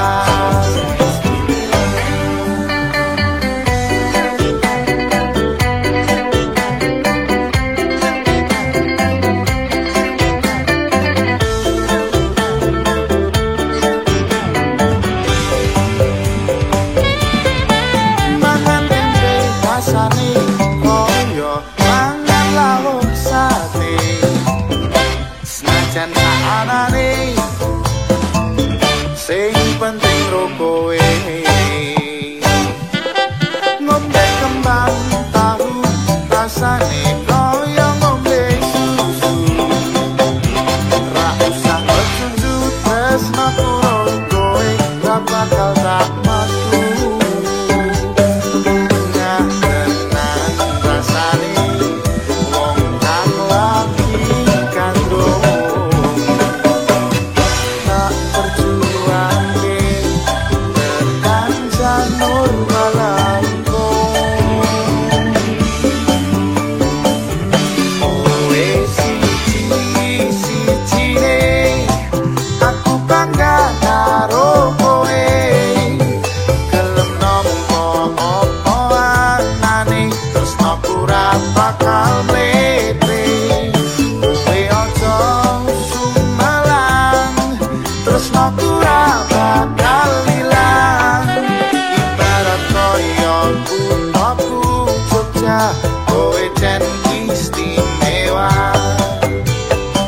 kowe siji-sijine aku bangga karo kowe gelem nampa apa anane tresnoku ra bakal mlepe kowe aja sumalang tresnoku ra bakal ilang ibarat koyo kuthaku Jogja kowe jen istimewa ibarat koyo kuthaku Jogja kowe jen istimewa